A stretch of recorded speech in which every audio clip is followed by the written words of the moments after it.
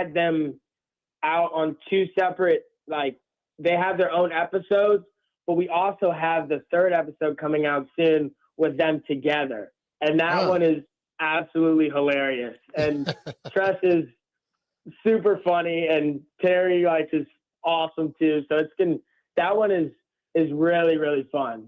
So yeah, we had them out together. All right. Now the natural follow-up here, who's the better fisherman, Tress or Terry? I mean, Terry definitely has more experience, and I can't spoil who won the challenge because we gave him like an hour with us three, and it was like whoever caught the biggest fish wins. So I don't want to give it away.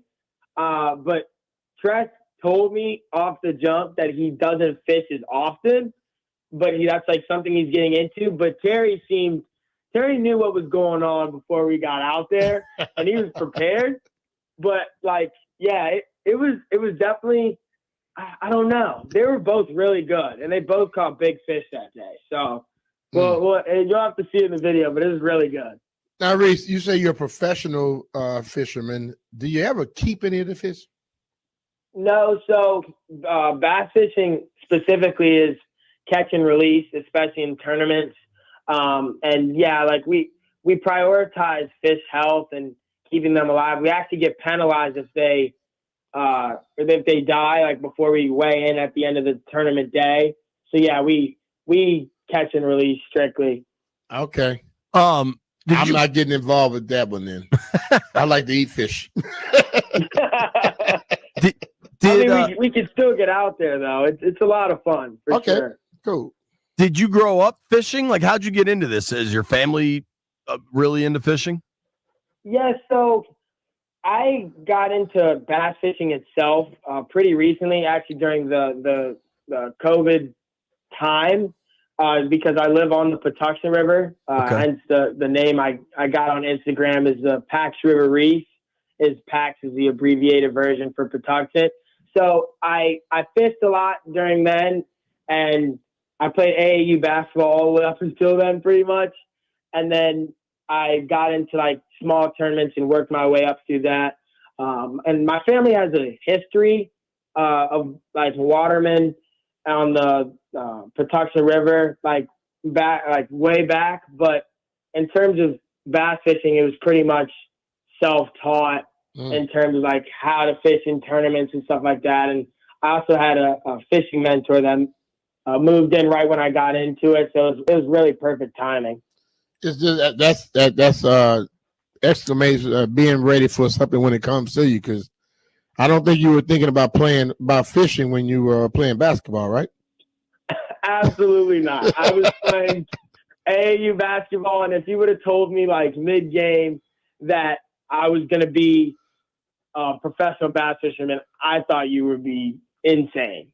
So are you kind of just like a fishing savant then? If you only picked it up a few years ago, you're the youngest dude on the circuit. Like, are you way better than you expected?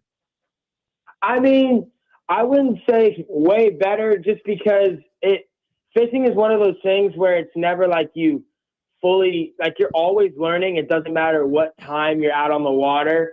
But I think I've definitely been getting better as the time goes on, and like time on the water is it's huge. Unlike basketball and football, like training every day, like you're going to become probably one of the best basketball players and football players. Like for fishing, it's such a long process. Like it can take 30, 40 years of experience to kind of get to that pro level, especially because it's just time on the water.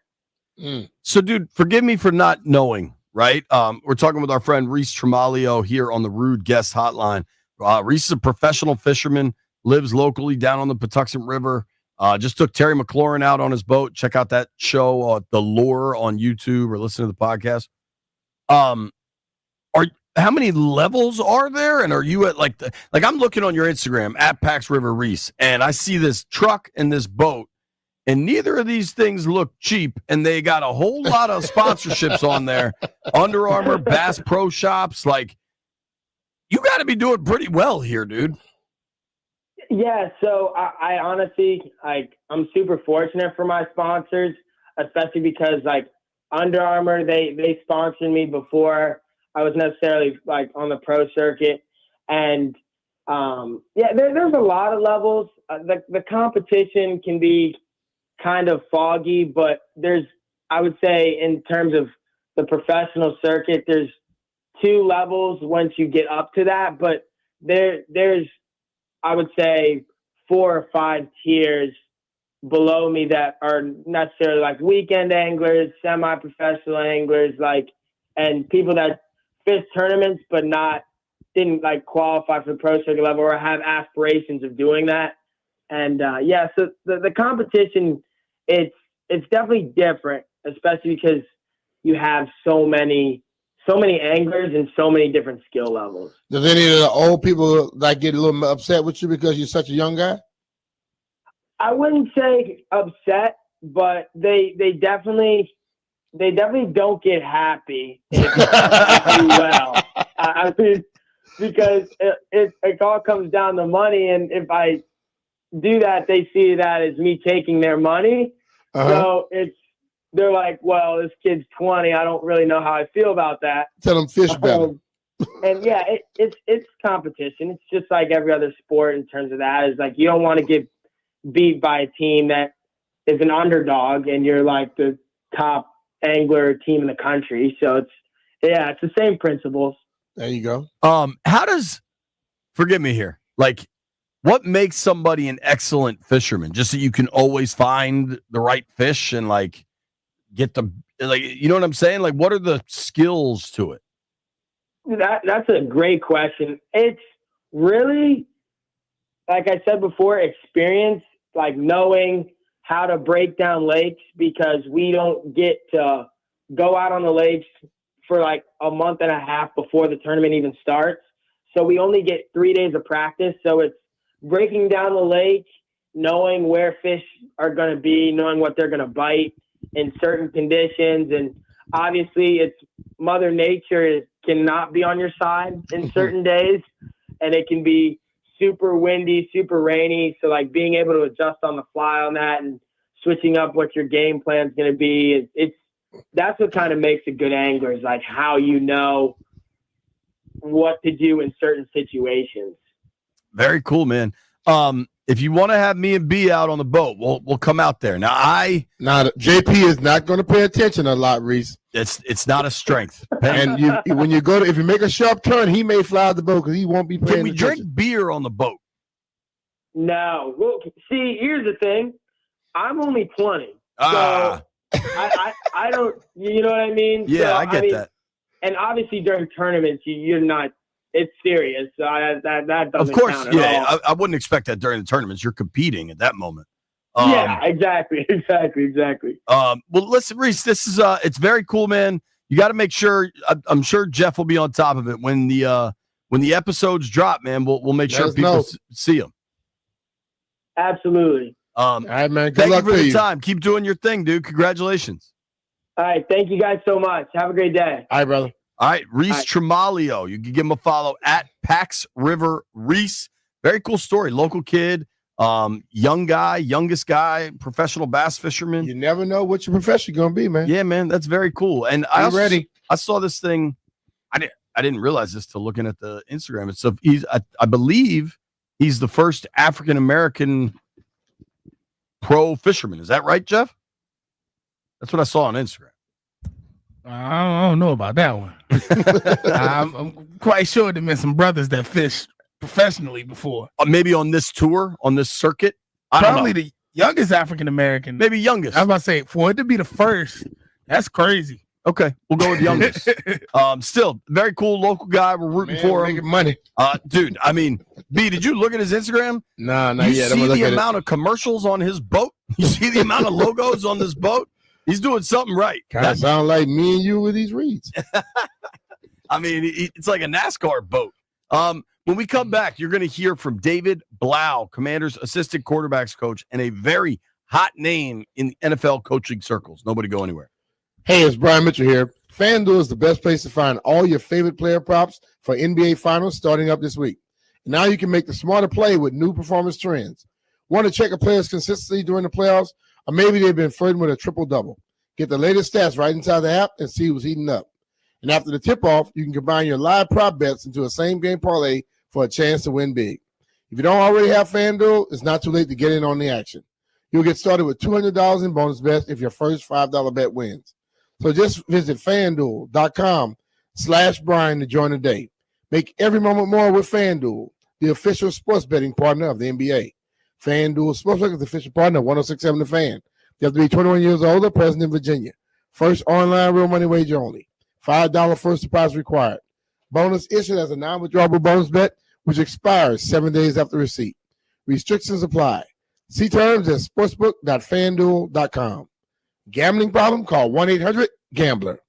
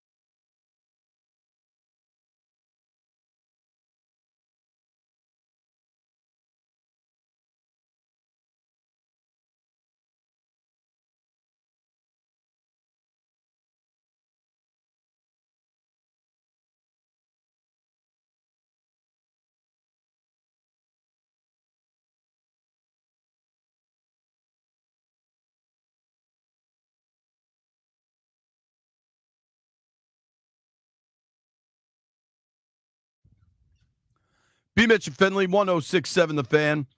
Last week, the Commanders invite the media to talk to all of their assistant coaches. David Blau is assistant quarterbacks coach, but he is a hot name in coaching circles. Eventually going to be a play caller, an offense coordinator. Who knows beyond that? Played quarterback in the NFL. Here's my conversation with David Blau. All right, we're talking with David Blau here. And, the quarterback room here in Washington got a lot of attention last year. Obviously, Jaden Daniels at the center of that. How does it feel to be one of the better quarterbacks at throwing it into the trash can at the end of practice and kind of beating Jaden at that game? Oh man, we just love to compete in there, seriously. And Brian's probably the best one out of all of us dropping it in. We kind of got the running joke now that we don't want Jaden. I think one of our worst weeks of the season, Jaden won the trash can game, so we're happy when he's missing. Okay. But we always like to compete in there, keep it light. What was it like for you this offseason, knowing you're staying here, knowing that Cliff's staying here, and you guys get to keep building that room? Sure. I think it's an incredible opportunity just to build on the first season of Cliff's offense here and our offense in year one in Washington. And the continuity, man, at the quarterback position and on an offense is as important to success as anything, in my opinion. So to have the whole staff together and everybody, new additions, it's exciting to be able to go into 2025 kind of revamped, ready to go. I don't know how much attention you pay to social media or like the rumor mill, but your name was out there as like a hot candidate. What was that like for you? You were playing a couple of years ago. Yeah, I appreciate all that, of course. But man, I'm just so thankful to be able to be here and learn from DQ and their vision of what a healthy quarterback room, a healthy offense is supposed to look like. So it's cool, to have connections at other places I've been, but this is about us being the best version of ourselves, exactly where we are right now. And that's what's most exciting about 2025 for us. And one thing that I thought was cool is Cliff always kind of talked about how everybody has input into the plays. Like, we want designs from everybody. Do you want to design more plays, like expand your role in that part? I think Cliff on day one to the offensive coaching staff said, a good idea knows no rank. I know he said it publicly, and he truly believes that, to have the humility and to allow creativity to come from everywhere. That's what I love expressing myself that way. All of our coaches have a gift for different areas. And so, creating plays, trick play, whatever it is, something that can help us have an edge. I think, that's kind of the thing that gets you out of bed in the morning, trying to design stuff that might get somebody. That's cool. And you've been a lot of places in the league, right? Like you have experienced lots of different locker rooms, lots of different coaches. What does it say about Dan and Cliff for you on the offensive side of the ball that I've covered a lot of coaches and I can tell the difference when you get lip service and just saying the right thing versus actually doing it. What's it like to be in a room, a staff where that seems to be the real deal? How long you got? We're here. Like, Coach Quinn is the most intentional leader that I've ever been around. He's got an incredible gift for people and connecting groups, and Cliff is an extension of that and pours it into us. They show it first, and then they ask us to reciprocate that with the guys. And at the core of this, the center of this, it's the players that Adam and Lance and DQ have brought here that have connected with one another, and it oozes from there. It's a player's game. It always will be. But DQ has allowed it to flourish, the connection. Another player you guys brought in Debo. When you talk about creating plays, what gets you out of bed in the morning, What can you do with that dude? Oh, man. You see the versatility that he brings as a ball carrier, is getting it to him in space, and the mismatch that he is for defensive backs. So, I never really got to play with a player like him as a player, and now coaching, it's okay, how do we best utilize the skills that he's got, what he's done well in the past, and ask him to do other things well. And we're excited about the opportunity to have him help us reach new heights. Cliff joked around maybe last week that obviously the offense has McLaurin. You've got established backs, B-Rob, Eckler. Ertz is maybe a Hall of Famer someday. Then you add Debo. Cliff says, I'm reasonable getting cussed out on the sideline. Everybody's going to want the ball. Are you worried some of that shrapnel comes your way now? No, I'm not worried about it. Like Cliff said, that's a good problem to have. That is a good problem to have. And yeah, we've got a great group, man. I haven't been cussed out yet coaching, but I'm sure it'll happen at some point. Thanks, dude. Yeah, appreciate the thought. You could tell Blau doesn't work with landfill, that he hasn't been cussed out yet. B, what's your reaction hearing a young coach like that? Just a very bright future. Man, he's grinding and he's being a sponge. You know what I mean? He's learning a lot of stuff. He's in a situation where the head coach and also the offense coordinator, they understand and they give them respect to bring their, whatever they feel their plays or whatever you want to call it. His enthusiasm, they could bring some creativity, and they're going to accept it. I think that's the best place to grow. So if you can still get that a little bit more, put yourself in a better position, so when you move out on your own, you do it. When we return, talking NBA Finals with our guy Chris Miles. Nobody go anywhere.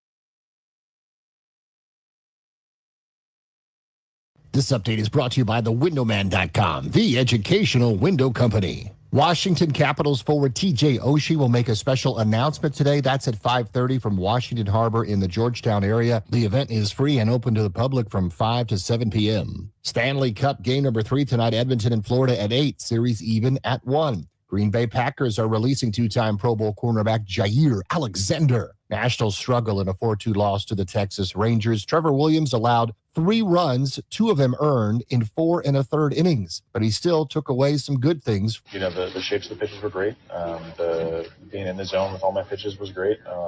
You know, where execution was great.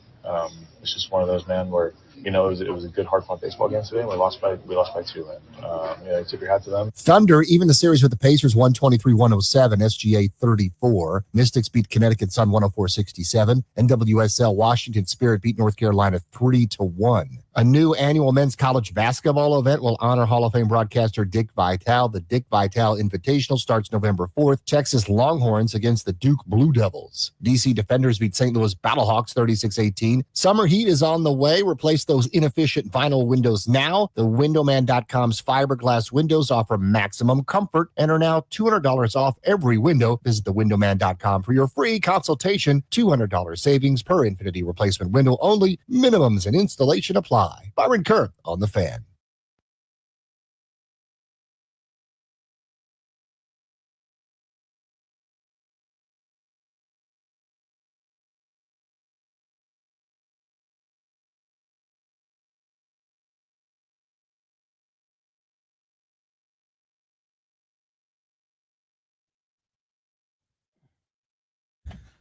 B. Mitchell Finley, 1067 The Fan.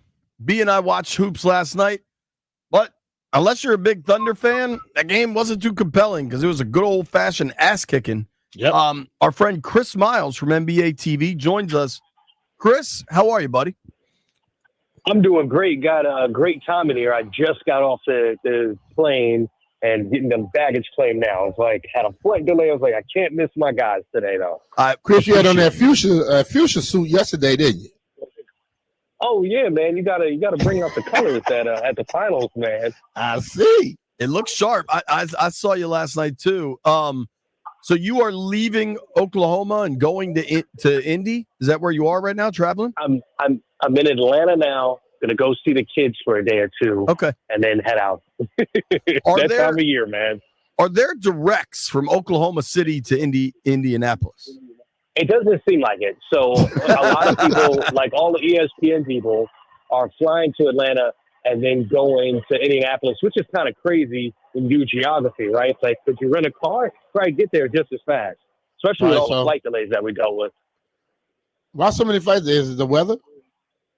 Yeah. So actually, at last night's game, it was like they went through the evacuation process.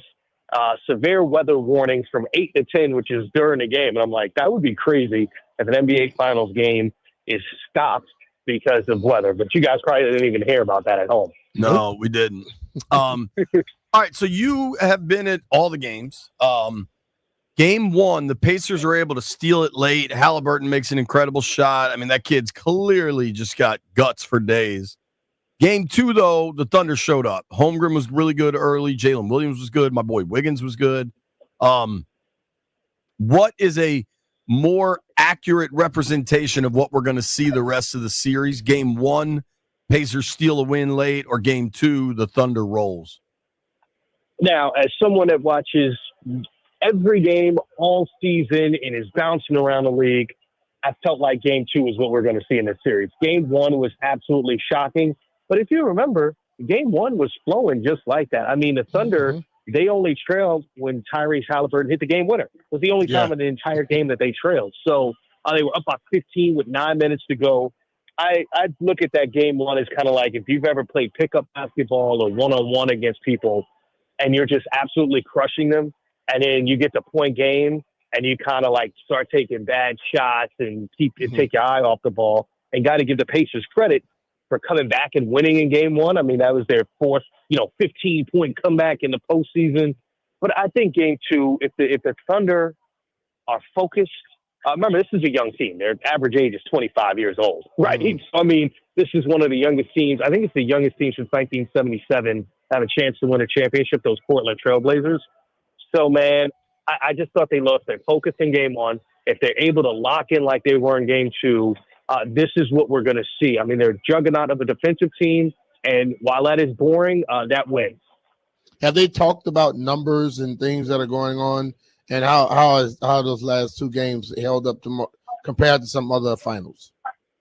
Well, yeah, I mean, look, the ratings for game one, I think it came in at 8.9 million, and that is about what, 20% lower than last year. And obviously, Steph Curry does numbers, right? So if you look at Steph Curry finals, that's more like 18 to 22 range, right? So that kind of gives you an example of the difference. And we've talked about this. This is something we're vocal about in the NBA. The NBA pushes stars, whereas if you look at the Thunder are built more like an NFL team. I mean, physically and the way that they approach the game. Yes, they have the MVP, but you look at last night's scoring. I mean, he's a Terp. Aaron Wiggins with 18. Like, that's something that had Caruso with 20. That's kind of how they roll. And you look at the name on the front of the jersey matters more than the name on the back of the jersey. The Thunder really exude that. And I don't know if that really touches base with the fan base for the NBA. You know, what's funny is I feel like more and more hoops is kind of going back to that. Like, even the Nuggets, obviously Joker's a star, but he's not like on every commercial type dude. And I don't know. I feel like the actual hoops has gotten better. I feel like you like seeing a team like Oklahoma come through here that looks like this could be the first of a few titles. And they're obviously got SGA in the middle of all of it, but like they play defense like crazy. They're super competitive at all times. Eventually, B and I were talking about this earlier. Like LeBron and Steph, as long as they're playing, will remain the biggest stars in the league. It's just how it's going to be. But do you feel like the league is getting ready for the post-LeBron Steph world and in a pretty good place? Yeah, I mean, I said this to you a few weeks ago. I thought this was the best season of overall basketball that I've seen in 8 years, right? And I'm talking about on a Tuesday night in January. I was like, man, this is some good basketball. And I think this playoff run, we've seen that come to fruition. But to your point, it's not like, oh, you got the biggest star, so you're going to win now. It's been the team basketball. It's been, you know, different guys on different nights. And I think the league needs to learn to market it that way. Like, it needs to get back to, like, you know, as a Knicks fan, for instance, like, it's like, oh, it's the Knicks. Whoever's on our team, that's who we're rooting for. Like, yes, Jalen Brunson's really good, but to your point, he's not Steph Curry. He's not LeBron James. But, you know, the fan base can get behind him. And I think that's really where we're headed. I mean, I even look at, I was saying this to you guys before about the Wizards and the direction they're moving in. They're drafting long defensive guys and really starting to get with the program of how the NBA is now as far as talent. With that in mind, I was thinking about this last night. Obviously, they took Sarr, and Sarr projects to be a pretty damn exciting player. With the 6th pick, what do you think about them adding Malawach? So here's the crazy thing, and I don't know. Look, this hasn't been reported, but I think I could say this publicly. I was told that the teams sitting at 7 and 8 have been told that he won't be there. He's gotten a guarantee that he's going to be off the board before that. So there's that. I think for the Wizards, if they could get that kid, look, man, 7'2" in size, can really shoot from outside, came up in the NBA Academy. We're seeing guys like Dyson Daniels, you know, was a finalist for Defensive Player of the Year because he's an NBA Global Academy guy. And what that is these guys play 60 games a year. They don't go to, you know, like a traditional high school. They're traveling the world playing basketball against, like, pros, right? Like, that's the program this kid came through and then went to Duke to prove that he could play around the basket. I think the Wizards would be lucky to get him at 6, but I also was explaining to people, like, look, if you look at the 2nd overall pick last year, the 6th pick in this year's draft has the same value, meaning you're guaranteed, if you make the right choice, to get a player of that same caliber at 6.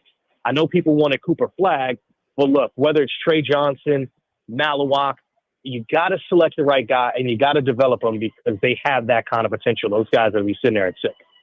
One guy I'm high on that B doesn't necessarily agree with me. What do you think of Knipple, kid from Duke for the Wiz? Yeah, so the way that I've heard about him, it's the same language that the scouts are using with the French kid, Noah Essingen. And they're saying that he has all the skills, right? And what's interesting is I remember the same draft for Tyrese Halliburton when he was sitting there and, you know, the scouts would be like, oh, he has the greatest feel for the game, but he's not the most athletic. I feel like we're getting the same kind of language with Con Knipple, right? Like, oh, he's not fast enough, but he's got the skills. Oh, he might be the best shooter in the draft, you know, those sort of things. But can he defend, right? Like, well, we've seen what kind of star Tyrese Halliburton turned into. I think Spears and Knipple are two guys who jump off the page for me in that way. Not saying they will be Tyrese Halliburton, but I could see them with that kind of skill set without the same athleticism that we're used to in star players in the NBA. Can he, like the thing about the NBA is getting off your own shot. Can he do that? Well, put it this way. The guy that's going to do that in this draft is Trey Johnson, right? Mm-hmm. You know, they say Halliburton couldn't. And if we saw last night, we kind of see that issue popping up again. I tell you what, I know Fears can. I don't know if Knipple can, but I know that he can run an offense really well and create shots for others. And that's something that's valued highly in the NBA. You know, like people try to compare him to Corey Kispert. I'm like, nah, he's not that. The kid's good with handling the ball. And, you know, when you get guys coming from Duke or Kentucky, those kind of schools, they're used to the attention and, you know, sort of like everything that comes with being a professional athlete. Like they go through that process as well. You keep saying Trey Johnson, and I know who he is, but I can't help but think of the old lineman for the Redskins. Dude, I would think they're not picking that guy in the NBA draft. I don't think so either. But B, so I randomly just Googled that Trey Johnson. You know, he's now a history teacher and football coach at Landon. Yes, the dude came to the NFL with the Masters already. In 4 years or less, I think it was. That's cool. I did not know that. Yeah. Talking with our friend Chris Miles. Trey smart as hell, though. NBA TV via the Rude guest hotline. Rude makes the most reliable heating and air conditioning products in the DMV. You can follow Miles at Chris Miles TV. Dude, I couldn't help but notice that clip you posted, and it was kind of all over the internet with Stephen A. kind of walking up on you guys as you were getting ready for your live shot, or maybe that was while you were live. Yeah, I mean, so yeah, man. I mean, look, and B. Mitch, you know this. Like when you're in those environments, it's crazy because at All-Star and NBA Finals, we run into each other so much. So, like, you know, we're watching the game together. Like he comes in, eats some of our food, jokes with the guys, right? Like it's almost like he's been part of the team for a few years now, and so we've gotten to know him. But like this week, it was a little extra. Like even last night, he was sitting there looking like double dutch. Like, is he going to jump in? Or like Kendrick Perkins was there too, right? But we didn't like Kendrick. First of all, I got to tell you this part of the story. Kendrick Perkins got like a 9-year-old boy, and he had the iced out wrist, and I was like, man, you know, it's good to be one of Kendrick's kids. I'd say that much. But I think the coolest like cameo or someone that didn't make air that like rolled on our set, Tyrese Halliburton's dad came by, and like. It was kind of funny because I'm looking at him like, oh, look, there's Tyrese Halliburton's dad. And, you know, he said something to Kenny, said something to Isaiah, but I thought this was really cool. He rolled up to Shaq and was like, you know, you're a real brother. And I was like, oh, like, we got 30 seconds. What is he saying to him? Like, he's like, no, everybody was kind of hounding me, and you stood up for fathers out there, man. Like, I really appreciate you. Like, for me, that was a dope moment to be a part of that's not going to be on TV that you never see, right? Like when you're at the finals and you're around people and you get to see a moment. But yeah, man, Stephen A. rolling up on us is nothing new. He's always cracking jokes like that. And I always tell people like they go like, what is Stephen A. like? I'm like, he's two different people. The guy on air is like one guy, but the guy we get to see is actually a really cool dude, man. I got a lot of respect for him in that way. Yeah, but tell Tyrese's dad, I understand Shaq stood up for him, but don't be an ass. And people won't talk about you. Yeah. Yeah. All right. So back to the hoops, back to the matter at hand, right? Yep. talking with Chris Miles, NBA TV. He's going to be in Indy for Game 3. He's been at the first 2 games, been at every damn game, watches every damn game. Mm-hmm. I'm starting to remember when the Sixers went to LA and took that first game from the Lakers and everybody went nuts, and then the Lakers just beat them 4 straight to win the title in 5. Do you feel like this could be a similar situation?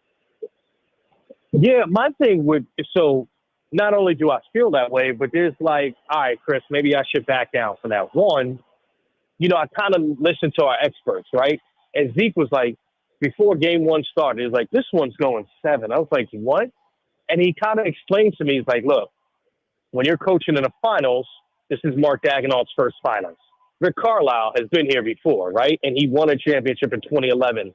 So he's going to be ahead of the curve on a lot of decisions and changes and that sort of thing. And that's kind of what we saw in game 1. There was a lot of nuance to the coaching aspect of it that really helped the Pacers win the game. And then he's like, look, Pascal Siakam also was a guy, people forget in Toronto, there were a couple of games where Kawhi Leonard didn't play well. And I went back and looked at it. Game 1 in Toronto, he was like 5 for 14. And then the clinching game, it was Pascal that played well. He's like, the Pacers kind of have that X factor and a guy that's older and been there before when you get to those critical moments. So I look at it like, man, I thought this series would be over in 3. And now I'm like, oh, the Thunder are going to win in 5. But Zeke made some very good points of why this could go 6 or 7. I think the NBA needs it to go 6 or 7 because games like last night, I just don't think people are going to be as interested in. Yeah, I'll agree watch with it. that. You fell asleep, B. But still, I'm not going to say I'm not going to say I'm going to turn the game off because somebody's getting their ass whipped. I was asleep because I got up yesterday morning, did treadmill, rode the bike, then walked in that damn rain over there to the place and came back and hung out with the folks. That's why I went to sleep. Not because the game was I kind boring. of got a question for you, man. Okay. I kind of want to know this, right? Uh-oh. So, like, as a proud Terp, because one of the cool things, too, about being at the finals, like, in the tunnel as we're going out, Scott Van Pelt standing there, and obviously I got a ton of respect for him and the talent that he has as an on-air person. Sure. But I'm like, oh, Aaron Wiggins. I'm talking Aaron Wiggins in back-to-back games. For you, like, do you look at guys from your alma mater and watch for those guys? I'll answer for him, Wiggins had if he's having a great season, that would be enough for me, like, to see a guy from my alma mater balling like that. I talked about it in the opening segment, I think. Yeah, dude, for sure. And I love, when you come into the NBA as a second-round pick, you are guaranteed nothing. Everybody always talks about how NFL deals aren't guaranteed. Well, neither are second-round NBA deals. And I just love that he's worked his ass off and he landed in the right spot in OKC. And hell yeah, I'm paying attention. And I enjoy it at a significant level, man. I think it's definitely like for me, the hoops is the primary storyline, right? Like that first game was incredible, but to me, it's definitely something I'm paying attention to for every game and wherever I got Terps all over the league. I mean, they are still churning out pros from that basketball program. Mm-hmm. Yeah, I mean, it's really dope to see it. I wondered that, man, when I saw him out there. I was like, I wonder how JP feels about this. He's got to be doing backflips. His man about to get a championship because the Thunder obviously heavy favorites. I don't know him at all, but he among all those guys, the Thunder seem to just have really good vibes for a young team. Is that pretty obvious when you're there? So, one, it's real, right? Like, it's a real thing. 2, like, how I would explain it is they move off of guys if they don't have that vibe. Like, you got to understand, for instance, Josh Giddey is a tremendous talent. We knew that coming into the league. It seemed like it didn't fit with the Thunder. And they were just like, look, we're not going to pay this guy. We're going to trade him to Chicago for Alex Caruso. And they're going to pay Alex Caruso because his vibe, his style, it fits what we do, right? Mm-hmm. Even though Giddey, like you look at his career trajectory, it's got way more upside than Alex Caruso, right? And obviously that's paying off for them. Or like Darius Bazley. You don't even remember who that guy is. But like he just didn't fit what they were doing, supremely talented. Alexei Pokusevski's another guy. Like they really go, all right, are you going to defend? How are you built as a player? What's your mindset like? Oh, you don't fit? We got to move on from you. So it's not by accident either. They built a culture and they stick to it. I respect that. Do you think that's what the Wiz are trying to do now? Because it's, you got the same folks that built OKC. I'll tell you this. Once the Wizards get their best player, I'll be able to answer that question correctly. It does seem like the guys that they're drafting have that way about them, right? Like they're like, all right, we can get this guy, but let's make sure we get someone who has a defensive background. Let's make sure we get guys who are long, who can play defense, right? Like I look at Bub Carrington, okay, fits the mold. I look at Bilal Coulibaly, I'm like, okay, for me, fits that mold. And surprisingly, I didn't think Alex Sarr was that, but clearly he fits that bill, right? So give it a couple more years, and I'm like, all right, I'll see what this regime is doing. Interesting to see if they get at 6. You asked about Malawat. If they get him, he fits that bill, right? Like, so I think once they move on for some of the vets, like Kyle Kuzma getting out of there helps me to see that because he doesn't fit that culture, not in my mind. No. And I don't know about Jordan Poole. I'm not around every day, but I would think, all right, let's see once they're past this era before I make that decision on that particular observation. I think they're building it the right way. All right, we got to bounce. Sounds like you're saying Thunder in 5. Let's hope. Let's hope Zeke's right and this thing goes 6 or 7. Thank you, buddy. All right, good. Thanks for having me. Safe travels. Enjoy the kiddos for a couple of days. Yes, sir. All right, dog. That's our boy Chris Miles, just back from Oklahoma City, going to see the family in Atlanta for a couple of days, then off to Indiana. That dude he's killing it. I love watching Miles. He's just the passion, the love for the sport is so real. When we come back, it's a major week. The U.S. Open this week in Oakmont. We're going to wrap up some live golf over the weekend and talk Oakmont. Nobody go anywhere. Garrett Johnson joins us next.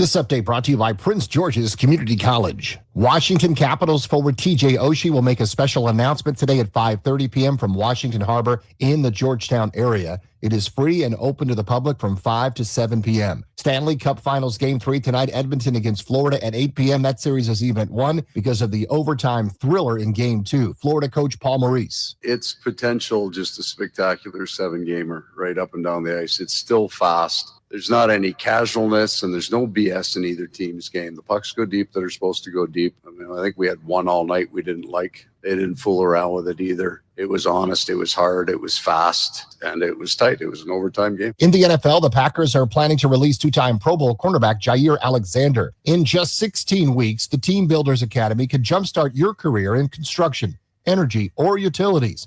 Train for high-demand jobs. Start building your success by visiting us at pgcc.edu and enroll today. Byron Kerr on The Fan.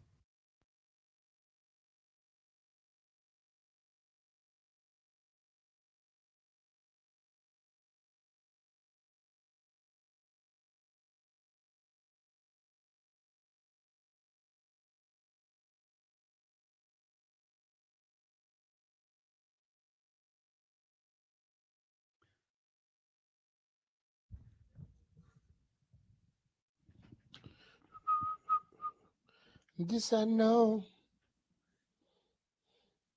You told me to worry about it. No mo.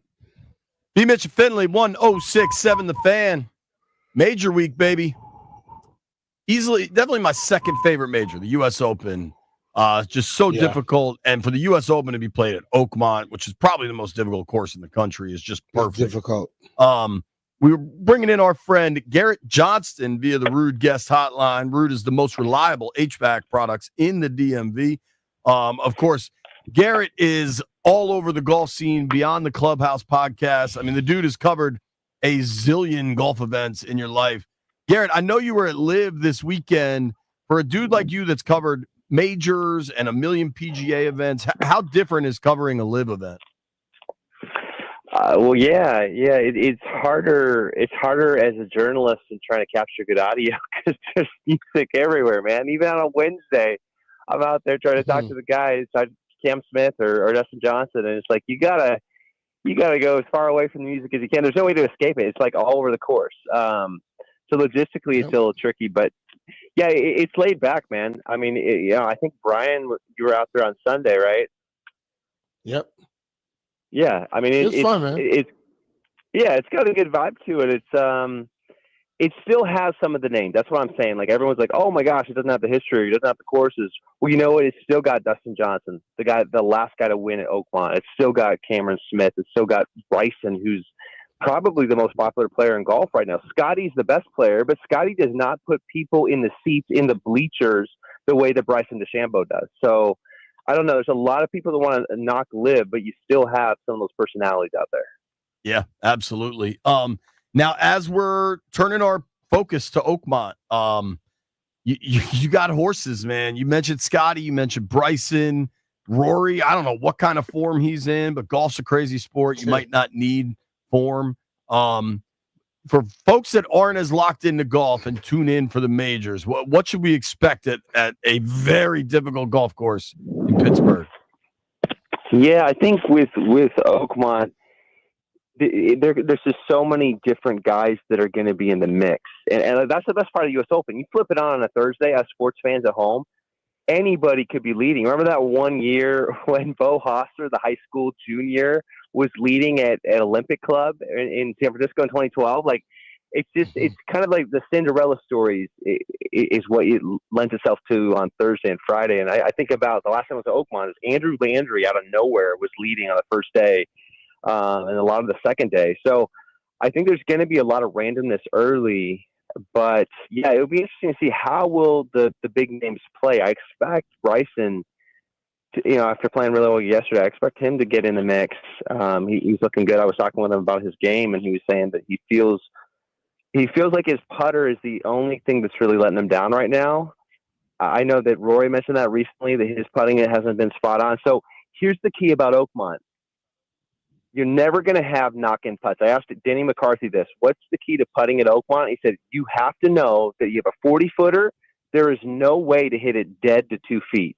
You're going to be hitting 4-footers, 3-footers all day, regardless of how well you lag it up there or how well you chip. That's just the way the slopes are around the holes. So putting has got to be critical. So I think, I mentioned Bryson but if he's a little doubtful of his putter, you have to be careful of that. And you got to also be careful with Rory right now in that regard too. So, I mean, what do you guys think? Is there a putter that you would just absolutely put your life on right now? But the rough is high, isn't it, Oakmont? They're gonna have to hit fairways. And Bryson, as long as he is, he likes to he hits the ball wayward a lot. Totally. Yeah. And I think I talked to Dustin Johnson about that too. I said, what was the key to winning in 2016? He said, dude, you have to drive it well to win at Oakmont. Yeah. Like that was the biggest key. You have to get off to a good start. It's like a good leadoff hitter in baseball. There's no way you can attack and stay in the mix over 72 holes if you're not in position. I remember the par 5, that massive par 5 on the back 9 that was like 660 yards last time. I mean, the only way to take advantage of the par 5s, he was saying, is that you have to be in the fairway. Even if you're short, there's no way to play with it. I talked to Patrick Reed about that too. Once you're in that rough, I mean, you can't even be aggressive. You have to take your medicine, go 60 yards, 100 yards out. Like it's too thick. It's too much to risk. We know that feeling of the club going straight left, right? When a ball's sitting down. So yeah, these guys know driving accuracy is going to be huge. Talking with our friend Garrett Johnston here on the Rude Guest Hotline. You can give him a follow at Johnston Garrett or check out the Beyond the Clubhouse podcast. All right, so I mean we're getting down there. I imagine everybody's up in Pittsburgh, staying in fancy houses. Who do you like this week? I mean, it's pretty hard to get away from Scheffler right now. There's a lot of favorites. A lot of guys can contend. What do you think happens up there?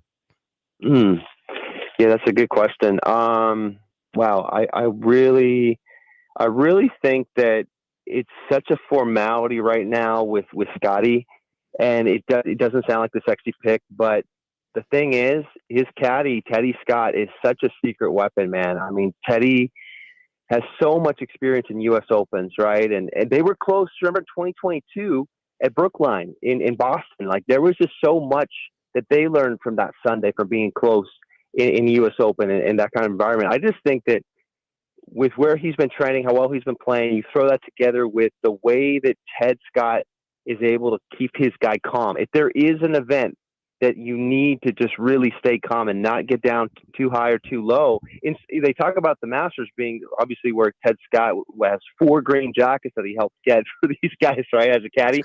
But I really think that at some point, Scotty's going to win a U.S. Open. It's going to be a lot of it because of their dynamic, the way that he's able to kind of get the most out of Scotty and keep him calm. So, I mean, I know that wasn't the answer you're expecting to be a very caddy-centric answer, but I think it matters. For 72 holes on the hardest course in America, guys, the person next to you is critical.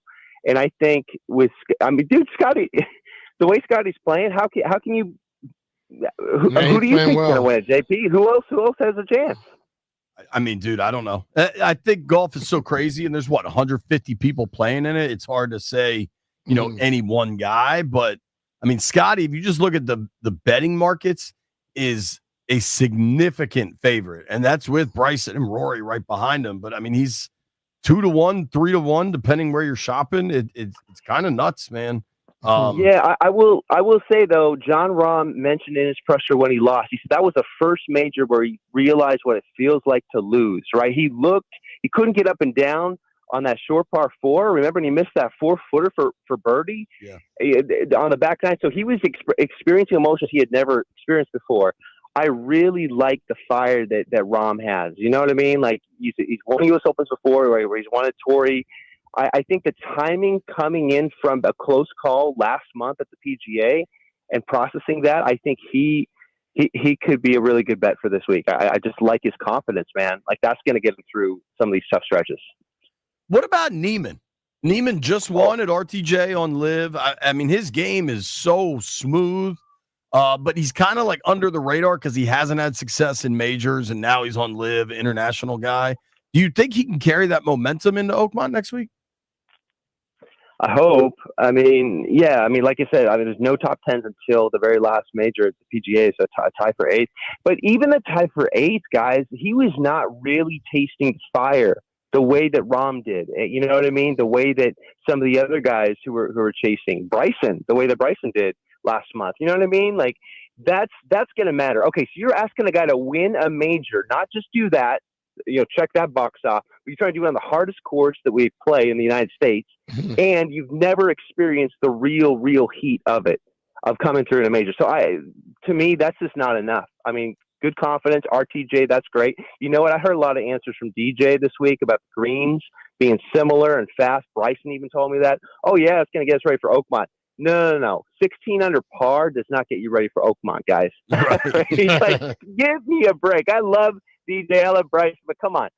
So the type of golf that Neiman just put the finishing touches on down the street from all of us there in Gainesville, that ain't translating to this week. It's a completely different ballpark that we're getting into.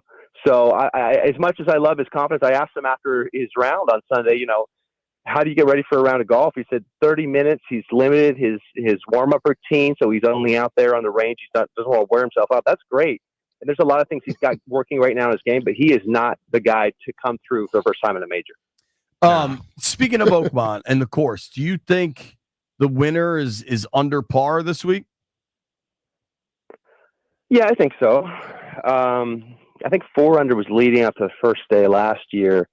And DJ, what did he finish? 4 total? I think he's around 4 or 5. I think it will. Although, did you guys see Steve Scott, the guy that lost to Tiger in the USAM, right? 20-some odd years ago? He posted they're running at 16 right now, which is like our kitchen's at home, right? 16? That's crazy. That's crazy.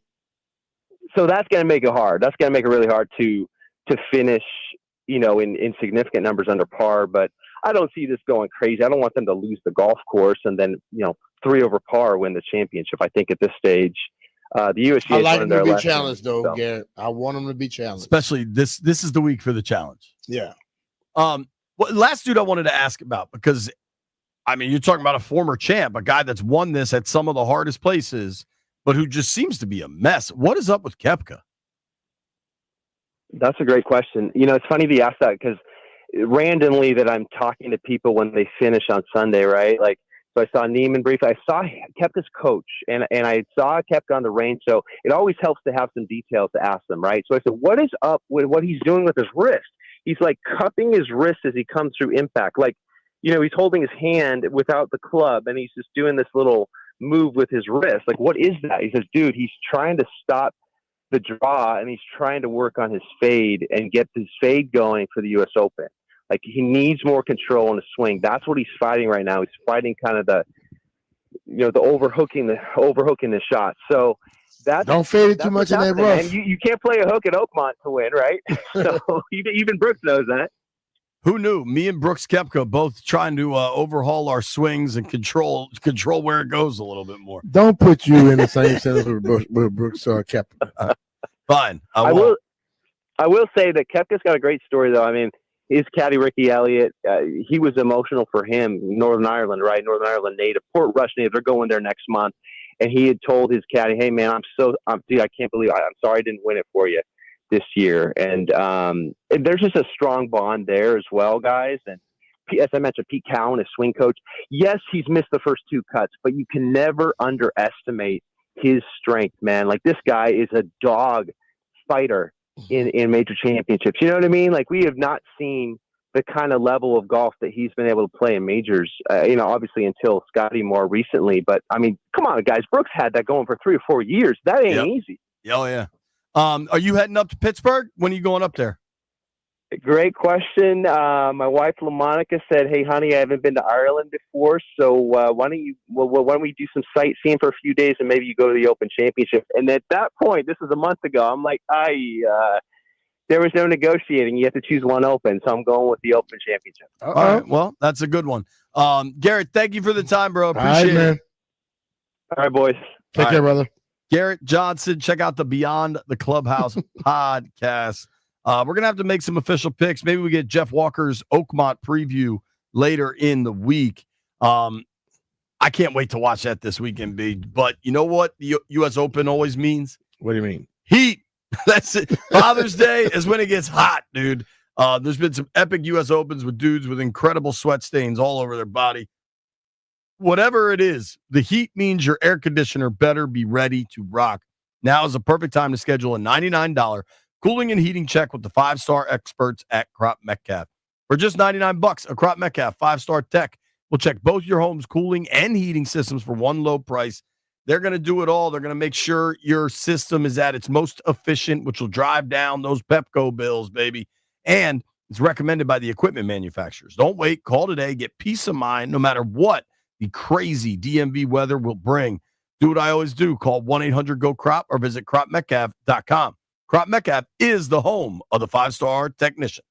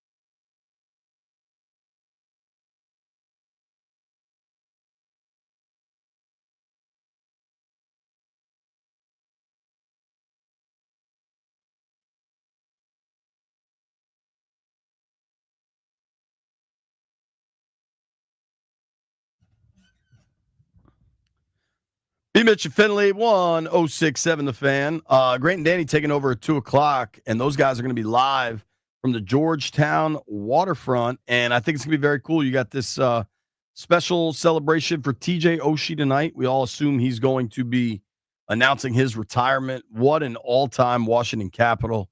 Look forward to seeing his jersey up in the rafters someday.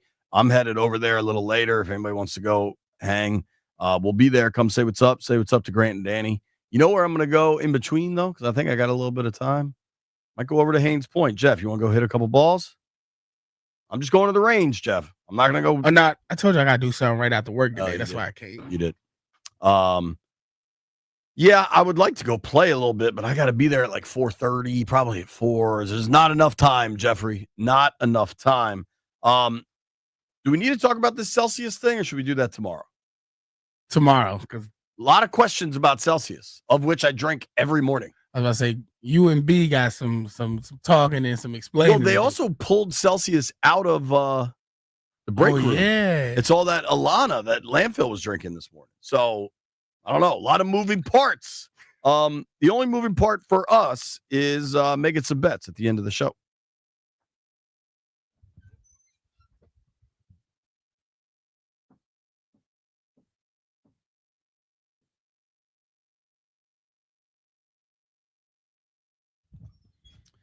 All right.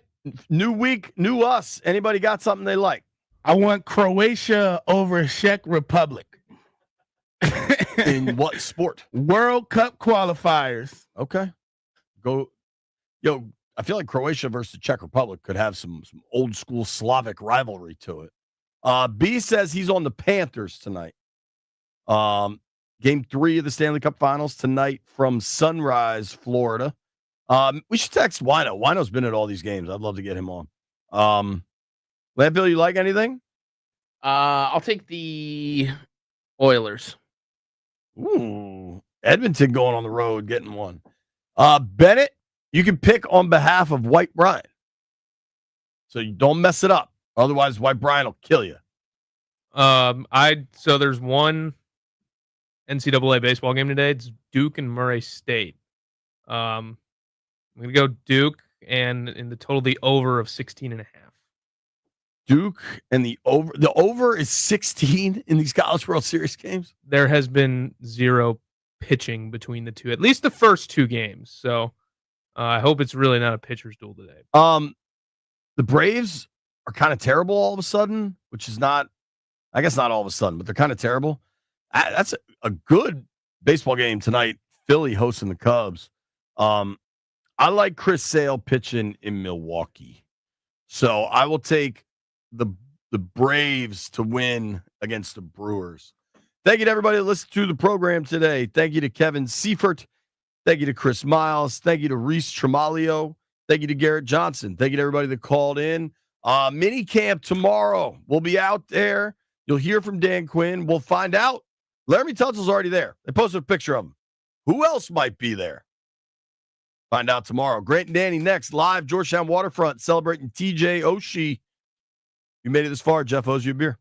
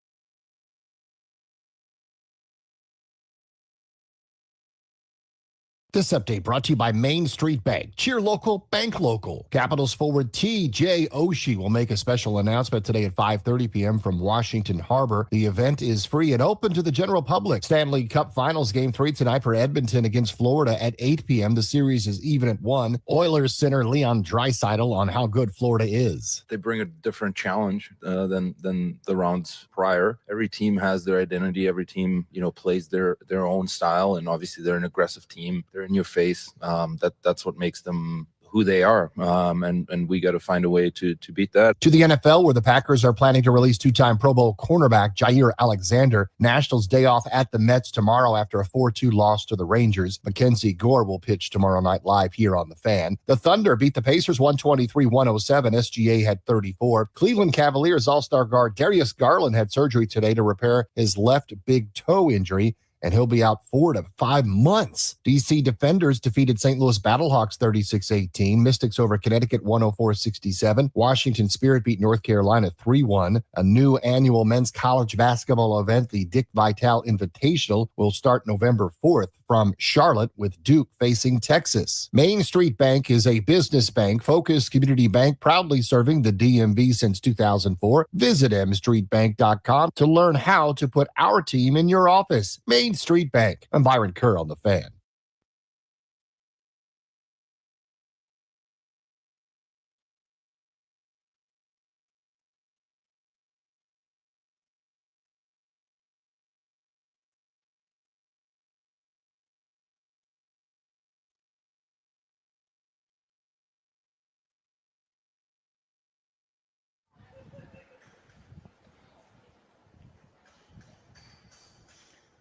A very pleasant good afternoon on June 9th, 2025. Off a Monday show from the Georgetown waterfront.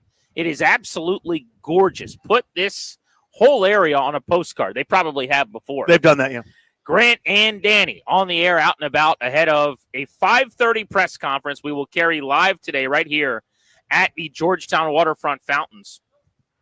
TJ Oshie making a very special announcement. The expectation clearly is that he will be announcing his retirement from the Capitals and from the National Hockey League. No official word on that. I suppose, Danny, he could also be announcing that he's signing a multi-year extension. We don't know, but we kind of know. I mean, if that makes sense, right? It's a well-earned, well-timed kind of cool thing, if that is indeed what the announcement is, the retirement. 7 years to the day when he and his teammates swam in these fountains that are right in front of us. There's a sign that says home of the 2017-2018 Washington Capitals Fountain Celebration. Those fountains. Which fountains? Those fountains. And that's where the announcement's coming. It does feel fitting. There's an official thing that this is called now by DC people. What is it? It's not the Georgetown waterfront, which is what I always call it. Oh, that was the waterfront, huh? That's what a lot of people call it. I saw all the signs walking over here for what it's actually called now. I'll have to look up the name. But you know where it is. All the restaurants, little patio, the circular setup, courtyard with the waterfront directly in front of us. I'll post some pictures at Grant H. Paulson. It's beautiful. But as you said, they dedicated a sign just a few months ago right here to the 17-18 Capitals. Fountain celebration. In Vegas, they became champions. Here, they became legends. And 7 years to the day, on a Sunday that felt a lot like this one, they were swimming in the fountains. It was Oshie and Ovechkin, a bunch of the other Capitals. Nobody partied harder after a title. I mean, you can make the case, Danny, that 18 Caps team, the 17-18 roster, their Stanley Cup in Vegas into the next couple of weeks after. How many hundreds, maybe even thousands of our listeners have their own anecdotal stories of bumping into the Capitals? Everybody's got a tale, right? Where it's like, dude, I was in Clarendon, bro, and like next thing you know, like I was at Don Tito's, and so were they, you know? Like everyone had shots. I mean, like everybody ran into it. This was I don't know, the Ferris was not the road. It was like an avalanche of celebration. It was like there were little pockets of groups of five. Some of the 30-plus-year-olds with families would do one, and then guys in their mid-20s would go deep into the evening. Bottle service here, tables there, and everyone was partying, man. It was the big exhale of the city, of a fan base, of this region. Because, again, no one had been successful. Every playoff trip of every single team had the exact same result, including this one, including the Nationals, and the brief times with the Wizards or the occasional flare-ups of the then Redskins. It never went well. They broke through for this region, and everybody just wanted a part of that celebration. It was a Hall of Fame bender for amazing. some guys that are all going to go into the Hall of Fame for the Capitals, right? Ovechkin and Backstrom and Oshi and Carlson and the entire group that was out here celebrating and popping off, having a good old time. But it's just a gorgeous setting, and it's going to be a really cool event. I will say the Capitals, man, whatever this day it is, yeah, they are the best at it. Somebody somewhere came up with an idea. Hey, if Oshi's, I'm going to speculate here, retiring, why don't we do it at the Fountains? Because I'm guessing part of the reason they're out in the community so much for these events, they've been doing a lot of these all over D.C. and the DMV lately, is because Capital One Arena is under construction. And a lot of the areas, if you think about it, in the bowels of the stadium downstairs, where they would be holding a lot of these events, are quite literally right now, it's dust and it's cinder blocks and it's things being pushed around. So I don't know how many of those they could even hold, these events, at the arena as it is. But I think it's a blessing in disguise. You come out here with the backdrop of the fountain, which is going to be mentioned throughout the day at this ceremony, I'm sure, and you celebrate.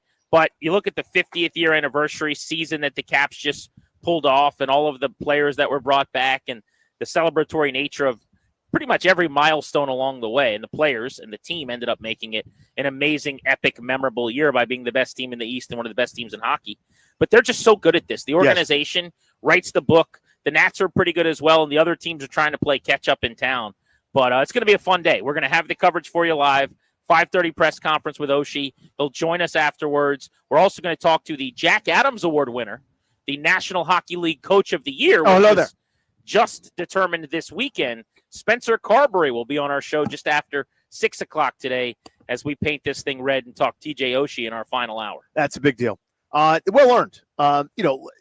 Whether you think it should have been him first, second, third, not really my concern. The point is he was absolutely worthy, as maybe a couple other guys were too. But for a group that didn't have first in the second most points in the NHL expectations coming into the year, that's how you win that, right? I mean, the guy that takes over the buzzsaw, the 15-2 NFL team, and then goes 14-3.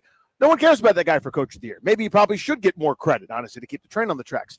It's the team that nobody thought was any good that jumps up and is good. That's the special thing. That's where you go, okay, that's a coaching job. And so the backdrop was set for him to win the award. Did you think there was someone more deserving? No. Because you said whether you think he's first, second, or third.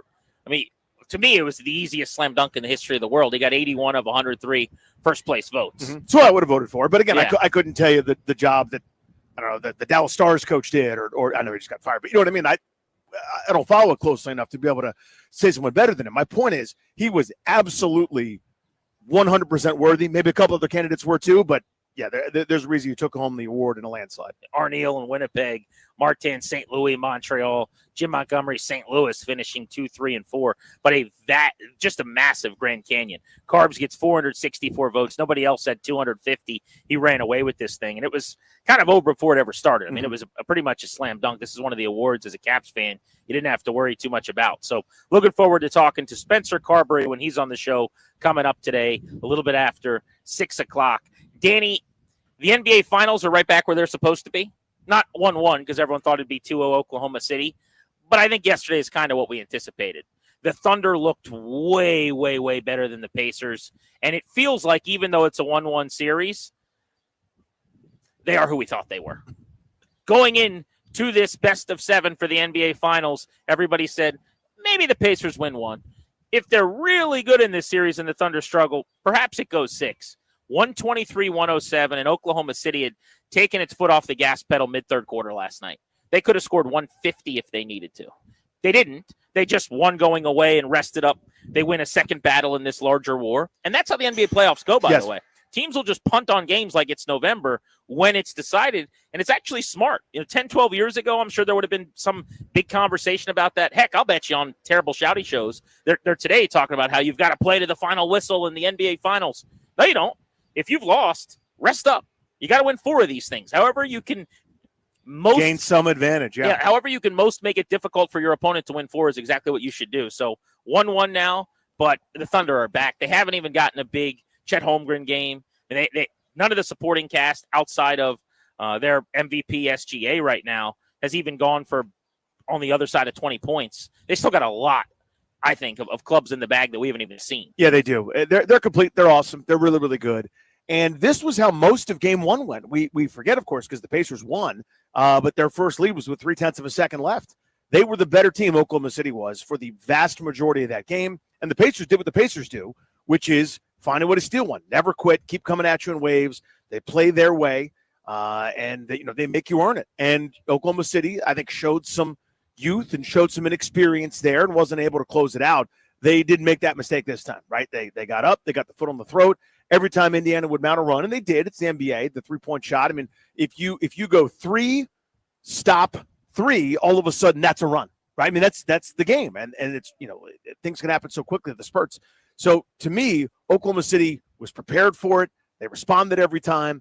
A lot of times it was SGA doing it, but to me, he was so much more active getting guys involved too. You could see in game one, it was drive to score or drive to pull up or drive to kind of get his shots. Him around 20 to 25 shots is where they should be. Game one, I think he was over 30.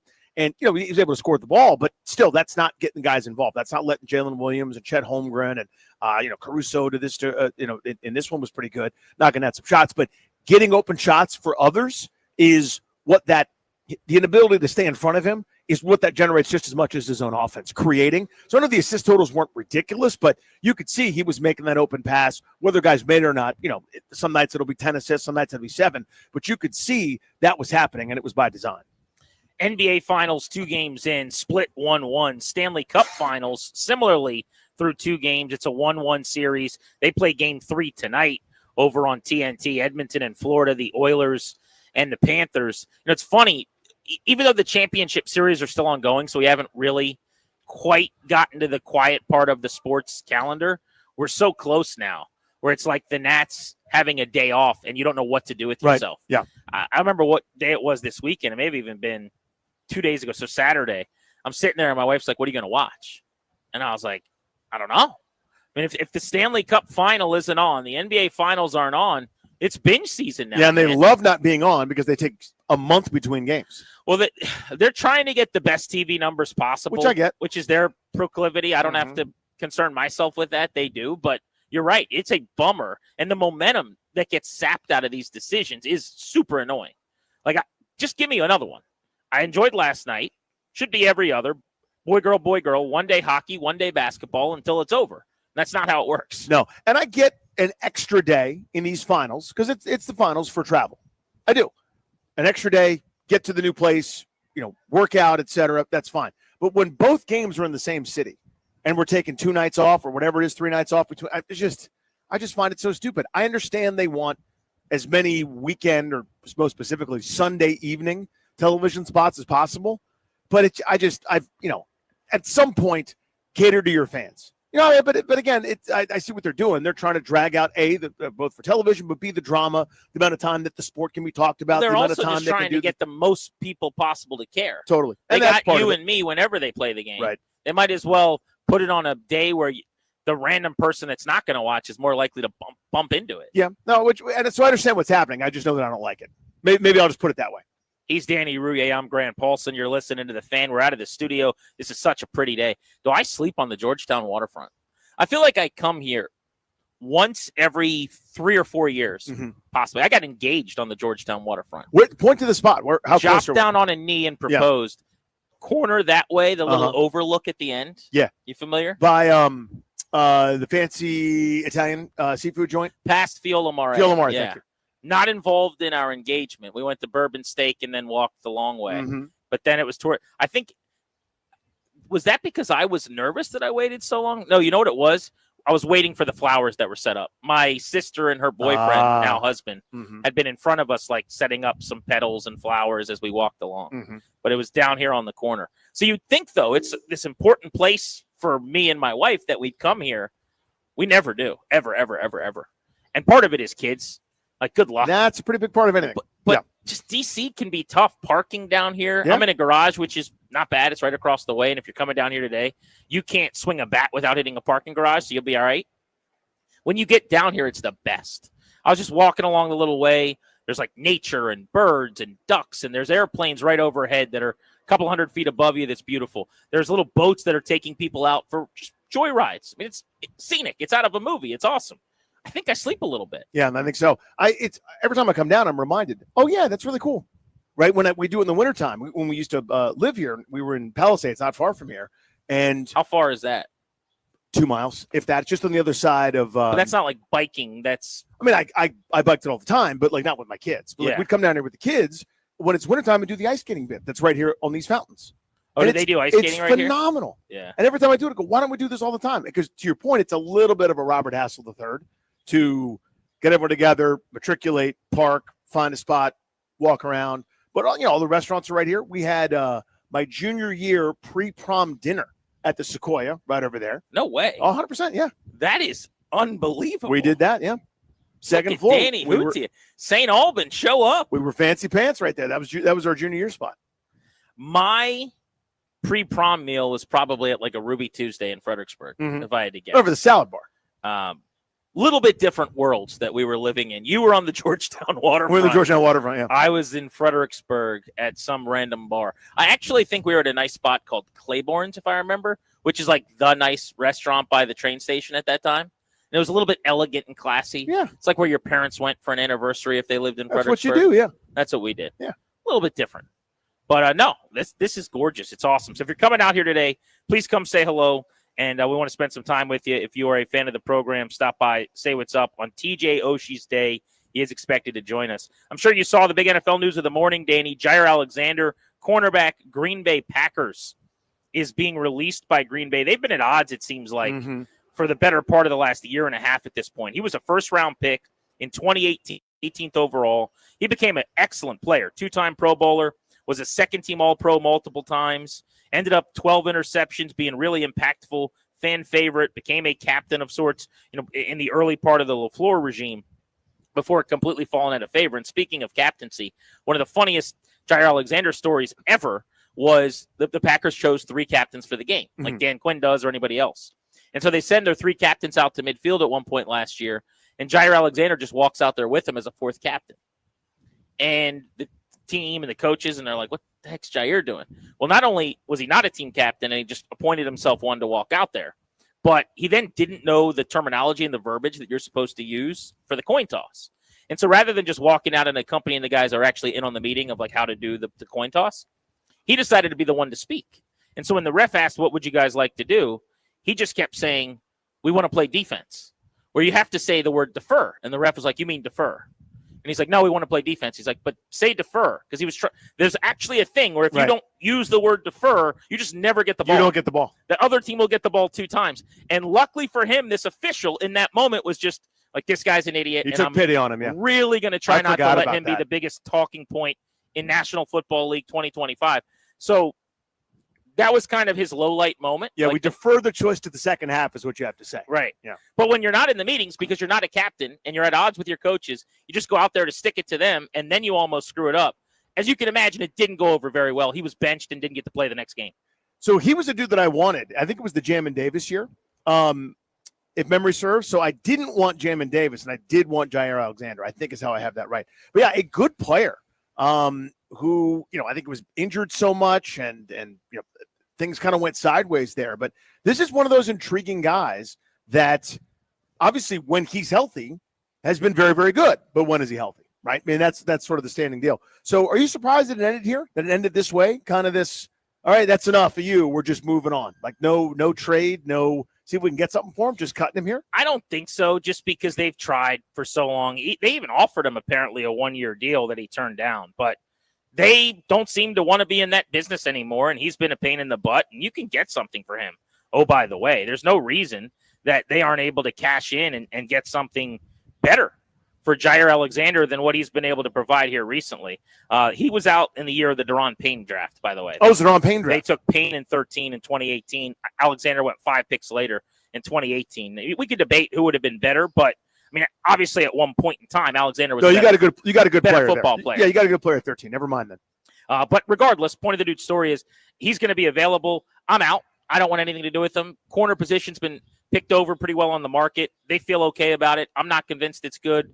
They've bet big on Marshawn Lattimore. You get to bring in one problem child, pain in the butt, high-priced corner as far as I'm concerned. You get one of those. You got one. And they've used their one on Marshawn Lattimore. You don't get to try again. You've got your one allocation. I mean, for somebody, I don't know that it would make sense here. He is absolutely worth a flyer. A guy with a grudge, a guy that's coming off a ton of injury, that's been, kind of a pain in the butt, that's now looking to sort of reclaim his name, right? That can work for somebody. He's the type of dude that, when properly motivated, could probably come in and do and really, really help you because it's helping himself. Our guy Toby Altizer's got an update coming up for you in just a couple of minutes here. Next, I want to talk about a running back, a star over the last few years, who is available that Washington doesn't seem to be interested in, who may have finally found a home. Did the Commanders make a mistake by not kicking the tires? We'll get to that next. We are live at the Georgetown waterfront. He's Danny. I'm Grant. This is The Fan.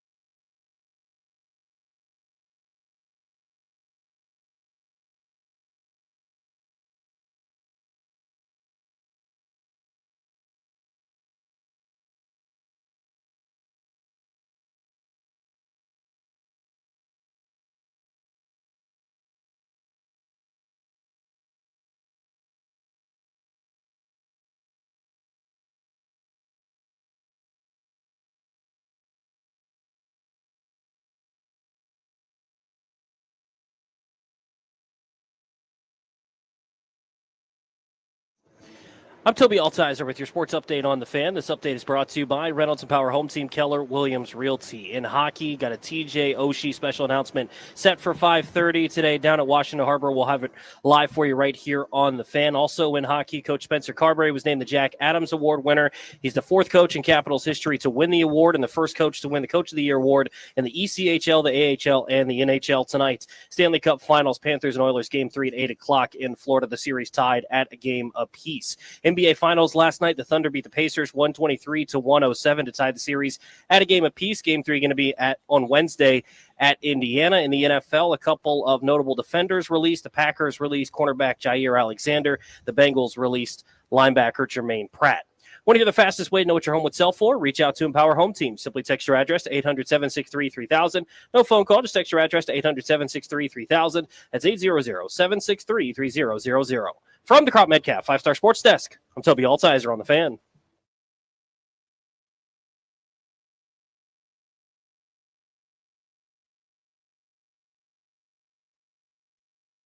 He's had 7 carries for 40 yards and a touchdown. They give it to him. They give it to him on 2nd and 10, and he breaks a big one. He might take it all the way. There's Chubb. Takes it to the end zone for the touchdown. 70 yards. Nick Chubb has found a new home. Looks like he'll be signing with the Houston Texans. We'll discuss that in a moment. Welcome back, Grant and Danny on the Georgetown waterfront. Rebranded to the Washington Harbor, but it's the same fountains, the same awesome location that you've always known. We are live today on The Fan, presented by our friends, the law firm Condori and Murad, and we're here for the TJ Oshi press conference. 5:33 start time. You'll hear it right here on The Fan today. Caps are always on time, so it'll start right then, right there, with Oshi at the mic, making a very special announcement. The expectation is that one of the most likable and beloved athletes in recent DC history, a champion on the ice, is going to announce his retirement. Danny, we just posted our poll of the day presented by Metropolitan Moving and Storage. You can go vote right now on Twitter. Our poll of the day, Metropolitan Moving and Storage, local, long distance, residential, commercial, 3 decades, best-in-class service and experience.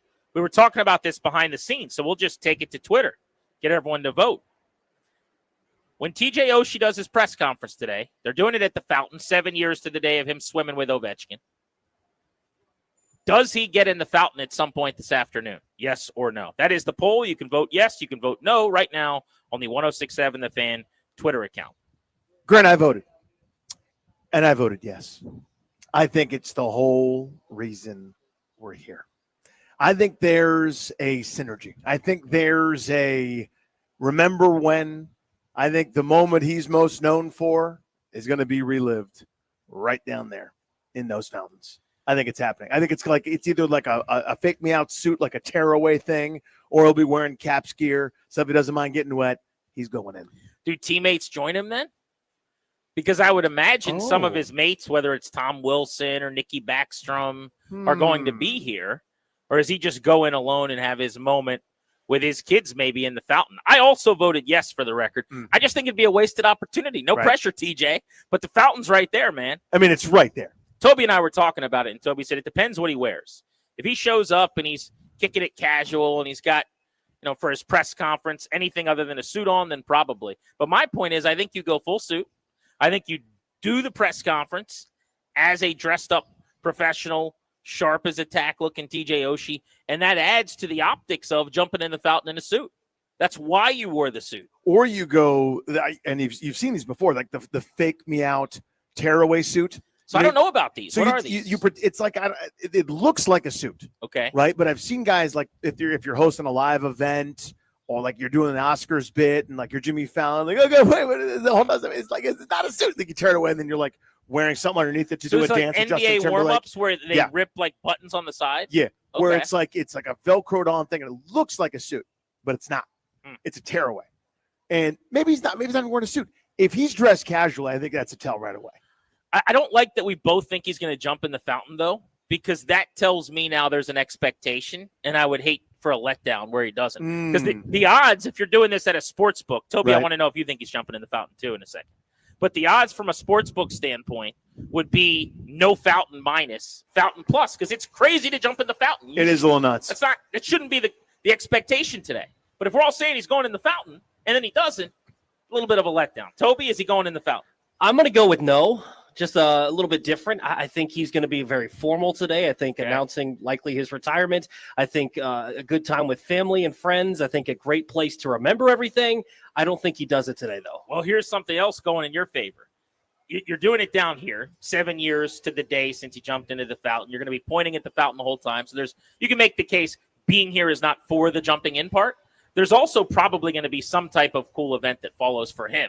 Even if it's just his family and close friends, like a dinner around here, you don't want to jump in the fountain and get all wet, only to then have, right? You're not just going home after this if you're TJ Oshie. You're going and getting a really nice steak somewhere. You're going down to Fiola Mare or whatever that one is and doing a nice Italian meal. Uh-huh.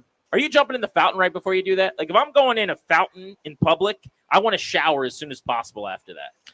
Yeah, I just feel like it's going to be a very public event, a very professional type of event, but let's see when he gets here. What does he look like? If he's full suited and booted, I'll take my chances with no. If he's just rolling up in Caps gear, he's 100% going in. That's my feeling. Unless it's a tearaway suit. I keep going back to the tearaway suit. This thing that you've created, I don't even know where this thing is. You've seen it, but you don't even realize you've seen it. Okay. You know, where it's like. Are they popular? No, it's not a normal thing for people. It's like a costume. So like think of like Neil Patrick Harris, where like he's sitting in the crowd and it's an Oscars or an Emmys or something like that. And it cuts to him. And all of a sudden he's like, I'm NPH, and like then tears off something up at the top, and it turns out it's a tuxedo. And now he's doing a song and dance, right? He's doing a musical thing, which you like, even though musicals are stupid. He's like doing that. Like he's tap dancing, and it's like NPH, and then jazz hands is at the end. It's for that kind of thing. Okay. It's the tearaway suit. I can't be more clear. You've been very, very clear. Yeah, it's like either you get that it's a tearaway suit or not. Now, I'm not going to go up to him and start tugging at it. Like, hey, is this a tearaway? Is this a tearaway suit? But I think we would just notice the tearaway nature right away. Also, I'm telling you, they're so good. Tell me, what kind of Caps gear would he be wearing? He's coming here for a retirement press conference. He's got to be dressed up. Yeah, you would show up in a sweater. Well, and again, that's kind of the point. I think if he's rolling up in a really nice suit, then chances are he's not going in. All right, go vote. Will TJ Oshie get into the fountain? Yes or no? We are sitting fountain side. We could throw a rock right into the thing, or a penny or a quarter. Do people do that? Throw change in there and make I a don't wish? know if they do anymore. That used to be the big It used thing. to be a big thing, yeah. Because there's a separate upper fountain where it feels like that's more toss your dime in there. Oh, is there one back there too? Yeah, there's an upper God, fountain. this area rocks. Mhm. It's just so pretty. I feel like you and I should have a romantic meal after the show and really catch up. We haven't really caught up in a while. We always talk about just the show, which in our way all is like you the ever kids. want to do is talk about work. Right. Kind of a thing, you know? What if we just you could saw through a steak like 11 times just the way you want to? Yeah. What if you could be done 4 minutes in and then ask everyone about what they're doing and keep following up with question after question after question? What if you could put a little bit of every single bite on your fork with the steak every time? Every time. Little tiny piece of potato, one piece of corn, whatever's on your plate, you need to dab a little skosh of everything just for each bite. That's how I would do it. And I'm savoring. I'm over here taking my time. Got a question here from the DC Beer Snake conductor, who's got to be fired up about the DC Defenders winning a conference championship game last night. They are on to the championship in the UFL. They'll play it on Saturday afternoon. We'll talk to their head coach, Shannon Harris, their quarterback, Jordan Ta'amu, this week leading up to the title game. But he asks, is today's announcement possibly more than just a retirement? Like Oshie becomes I think it is, by the way. next head coach in the organization for the Stingrays or something. You think there's more than just he's retiring? I do. I think there's something else. I think it's a position in the organization or some kind of like I get dual sized thing, for that. right? Where it's like I'm going to be, kind of the I don't know. I'm just making this up. Ryan Zimmerman's role with the Nationals, where I'll do a little instruction, I'll do a little mentoring, a little road trip with the guys. I'll do this, I'll do that.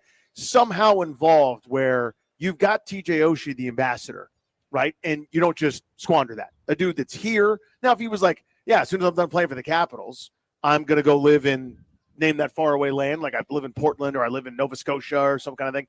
He's around, like he's at events. His kids are here, the family's here. You take advantage of that. You've got a local who blood, sweat, and tears for you that everybody loves. You say, hey, what do you want to do? You sort of pick your assignment. I think there's going to be a secondary part of it. So President is covered with Brian McClellan. Yep. GM is locked in. Chris Patrick put on a clinic last offseason, has very quickly become one of the sharper, more respected GMs in the National Hockey League as a young guy. Obviously, way above him is his father, Dick, at the top of the organization with Ted.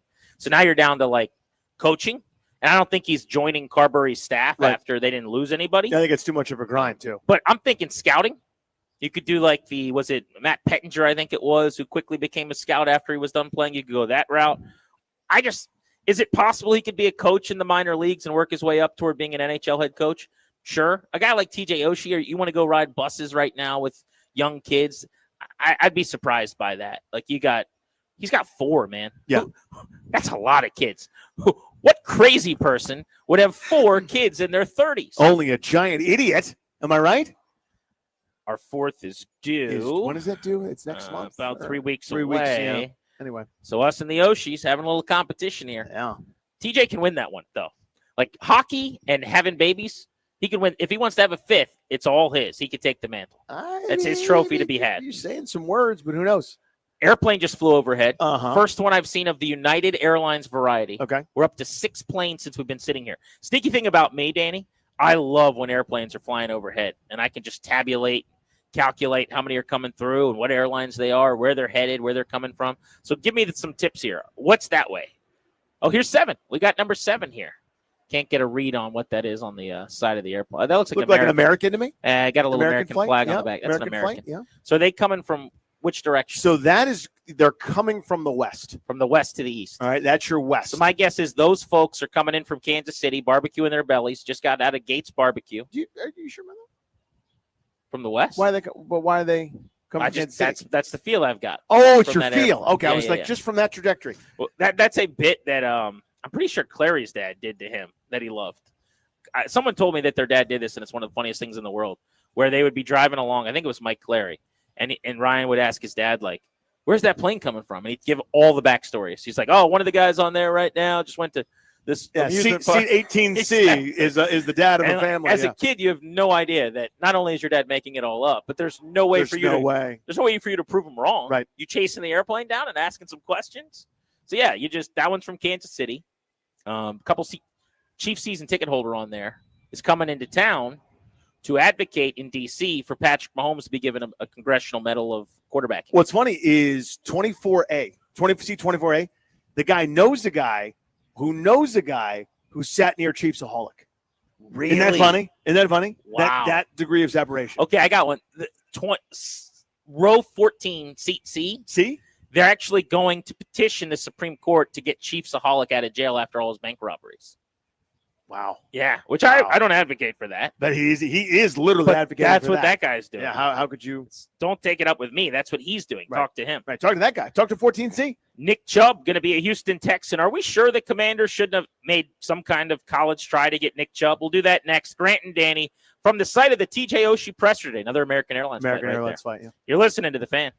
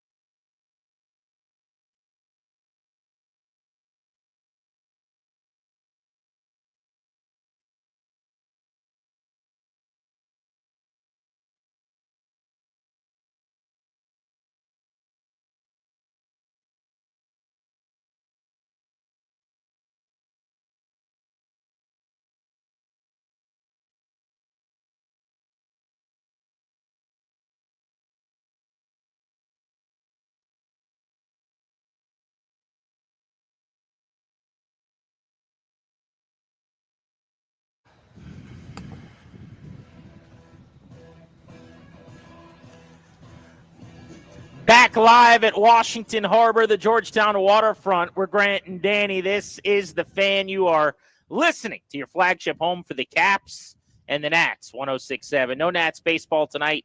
They are idle. They're back in action tomorrow, a 7:10 first pitch at Citi Field. We'll have the call with Charlie and Dave right here on The Fan, which means we got a little extra time to let our hair down tonight, live and local, deep into the evening after the TJ Oshi celebration of sorts. He's making an announcement, press conference live here on The Fan at 5:30 on site here at the fountain where he and his teammates once went for a swim 7 years ago to the day as they were celebrating the 2018 Stanley Cup in the nation's capital. Danny, Nick Chubb is reportedly signing a deal with the Houston Texans. He only averaged 3.3 yards per carry in 8 games last year. He missed, you'll remember, because of one of the most gruesome, awful national TV, terrible, all the LCLs, all the CLs got torn apart. So he missed 15 games 2 seasons ago and then another 9 last season. So 24 of 34 games the last 2 years. But the last time he was healthy, he averaged 5 a pop. Is he someone they should have at least kicked the tires on? We keep going back to the same story, you and I. Like every time a running back, J.K. Dobbins visits the Broncos. Nick Chubb goes to the Texans. We go, another one off the board, another one off the board. We're acting like they are supposed to be making these calls. They have no interest. They don't seem to care at all. They're like, why do you care if one went off the board? We've got Brian Robinson and Austin Eckler and Chris Rodriguez. We're doing this thing where we're putting our ideas on them, and they don't seem to care at all about what we think. 100%. So they don't have urgency on this position. They don't. I mean, I got a lot of people. Dare I call them stands for Krosky Merritt, the 7th-round pick, who I think played a game a little while ago. So if he works out, then, yeah, you've solved your running back room. I don't know. I just sort of don't set my watch by 7th-round picks turning into stars. But TBD, of course, on that. If they really did find something, what a great job by this front office, scouting department, everybody in between, take a bow and you could shove it in my face.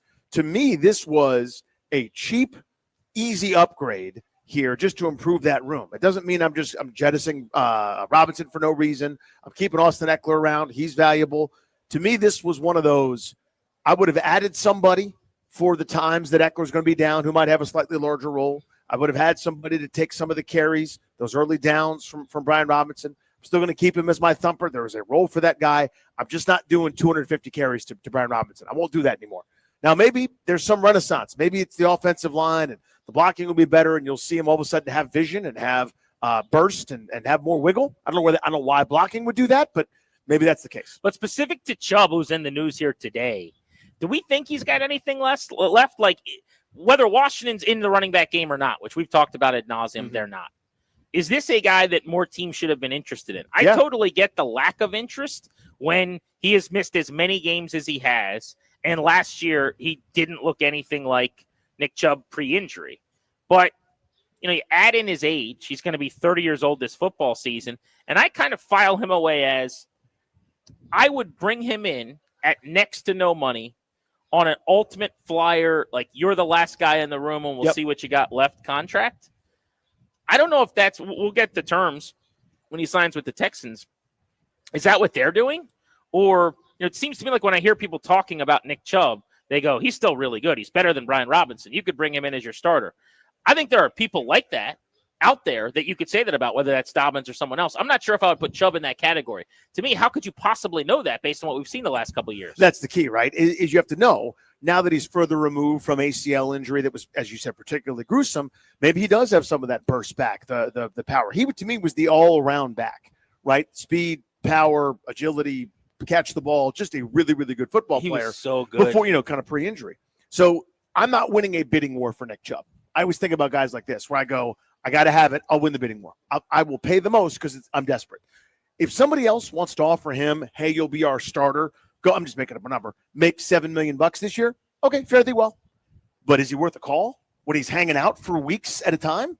Absolutely. Again, I think they missed the boat on this. Well, look, he signed with the Texans, who have Joe Mixon as their starter. They acquired him in a trade with the Bengals. He was good last year. They still have Dameon Pierce, who 2 seasons ago was their number one, who they drafted in the 4th round in 2022. They also drafted a running back in the 4th round, Woody Marks, who's going to make that roster and be a part of the team. So by him signing with Houston, it is a tell to me. There was not a starting job out there. Right. There That's a good point. probably wasn't even a number 2 job out there where you're making really good money. This is indicative of the fact that the market was pretty bleak. So I tend to believe that Washington was probably in lockstep with everybody else on Just this. not interested. Maybe it's either no interest or they said to him, hey, we're willing to bring you on at next to nothing and let you show us that you still got some football left in camp if you want to do that. But even if they offered that, you would think they would have been a better destination than Houston. That's kind of what the Texans are doing. Another airplane coming overhead, by the way. Except that the Texans have a starter and a really good number 2 and a drafted number 3 in the 4th round.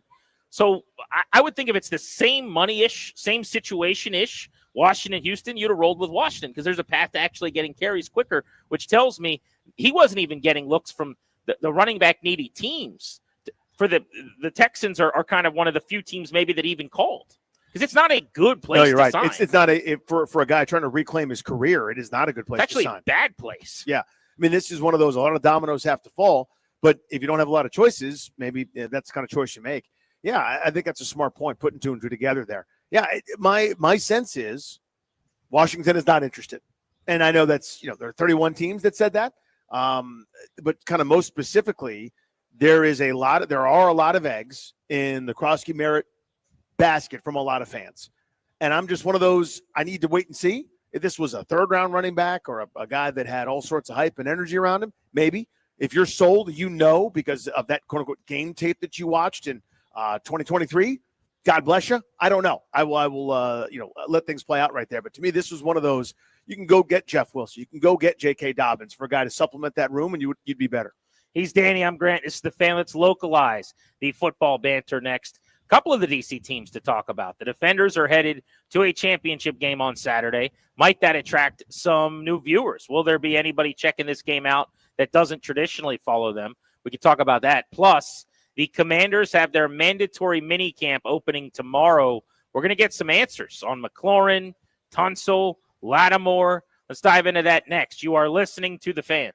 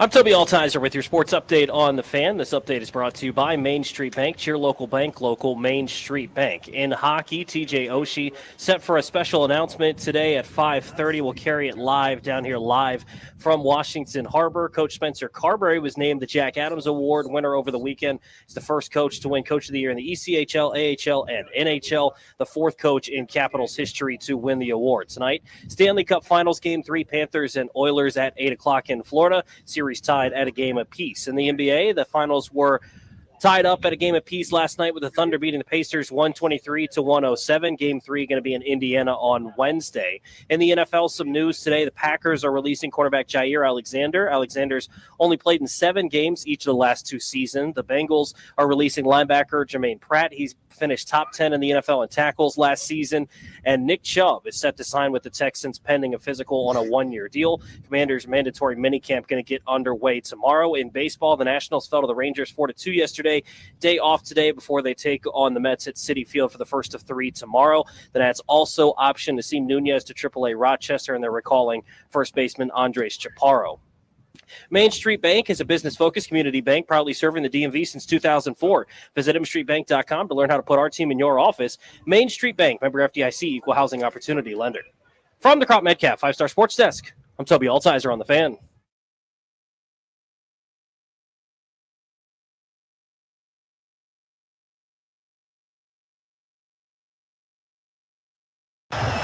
Another play fake. Tom with time.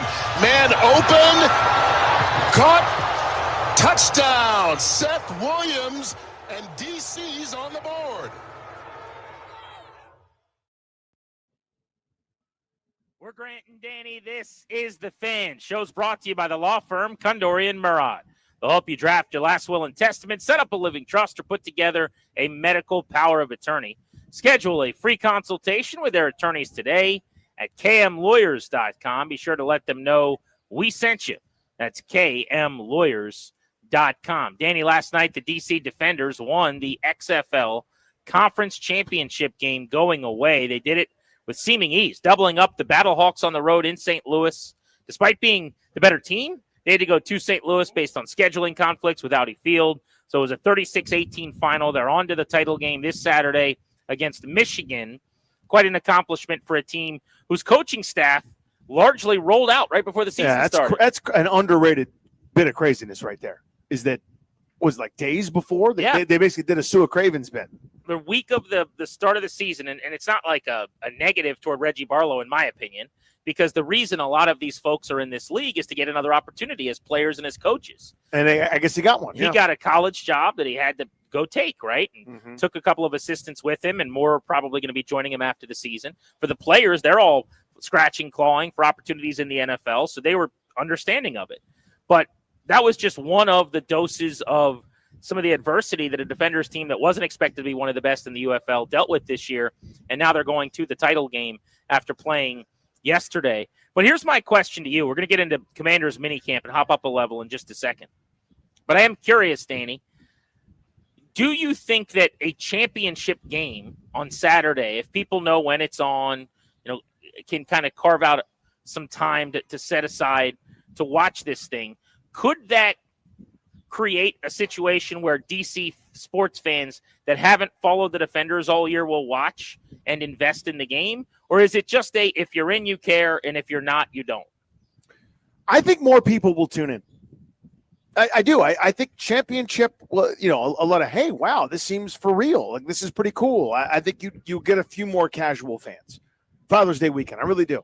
Now, what's that going to translate to? I couldn't tell you. I don't know if that's 6,000 people or 60. I don't know what the TV ratings are going to be nationally or how much they'll jump up here in the DC area. But it can't hurt, right? I mean, it's not. You're not going down. I mean, the people that were in, I think, will remain in, and a little bit of word of mouth, a little bit spreads, conversations like the ones you and I are having right now. I think it'll only help. But I don't know. I don't know that this is now the turning point for the XFL, UFL, or spring football in general in this marketplace to go from the hardcore fans who are already into the new thing that everybody does. Right. That's so hard to say, but yeah, absolutely. I think more people will tune in. We can open up the phones on this at 800-636-1067 if anybody that's been tracking the Defenders throughout the season wants to hop in.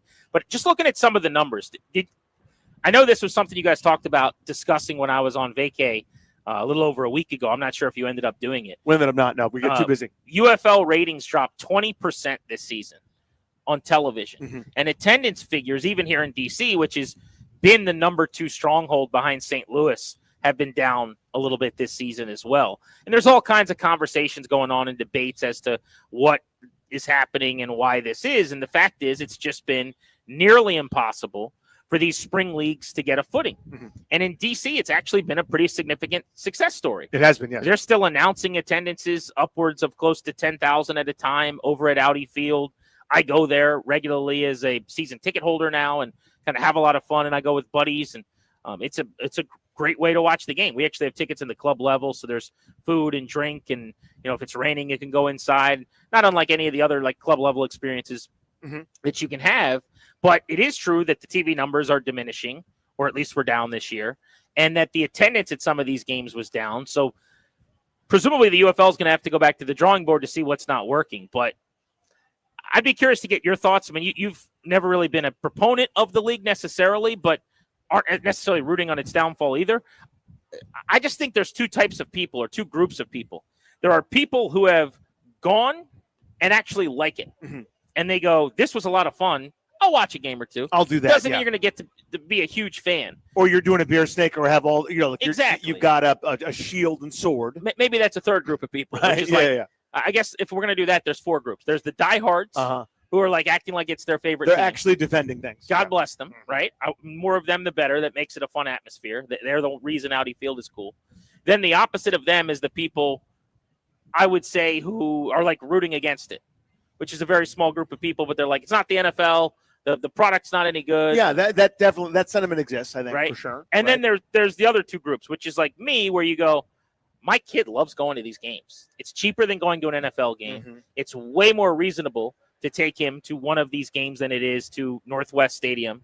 We're going to get tickets. We're going to support this team. The gear is cheap to buy on the outside of the stadium. And they'll wear a Defenders t-shirt inside. And then there's just people that like haven't given it a shot, aren't interested, not rooting against it, but if it was on outside, their front lawn, they would close their blinds. Which I don't really understand that if they like football anyway. But I think you can get a few more people to watch. But I think for the most part, it is what it is now. Like, it's been 3 football seasons that they've had these games at Audi with a raucous atmosphere. There's been plenty of opportunities for people to go. The ones that go come back and tell the story and kind of spread the gospel that this thing's pretty cool.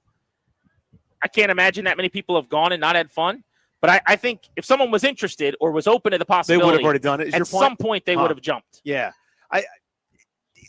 These things, and let me just piggyback on that, or even devil's advocate a little bit. I think things like a spring football league, because we've had the rug pulled so many times, there needs to be a little bit more consistency. If this thing can keep going for another handful of seasons, this will be by far and away the longest and most successful, I put that in quotes, spring football league that's ever been. Because every time we've done the hype, right? We've done the excitement. Here's Vince McMahon. I'm running a spring football league. And then the rug gets pulled and it gets canceled. Or, SNL starts or, whatever. We've had some of those moments where it's financially not worked and you've invested and you got the rug pulled. So I understand the reticence, but potentially from some fans. I think for something to be part of the casual consciousness of the sports fan, where your entertainment dollar is limited, your hours are limited, you got the kids, etc. If you're going to set aside that amount of time to go to one of these things, I think sometimes you got to get beaten over the head a little bit. Sometimes you have to get, constantly reminded 3, 4, 5, 6, 7, 8, 9, 10 times. I mean, it's how sometimes movies don't succeed at the box office but become cult classics. You've seen that happen a million times. And for a new sports league, a new sports team in a league that nobody's really sure, is it going to sustain? Is it going to be around? I understand maybe people not quite getting in yet, not jumping in with both feet. I also don't begrudge people that did from Jump Street, to your point, who go, I love football. I get football for a third of the price. It's more fun than going to a Maryland game, or more fun than going to see, for years, the stupid team at Nubbs Field and get my teeth kicked in traffic. I'm going to an area that I like going to. The stadium is awesome. So I kind of understand all the perspectives on it. But in terms of winning a championship, or at least being in one, and kind of that word of mouth, I think it's only positive. How much, I think, is going to be a fascinating thing to see. Yeah. It's hard to say, right? I remember calling play-by-play for the Valor games. They won a title in a league where there was less than a half dozen teams, and they had won a couple games all regular season, and then they had a playoff and won a championship. And it was a culmination of the year for the team and for their fans that had been their season ticket holders. But there was no added juice at all, really. Like the fact that this Arena League title was being held, nobody else was getting in. The UFL is on a different level. These games are being broadcast on Fox and on ESPN, and there is just more of a legitimacy from the quality of the players and familiar names. I don't know what it would take for this league, though, to really make a leap, or even if it's possible. You know, we used to debate this on the show all the time. Can a spring league work? And I think I've kind of been beaten into submission on this to say, no, it really can't. Because there have been so much, you know, all the resources have been thrown at this thing. The NFL would really have to get behind it, which it has to a small extent. You know, you've got carryover with Dean Blandino and the broadcast rights and some of the officiating stuff, and the league takes some things from the UFL. But in a way that it's not ever going to, it would really have to back it and endorse it and support it and throw some financial commitment to it. And it just seems like there are too many people that aren't willing to give it a shot. And I'm not calling them names. I'm just saying that's a reality. That's the reality, right? It's true. They like football. There's no reason they wouldn't like this football, but I could tell them that till I'm blue in the face. If they're not going out to the games or stopping when they're flipping through TV because it's a Saturday spring league with non-NFL players, then there's not a whole lot I can tell them. I wonder where the settle point is. And I guess what I mean is what's killed these leagues in the past is the initial burst, the initial let's watch, right? The 1.2 million viewers in the first week or the first whatever. You'll see some of these people check it out of curiosity and not come back. What's killed them in the past is they've kind of burned through their startup cash, not gotten enough eyeballs or not gotten enough whatever dollars to kind of keep it sustained. This one seems to have gone in eyes wide open, right? Where it's like, we understand we're going to lose money for a while. Right. Right. Now, how long can you do that for? I don't know. I've never run a startup. I've never run a professional sports league. But with that understanding and that longer view commitment, if you settle into a place, and I'm just making these numbers up just sort of based on some of the TV ratings this year, they're down on average from 800 some odd thousand to in the 600 some odd thousand, just based on whatever data you can find. Who knows how accurate that is? I don't know, but just bear with me. If you can stay in that 800 to $1 million range, is that good enough? Like, can you be viable doing it that way, cutting some of the corners that they do in terms of cost, right? Where they don't live and play and work here during the week. Everybody lives and works and plays in Dallas, and they have a hub, and it's cheaper to fly people to games on a Friday evening. You play Sunday, and you're back home Monday morning in your homestead in Dallas, back to going out for practice again.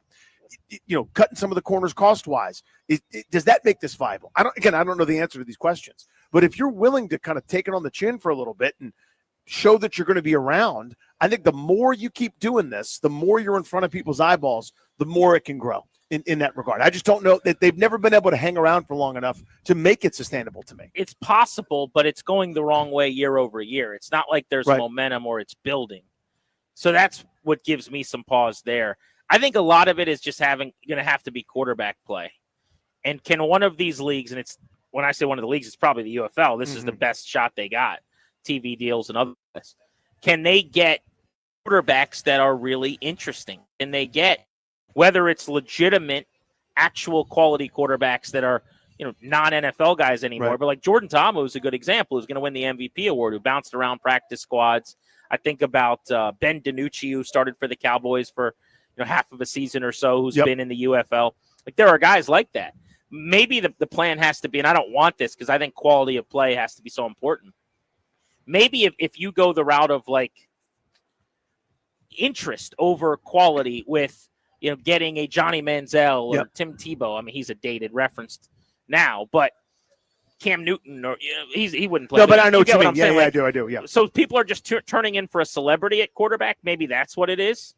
But the numbers are the numbers. I mean, looking at it, this season, they've had 5 games of the 40 in the regular season that were televised. They're all televised on the networks as of the time of this write-up I'm reading. That had more than 900,000 viewers, so about 1 out of every 8. A regular season game between the Roughnecks and the Defenders, DC's team, was the UFL's most watched contest at 1.35 million. The game followed the Indianapolis 500 a few weeks ago, which helped its viewership. 6 games had more than 1 million views. That, to me, is an example of, like, the eyeballs were there and people watched it. But you got it. How do you build it so that they come? I just comped that to the Indiana Fever and the Chicago Sky and the WNBA Saturday, just 2 days ago. And Caitlin Clark didn't even play in the game, right? But it's Caitlin Clark's team that everybody's locked in on. Right. And that game peaked at 3.1 million viewers on CBS, which was streamed on a bunch of their platforms, Paramount Plus, Fubo, DirecTV, whatever. Record-setting viewership back in 2024. 22 regular season games averaged at least 1 million viewers. And so as I sit here, I wonder, well, those numbers aren't even close. Like with the Caitlin Clark effect and what's going on in the WNBA, they don't have that. They don't have the thing that people are tuning in for. Do you need a catch? Do you need something? Let's go to the phones. 800-636-1067. Anthony's in Chantilly. What's up, Anthony? How are you? Hey, guys. Love the show. Appreciate you, dude. I think the only way that people tune in or people watch is if you throw the NFL name behind it. They throw some real money. They throw some real interest. Call it a developmental league, a spring league, a summer league, something like that, where maybe undrafted free agents go, maybe practice squad guys go to make an impression, get noticed, get seen. If there's no NFL backing behind it, I don't think there's any of these leagues can find success. Anthony, thank you, buddy. So we talked about this before when it came to a spring league in general, and my point then is the same thing I'll say to Anthony now. The league already has the best developmental league there is. It's college football, where they don't have to do a damn thing, and you get excellent, high-level, national marquee stars that everybody gets to know playing at Alabama and Penn State and Ohio State and Michigan and Clemson and all the elite blue bloods, that they're stars by the time they come into the league. The marketing is already done for you. Everybody knows who the Heisman Trophy winner is. Everybody knows who the best couple of players are on this team, that team, as they're vying for the national championship. It's not going to excite the NFL to go, let me spend, I'm just making up a number, $20 million a year for a pool of the guy that might be my 51st guy on the roster. There's no way to incentivize teams to do that to me. Just because it's the right thing to do, it doesn't make a lot of sense, I think, from the NFL's perspective. So you've already got the best developmental league there is with a ton of interest. The second biggest sport in America is college football behind the NFL. So I don't think that can be the strategy. I'm now actually, it's interesting. You're probably more defeatist about it.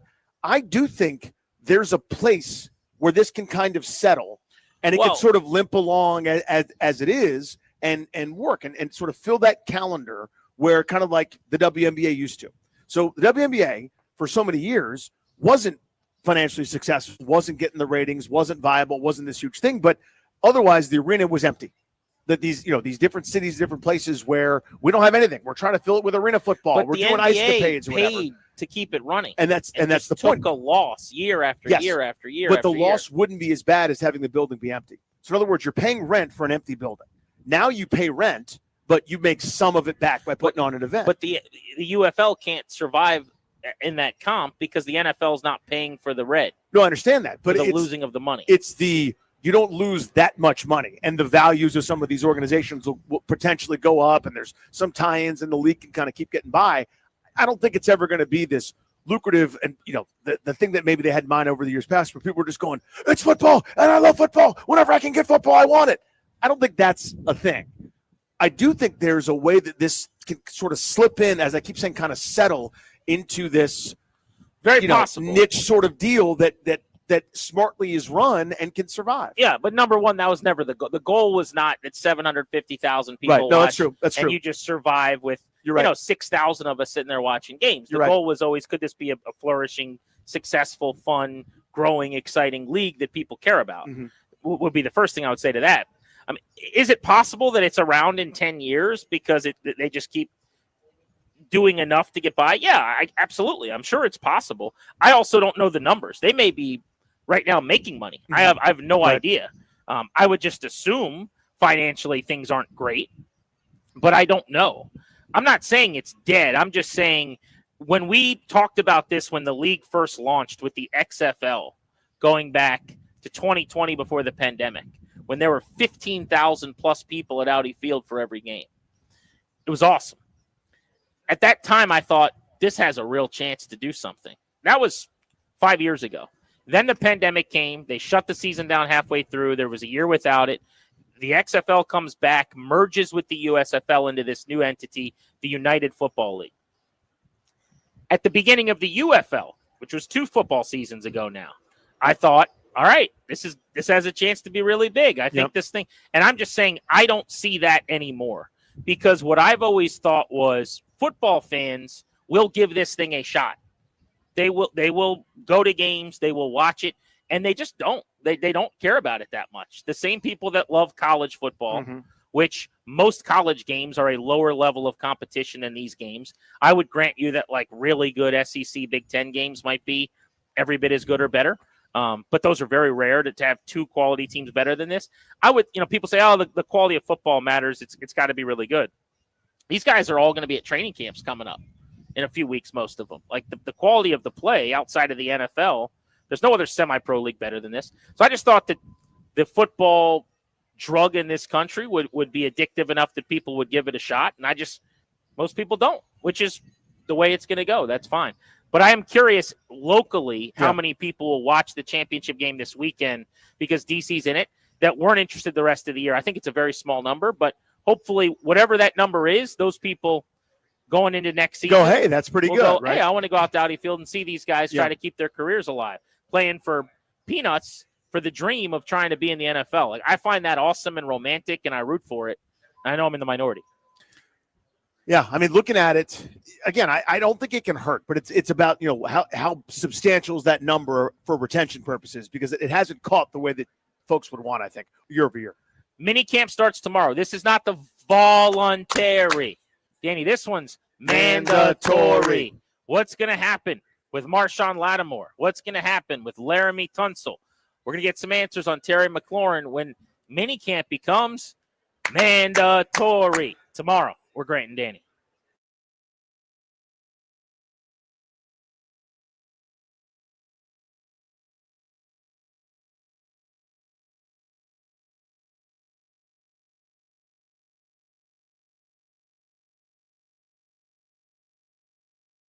Hey guys, it's Grant for Metropolitan Moving and Storage. They are the official, unofficial movers of 106.7 The Fan. Metropolitan Moving and Storage has moved so many of us at least once. In fact, they've moved a bunch of us multiple times, and even family members, in-laws for me, parents for other folks at the station, myself, JP Flame, Drabby T-shirt, CK, Danny, everyone at the station seemingly that's moved uses Metropolitan Moving and Storage. They're recognized as an industry leader in the preferred moving company for savvy real estate agents. Let Metropolitan Moving and Storage do the heavy lifting and take it to the house. Metropolitan Moving and Storage will help you stage, pack your boxes, build a custom crate for your chandelier and sculpture. They do it all. Call them, 301-279-0090. That's 301-279-0090. Tell them that I told you, 106.7 The Fan's on your side, and they'll take care of you. It's DCMetropolitanMoving.com.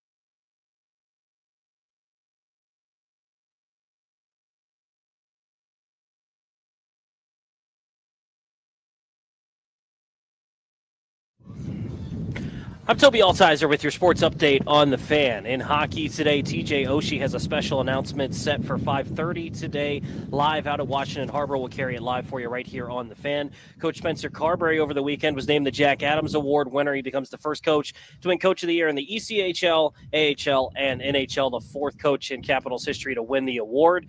Stanley Cup Finals Game 3 tonight, Panthers and Oilers at 8 o'clock. The series is tied at a game apiece.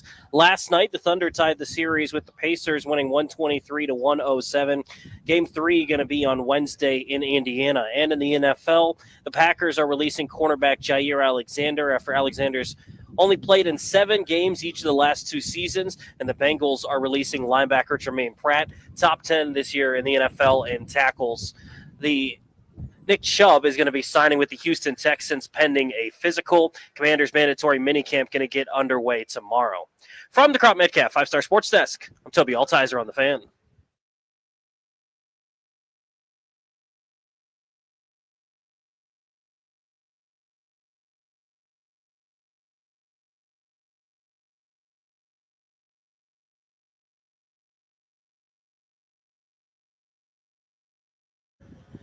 Back live at the Georgetown waterfront in the Washington Harbor, we're Grant and Danny overlooking the fountain where the 17-18 Capitals celebrated the Stanley Cup 7 years ago to the day. TJ Oshi, who was the captain of the swimming in the fountain operation that day. Osh will be in the fountain, maybe. We're wondering. That's our poll of the day, presented by Metropolitan Moving and Storage. Will he get in the water today? Big announcement, 5:30 press conference. We're not sure exactly what it is, but we are assuming that Oshi will be officially retiring from the National Hockey League. So if you're coming out to the event today, we're overlooking the fountain in the backdrop. Come on over and say hello. You can't miss the Big Red 106.7 The Fan tent out here. It's a beautiful day. A little overcast. Sun's behind a cloud right now, but it's getting a little chilly. It's nice. Yeah, when the Drew Brees is out, it is delightful up here. It is very, very nice. We sleep on the waterfront. Let's go to the phones. 800-636-1067 is the number. And let's talk to Teddy, who's in D.C. on Grant and Danny. What's up, Teddy? Hey, man, what's going on? Thanks for taking my call. You got it. I think one of you guys hit it on the nose, man, when you said that they need to stop bringing, more people that, people that we used to know, that used to see playing back in the day, just something like the, what do you call that, the ball hog? No, not the ball hog, but the big three. Something similar to that, bring back the older guys and see how they doing with the health and stuff like that. Whereas though we could understand and know what we're watching, if we could explain to our kids, like, hey, man, that used to be such and such back in the day, and, he's not good in your eyes, but back in the day he was, fantastic, and that's about it. But thank you for my call. Yeah, appreciate you, dude. So like the name recognition thing, yeah. It would take a shift, though, in what they're trying to be. Yeah. But you got to survive. Here's what I don't know, and you brought this up last segment. What kind of financial situation are they in? Right. How perilous is it? Maybe the league's looking at all of its numbers right now, and they go, we got 2 more years before we have to worry about anything. If that's the case, then just keep chopping wood and see if you can make it work for another year. See where it's at. But if you're in a bad spot and it's not working and it's not resonating, then maybe you do have to pivot just a little bit from, hey, we're going to have the best young available NFL-hungry talent, guys off practice squads, guys that are trying to keep the dream alive, dudes that were in college last year, rosters that we could put together. But to the caller's point, let's say they're in trouble. Now you go, okay, I'm just trying to pick a random veteran. Do you have to Manziel it? Exactly. Whether it's him or not, but that's the is. point, right? Do you give a contract to I'm trying to think of like a really old defensive lineman, like Calais Campbell, right after he's done year 20 in the NFL, and then he plays a year in the UFL. I think things like that could be smart. Maybe there is a happy medium. I don't know if Nathan Peterman's the answer, but like think about backup quarterbacks in the NFL, just as an example. Like the Browns have 7 quarterbacks right now, right? But the last guy on their depth chart at quarterback is ultimately going to be like Dylan Gabriel. If in 2 years Dylan Gabriel's out of the NFL, he's the kind of guy that would be in the UFL. But there's obviously not enough attention That's not an needle on mover, players though. like that. Yeah, it's got to be like the college star that couldn't make it in the NFL, the Brody Croyles of the world, right? Like the dude that was a god at Alabama or like, so important at Auburn or Texas or wherever that couldn't make it in the league, maybe that's the way to do it. I don't know. I mean, it's so hard on a million levels, but I think one of the hardest parts is the goal of a lot of the players in the league is to not be in the league. You know what I mean? Like that's its own sort of endless kind of treadmill challenge that it does face, right? Where it's better for the head coach of the DC Defenders to leave to go to a small college football program in his mind than it is to be the coach of the DC Defenders. I think that hurts. Well, currently, I don't think that's where the league wants to be. It doesn't want to be there. No, you're right. I think the point of him being there is so that he can get a job in the NFL, right? But at that time, there was a dispute at the start of the year between the players and the league, and they were trying to basically get together as a union to try to get more insurance and get more money. And those are types of things where you don't know, where are we headed this year? Is there going to be a work stoppage? I don't know if that was a factor or not. But yeah, they want to be at a point where Reggie Barlow's not taking a job at Tennessee State or whatever it was so that he can go be the head coach there and leave DC and the XFL at maybe the number 2 organization in terms of attention, fanfare. You want to be bigger than that. You want to be better than that. They're just not there yet. You're right. That's a sign of the times. All right, speaking of the times, minicamp is tomorrow for the Commanders. They are showing back up to work for the first time. It'll be mandatory to be there this spring at their organized team activities. So far, Marshawn Lattimore, Laramie Tunsil, and Terry McLaurin have been the notable no-shows at voluntary minicamp, and we don't know that any of those 3 guys won't be there tomorrow. But here's my guess. I think we get Laramie Tunsil. I think we get Marshawn Lattimore. Those 2 guys weren't there just basically out of convenience, seemingly. I don't think Terry McLaurin shows up. I don't either. McLaurin, who wants a contract, who is currently at odds to whatever extent a guy is team first as McLaurin can be at odds with the club over wanting a new deal. And they got a lot of time. I still think this thing's coming in a month or so, end of this month, into July 4th, about when he signed his last one. But if he's not there tomorrow, how big of a deal do we think that'll be?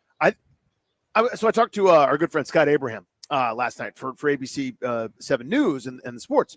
And he said it's just big deal, not a big deal. And I view it a different way, even though I think we get to the same conclusion. If I had to bet, I would bet on a deal getting done. However, until it does, every milestone that separates them, to me, is a big deal. This is your lead goose. This is the guy. This is the first example of who you want to be like. When an undrafted rookie shows up, you go, if you want to make it in this league, you follow 17 around. You wear what he wears. You smell like what he smells like. You eat what he eats and work out how he does. Everything we want is him. And when that guy and you all are not on the same page, haven't come together, until you do, it's a big deal to me. Now, again, I would still bet that they do come together. So a lot of people skip to the end. I think that's reasonable too. But for me, it is a big deal when your shining example, when your leader, when your dude that you can't wait to pay is waiting to be paid. That's a big deal to me. And it's always one of those things everyone sort of, it's going to get done. And it probably will. I always wonder what the holdup is. I wonder why, if everyone's on the same page and we all love each other, let's get hitched. Let's just do it.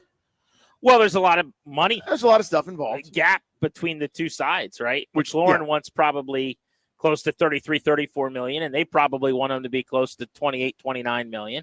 And eventually they're going to split the difference, but deadline spur deals, and we're not there yet. I mean, it's not going to be done this far in advance. But here's my question. So go back to 2022, 3 years ago when we did this again. Yep. Do you remember what happened at mandatory minicamp? He didn't post. It couldn't have mattered any less. Right. So this will be turned into a big story tomorrow. I don't think it is one. We'll talk about it. We should talk about it. I don't view it as a deal breaker or a game changer. This is how you negotiate as a player. This is the leverage that you have. Now, hear me very clearly. If Marshawn Lattimore is not at mandatory minicamp tomorrow, that's a massive deal. To our knowledge, this is not a guy that's looking for a new contract. And oh boy, if it turns into he's not there and we find out he is looking for a new contract, that would be hilarious. And I'll have a lot of thoughts about that. I'll have some thoughts. But we'll cross that bridge when we get to it. Laramie Tunsil, more likely than Lattimore, could want some new money. But it doesn't, by any account, seem like he's looking for a new contract right now either. And because of that, I think he'll be there. If he's not at mandatory minicamp, that would be a big deal. Lattimore, huge deal. Tunsil, big deal. McLaurin tomorrow not being there, not only expected, no deal at all to me. It would be weird if he did show up. He's trying to get a contract. Him and the team aren't close on numbers. This is literally the way the game is played. Don't hate the player, man. This is how you get structure is, your contract. This is now being run by an agent who's telling him when to show up and when not to, who's involved in the conversations with Adam Peters. And if we're at training camp and Terry McLaurin's not there, that's when I'll now say that the needle is moved for me. We got ourselves a problem. Houston, I'll get on the phone and say, we got some work to do. But until he's not at training camp, which is not going to happen in my opinion, there's nothing that can happen in the meantime that would surprise me or frustrate me. He's trying to get paid. The team's trying to do the best by the club. Mm-hmm. I'm on record as saying this is going to be a bad deal by the end for the team. But you got to do it anyway because McLaurin's Mr. Commander. So here we are. Again, I think that's a very respectable and reasonable way to look at it. I just sort of, I don't know. I can't think of a great example of when it's gone south. I go back to, I think it was Daryl Gardner back in the day where he left everything in his locker because he knew he'd be back. And all of a sudden the team didn't meet his demands and he didn't want to be back. And next thing you know, we didn't play for Washington anymore and went somewhere else. I mean, that's, 17 regimes ago, 30 years ago. But just until it's done, I will remain kind of going, hey, just a reminder, this isn't done. It's not done yet. But I totally understand your perspective, and it makes a lot of sense. It just feels to me like the press conference starts at 5:30. Yep. And at 4:00, you're going, just as a reminder, the press conference hasn't started yet. Why would the extension be done now? None of these extensions for them have gotten done at this point. Even McLaurin in this exact situation, it was still a month from now. So I'm not saying you shouldn't sit here and tell us the press conference hasn't started, but it's listed to start at 5:30 for TJ Oshie today. Right. And in the interim, events that we're told are important, that matter, that count, he's not at for that reason. So if this was, hey, we're real close, he's there, but he's quote unquote holding in, he'll be with his teammates and he's just not going to run routes, that would go a long way to quelling any of my, let's not count our chickens before they're hatched. Like, to me, like your version of that, and I think it's a really good analogy. Hey, this press conference hasn't started. You're going, we're going to have so many chickens. Like, the amount of chickens that we're having is astounding. And I'm going, well, they're just eggs right now. Like, let's not count them. On a McLaurin extension, I am willing to count the chickens before they hatch. There doesn't really seem like a path that it didn't work out. And in the event that somehow it didn't, in a hypothetical where it went so far sideways, then my answer to that would be that probably better that it did. Because meaning his demands were so outrageous. Either he wanted something so insane or they were at odds anyway over what kind of player he is or what they're looking for moving forward. Like, if it's reasonable enough that he's going to be important here and they're going to pay him $33 million a year, and that's what he's asking for, they'll do that as soon as it's time to do it. I mean, I have full faith in that.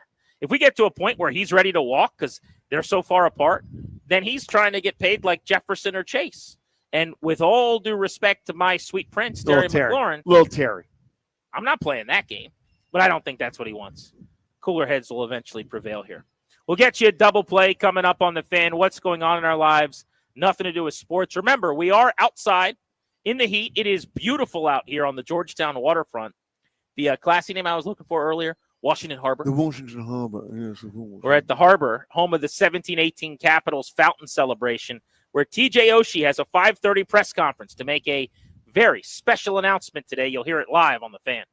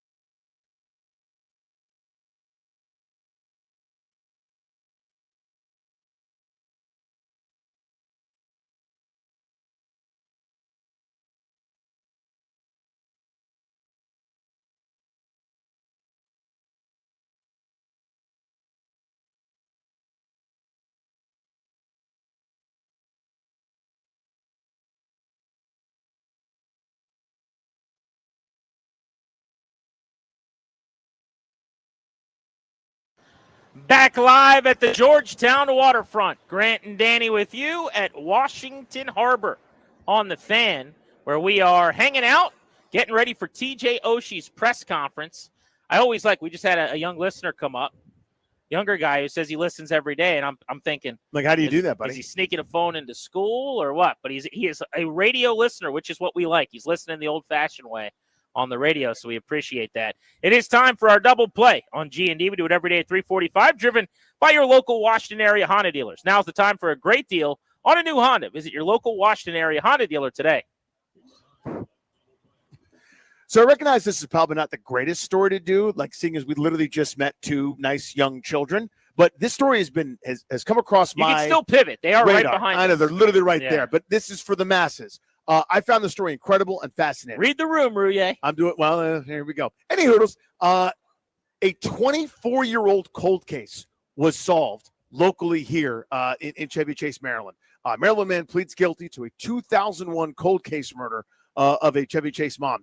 I remember this story from living here at the time. This was a scary, weird, bizarre situation. No leads. No one knew anything. No one could figure anything out. And it just, was all over the news for, a normal bit of a news cycle. And periodically there'd be updates, but nothing. No one could find anything. And it was 24 years later, they finally found the person, caught him red-handed, and he confessed to it. An amazing, unbelievable What do you thing. mean red-handed? Like he was doing it again? No, red-handed's not exactly the right term there, but like DNA evidence that they didn't have access to. They were finally able to do it. This is how they always solve these, I feel like. Yeah. 24 years ago, when they couldn't solve anything, the people were still pretty good. The technology is just so much better now. So now you can go back through with all of the, stuff we didn't have then, comb back over these cases and see what's what, and they solved most of them. There's a TV show about this called Cold Cases. Indeed. And this absolutely could have been on there. Again, decades old case. At the time, this guy was 15 years old, and he was dating this woman's daughter and was never a suspect, never part of any kind of conversation other than, filling in background and finding out information as best they could. But breakthrough in forensic evidence, DNA evidence technology, to your point, 24 years later, this guy, now 44, pleaded guilty to the killing of the Chevy Chase woman. Wow. I was blown away by that because, again, I'm old enough. I remember the names I would have forgotten, of course, but it was this thing where everyone was like, what the hell is this? This came out of nowhere. Like there were, it wasn't necessarily your normal, again, if there is such a thing, a home invasion or something terrible, some sort of awful tragedy, and they found the person that did it. Took a long time, but justice was served. You know what I always think about in these instances, and obviously a person capable of committing a heinous act like this is probably built different than the rest of us, and there's something not quite right there.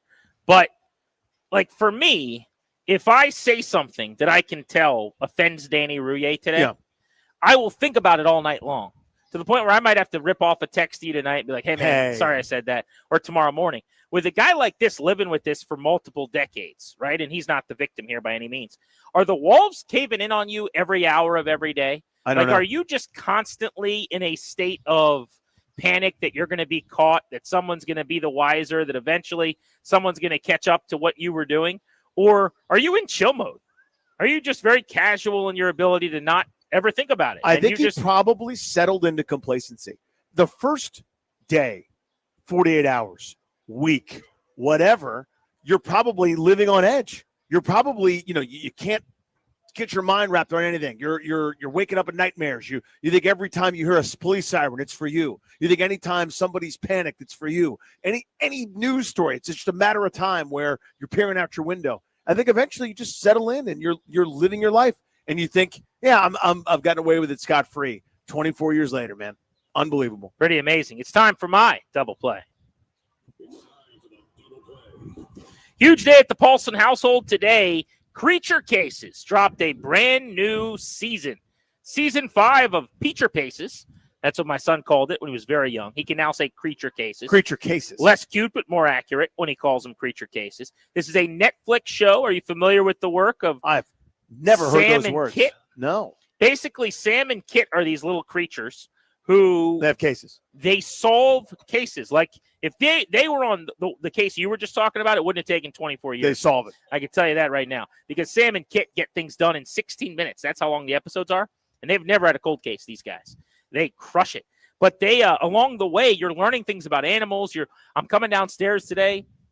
Brand new season. They've already ripped through 5 or 6 episodes of the 16 minutes. They've been waiting for June 9th for this thing to drop all along. For me, it's TJ Oshie Day. For them, it's Peach Paces Day. Peach Paces. And it turns out that they've got these new nuggets, all these new things they've learned about all these animals. Did you know that even though mammals don't typically have eggs, but this one specific mammal does this one thing? I liken a kid show that I can watch and is moderately entertaining, but also that they're learning while they're watching it. That's the happy place. That's the sweet spot. Usually my kids will sniff that out and then not like the show because of it. If you've got that going, by all means you do it. Like my guys never did Sesame Street. Just they were like, nope, they're trying to teach me something. I'm out. I don't care about Oscar the Grouch or Big Bird or how cool anybody is. I'm not doing it. That sounds awesome. Peach Paces, man. Peach Paces. The Creature Cases is an animated preschool children's television series created by Netflix, produced by Sony Pictures. A holiday special labeled as Chapter 2 was released on November 30th, 2022. The third chapter in May of 23. November of 24 was the 4th chapter. And today, Chapter 5. 8-episode linear debut on Nickelodeon for 4 weeks in 2024. Did you guys ever do Chip and Dale's Rescue Rangers back in the day? Oh, way back when. That was my go-to. Because there's no case too big, no case too small. Right. If you need help, just call. Chip and Dale's. The best. What do you know about Sam Snow, the snow leopard? What do you know about Kit Casey, the yellow kit fox? Is he on Creature Cases? Well, Sam Snow is, and so is Kit Casey. Okay. Peggy Scratch, Brown Chicken. They got some good characters there. By the way, those are excellent character names. I think so, too. I think they're pretty good. Beltway Blitz is next. The NBA, the NFL, the Commanders. TJ Oshie's press conference is going to start at 5:30. I just saw the always punctual Joe Beninati, who's on site. He'll be the master of ceremonies today. They're setting up the stage with giant sevens. The 77 T-shirts and sweaters are already pretty plentiful all around the beautiful fountain where we are sitting today. We are on the Georgetown waterfront on Grant and Danny.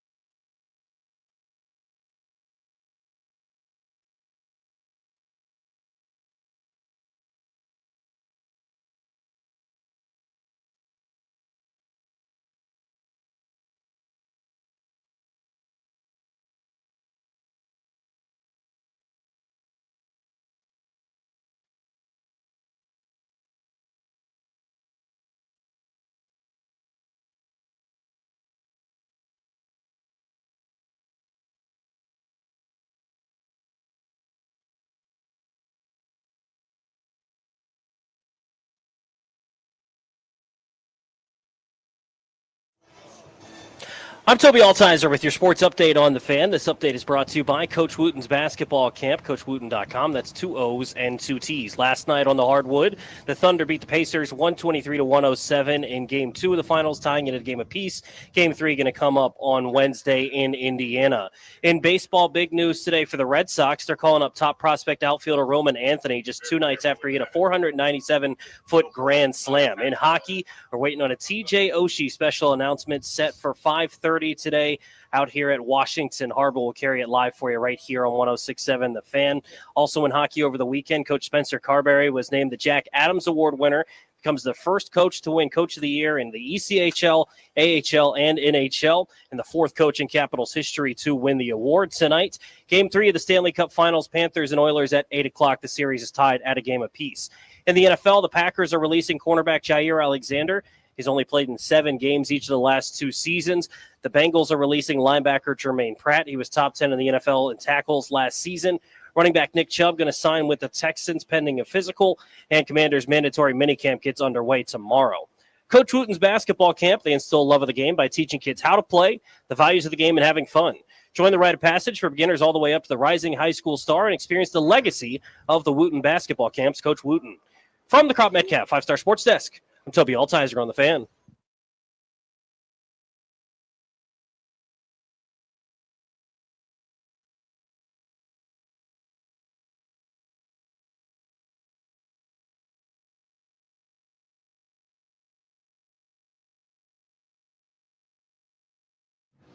Back live at the Georgetown waterfront. Grant and Danny getting ready for TJ Oshi's 5:30 special announcement.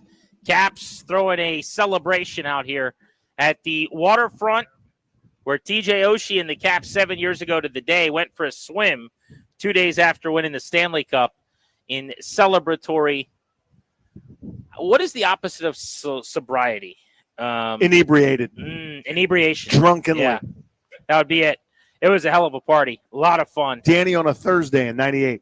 Grant and Danny brought to you by our friends, the law firm, Condori and Murrah. They will help you draft your last will and testament, set up a living trust, or put together a medical power of attorney. Schedule a free consultation with their attorneys today by visiting kmlawyers.com and be sure to let them know that we sent you. That is kmlawyers.com. Lots of NFL news to get to in the Blitz with Nate Davis. We'll also talk Commanders ahead of their mandatory minicamp tomorrow with Nick Ackridge. But let's start off on the hardwood after Game 2 of the NBA Finals. The NBA. All Thunder last night, 1-1 finals right now with the Indiana Pacers. They won by 16, and they got right thanks to their leading scorer, Shai Gilgeous-Alexander, pouring in 34. Chase Hughes of Monumental Sports joins us now. Chase, that looked a little bit more like what people expected coming into these finals, huh? Yeah, that was my main takeaway, is that that's what people thought was going to happen all series, right? I mean, the Thunder had a historic point differential during the regular season. They won 68 games. Conversely, not too many people expected the Pacers to make it to the NBA Finals, even though they were in the conference finals a year ago. And I think the way they did it is in true Thunder fashion. They were dominant on both ends of the floor. But this time, unlike in Game 1, they were able to limit Tyrese Halliburton. They made him commit 5 turnovers, which is very unusual for him. And then on the other end of the floor, Shai Gilgeous-Alexander was great at scoring just as he was in Game 1. But this time, they were able to have much more ball movement, get other guys involved, establish more of a collective offensive rhythm. And I think what really hurt the Pacers is that some of their secondary players for the Thunder, guys like Alex Caruso and Aaron Wiggins, the types of players you don't expect to go off for 18 or 20 points, they got hot early. They made a bunch of threes, and it was just too much for Indiana. Yeah, Chase, to me, I think this is what we're going to see. The Pacers are going to have, multiple double-digit scorers. I think the Thunder have said, we are not letting Tyrese Halliburton go nuts. We're going to bother him. We're going to switch on him. We're going to make it so that he can't go crazy, and everyone else is going to have to pick up the slack. And I think even through 2 games, even though they lost the first one, that's worked. Other side, for Oklahoma City, it felt like Gilgeous-Alexander was way more of a distributor and a creator in Game 2 than in Game number 1. A lot of guys got more clean looks. I know the assist totals are, can be misleading sometimes. Depends if a guy makes or misses it. But just felt like he was driving to create as much as he was driving to score in Game 2. Yeah, I'm sure the Pacers will try to employ the same strategy they had in Game 1, which was We know SGA is going to score a lot of points. If we could try to cut off those passing lanes and make it really difficult for him to get the ball to other players, then that could help their cause. I think what probably hurt them in particular was very early in game 2, Chet Holmgren got going. He really couldn't get anything in terms of scoring in game 1, but he started scoring right off the bat in game 2. And I think that sort of collapsed the Pacers defense a little bit. It took some attention away from SGA and allowed some other guys to get open. So Miles Turner's going to have to do a better job against Chet Holmgren in game 3. And for the Pacers, I think what they can take solace in is that I'm sure if you ask them going into the series, hey, would you take a 1-1 series record going back to Indiana? They'd probably take that. So, they're going to go back home. They're going to have a raucous environment. They've proven they can bounce back. And just because the Thunder got Tyrese Halliburton in game 2 doesn't mean that they will in game 3. We saw this last series, Anthony Edwards, he kind of had some ebbs and flows against that Thunder defense. They're really, really good. But Tyrese Halliburton is also a really, really good player. Chase, the Thunder are historically good. If they roll the rest of this series over Indiana, they're going to go down as win percentage-wise, margin-wise, a top 3-5 team in NBA history. Why are they so good? They're really deep, and they have a lot of players who do a lot of different things. They're very versatile. They have basically 2 starting 5s worth of players who can defend, who can make plays off the dribble, who can shoot. They're well coached. And obviously Shai Gilgeous-Alexander is a tremendous player. But I think their superpower, beyond having an MVP and one of the best scorers that we've seen in quite some time, is their guard defense. They've got 4 all-defense caliber guards, and I think it just makes them perfectly suited for today's game, which is very often won and lost on the perimeter. So they sort of foresaw where the league was going. It's a lot of credit to their GM, Sam Presti, who's one of the best talent evaluators in sports. I think if he gets a ring this year, he'll be one of the best executives in sports. He sort of saw where the league was going and prepared for it, I think, better than any other team. Chase, thank you as always, buddy. Have a great week. Absolutely, guys. Enjoy the Oshi event. Thank you, buddy. Talk soon, brother. Hit that NFL sounder, please, Darius.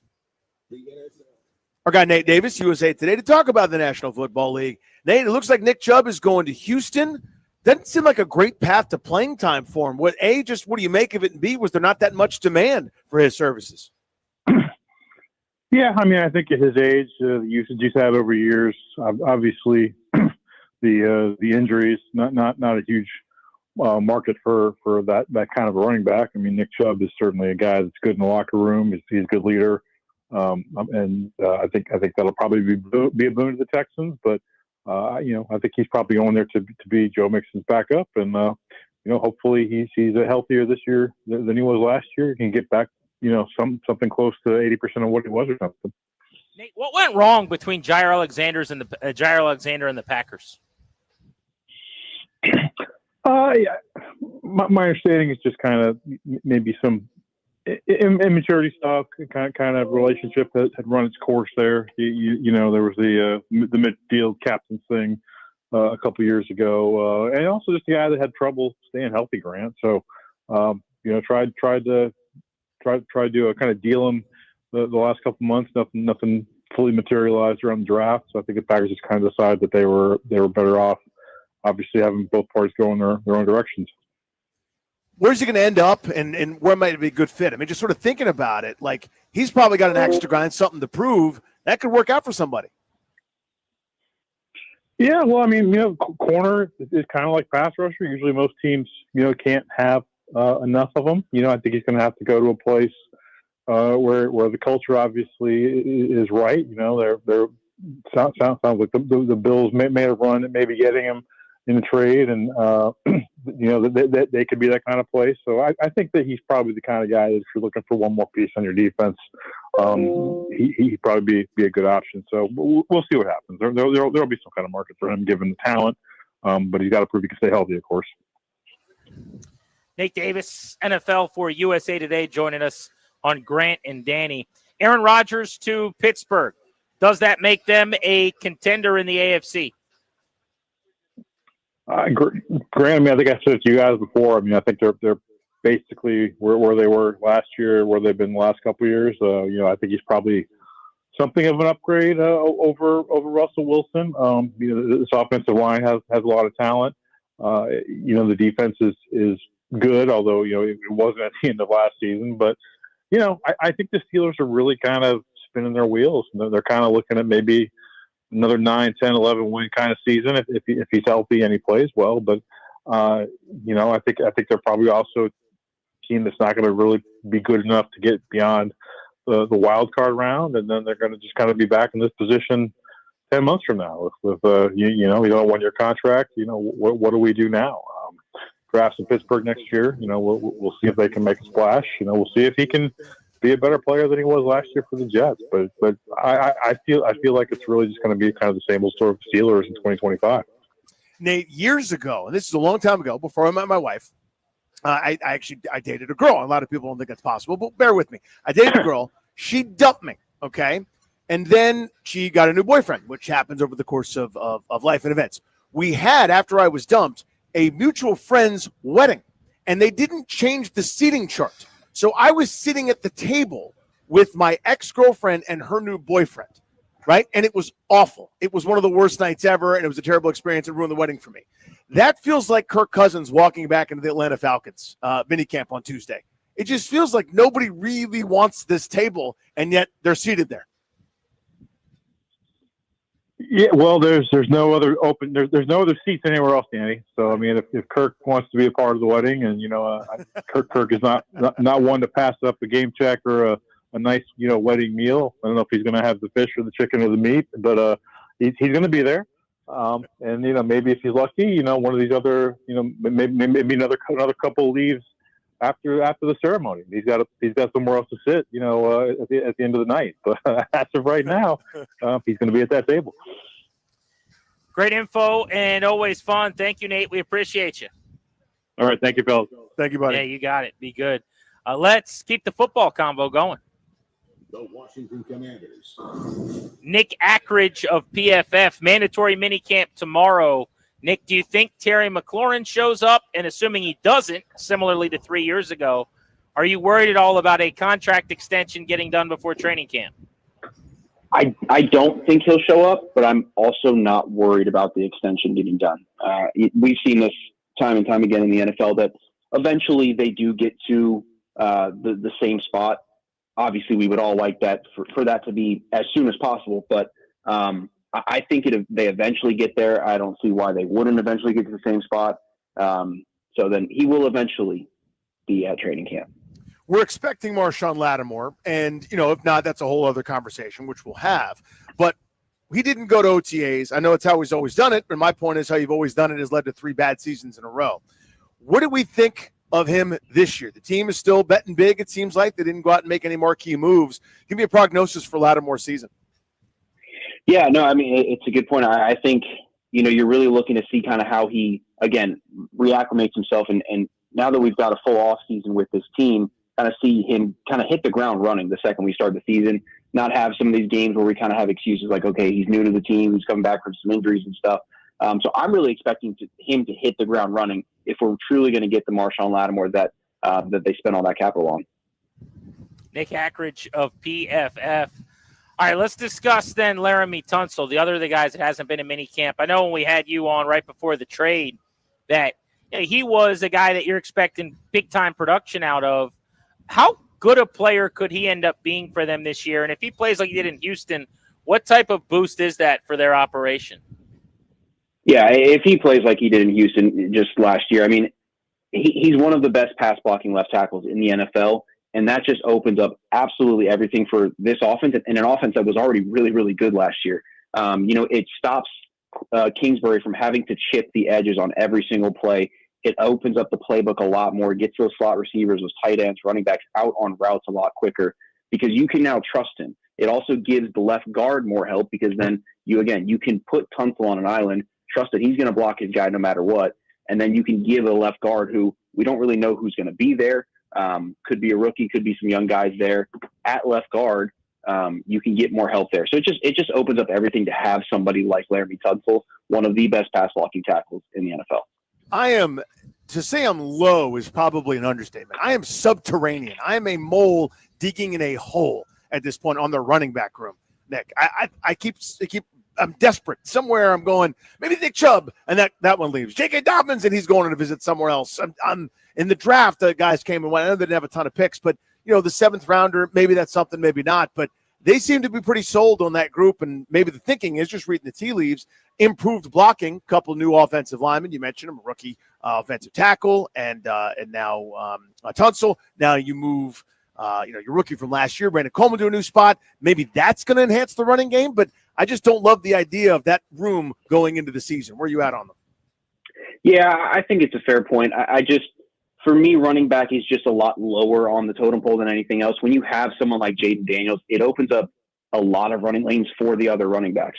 And the rushing attack was good last year with these guys. So I'm okay with them kind of running it back with the same group. And like you said, who knows what the 7th rounder can do? We've seen these kind of running backs come out of nowhere in the draft, being picked late and have productive seasons. So I'm not too worried about it. I kind of like that they didn't go big on a older free agent. I would have personally liked a higher pick spent on a running back.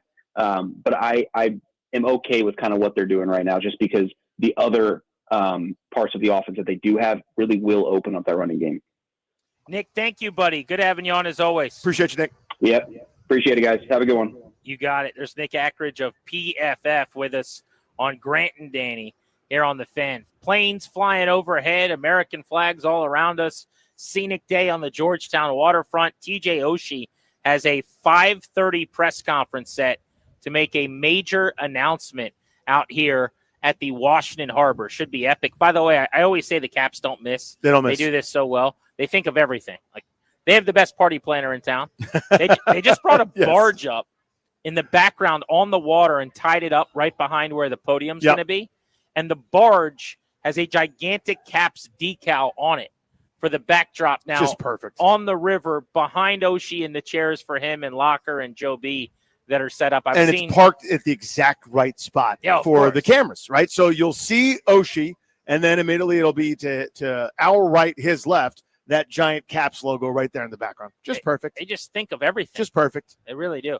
I've seen Joe B came by and said, "What's up?" while we were talking on the Blitz. Locker Rolled in and dapped us up. I see Smoking Al Koken and what looks to be Tarek El-Bashir off in the distance as well. So all of the dignitaries for the television event are trickling in. We're about an hour and 10 minutes away from the presser. We'll have it for you live on the Fan.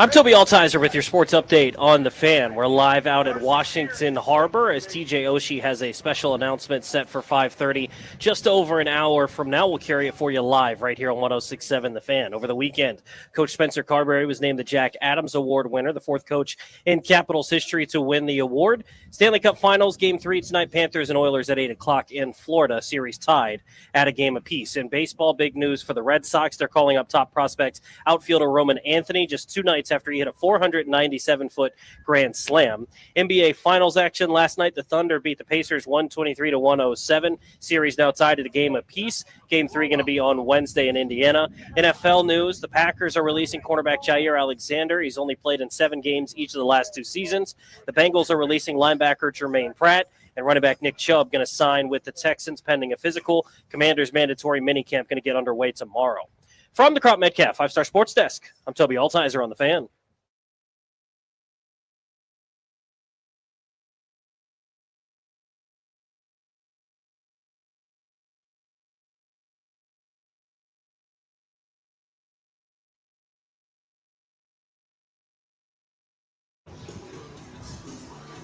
An absolutely immaculate day out at the Georgetown waterfront, Washington Harbor. We are at the Fountain. That's all you have to say, by the way, if you're a Caps fan. The Fountain is all you need to know. You know, Which fountain? The one that the 17-18 Capitals celebrated the Stanley Cup in 2 days after winning in Vegas. There is a sign that was commemorated to that Caps celebration a few months ago that says, home of the 2017-2018 Washington Capitals Fountain celebration. In Vegas, they became champions. Here, they became legends. Well said. What an epic, all-time, legendary celebration that still gets talked about. Just so great, man. By the Capitals. As welcome you back on Grant and Danny. We're taking you up to 5:30 and the TJ Oshie announcement today. Definitively and officially, nobody knows what he's saying, I guess. It's not publicly disseminated. There's an obvious expectation, which is that Oshie is going to call it a career here, having not played for the Capitals this season, contract expiring this offseason, and having not yet retired. Maybe today is that day. But, Danny, we're leaving open the possibility for Oshie announcing he's signing a 4 or 5 year extension. I suppose, right? I guess there's a crack of a window, or it's a one-day contract so he can do something. I mean, who knows? But, yeah, I mean, to me, this is – I couldn't help but think about Ovechkin when this event was announced, right? And given the backdrop of a couple of things, whether you want to call them leaked out or didn't leak, I don't know. I'm not here to pass judgment. I believe what you want. But the point is, this is what hockey wants to do, right? Is to pay the reverence, to pay the huge respect and homage to guys that really did it for you at such a high level, that were champions, that were great players, that answered the bell, that play through all sorts of injuries and things that we'll never, ever know about. This is what they want. They want to have a guy have an opportunity to get his roses. You know, when Nicholas Backstrom, quote unquote, finally does it, or when Ovechkin finally does it, it's going to be grander and bigger and the perfect kind of vision for it. That's the idea here, right? You could clearly see this is what they wanted to do, just for a guy that, was one of the key figures, obviously, but it's not the dude that you think of first when you think of this run. Think of the Rock the Red era. That's Ovechkin, that's Backstrom and company. And, you can see what they want to do for him. Imagine what they want to do for the other guys. Well, speaking of you can see what they want to do, you know what I've thought about a lot out here today on the water is the new Commander Stadium, hopefully going to be at RFK 2.0. Oh, look at you linking things together. And the idea is right now they're working with an architect to try to design that new stadium and try to make it as special as they possibly can. But, look, if you're going to have the RFK site over there on the river, on the banks of the Anacostia, which is what we all are expecting is going to happen, you need to do something where you can have events or press conferences or moments or celebrations or thank people like Terry McLaurin for his 14-year career or whatever with the water in the backdrop. That is something I would like to see done. You've 100% got to correct, dude. Find a way to have this vibe with – it's going to be town center-ish in some way. There's going to be restaurants and bars and the outdoors. But at the new stadium, on the water, I want something that looks like this to throw a banger of a party as often as possible. Without question. And you think about it, the opportunity is right there.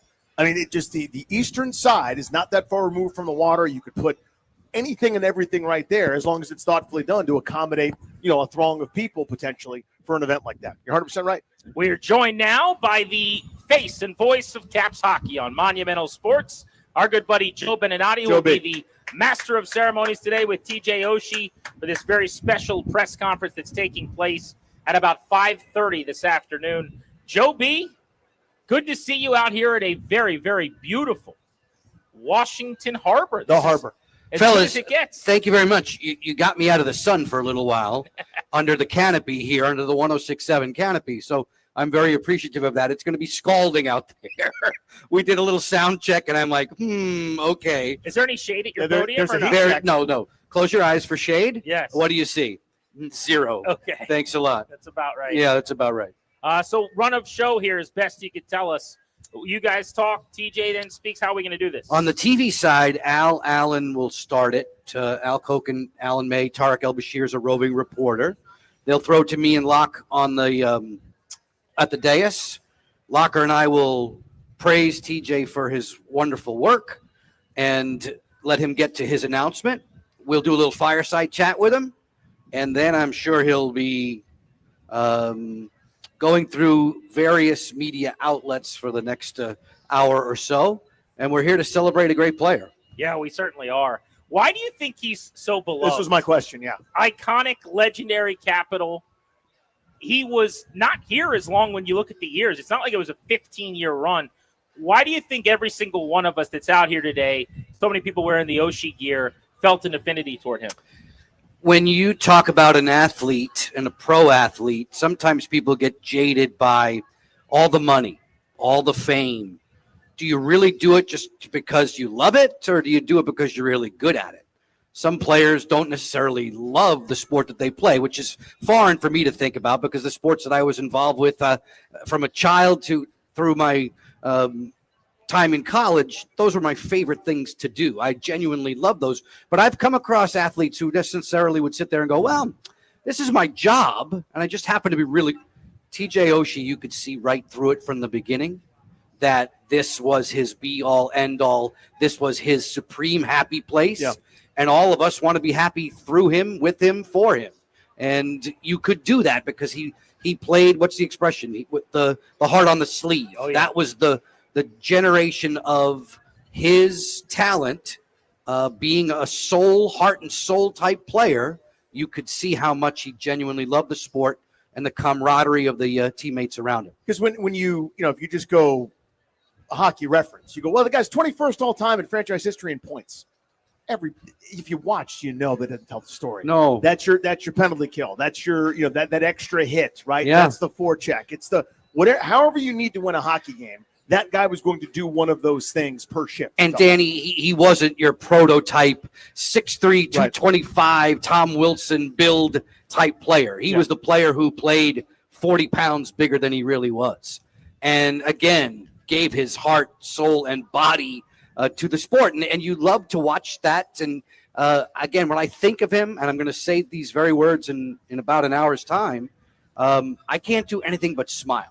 When I say his name, see his face, watch the highlights, it's just, boom, an instant smile for me. Well, and it's not just how he plays, right? I mean, I think it works off the ice. When you think about before they skate out on the ice and he and Wilson are whacking each other, or he's the life of that party. That's what I'm saying. He's jumping in the foul. Whatever that is. He's all of us. Yes. He's all, and again, you talk about a guy who loves to have fun. Well, there you go.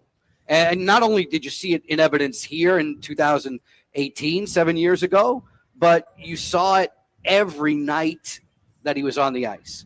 It wasn't an arduous task for him. And this is a guy who's playing and doing all of his careers is playing through pain. And yes, when he's healthy, yes, fantastic. But you'll never know it with him because he's going to say, I can go, I can go, I can go. Joe Beninati of Monumental Sports with us on Grant and Danny out here at the Georgetown Waterfront. He will be the MC in about an hour when this press conference begins right after 5:30.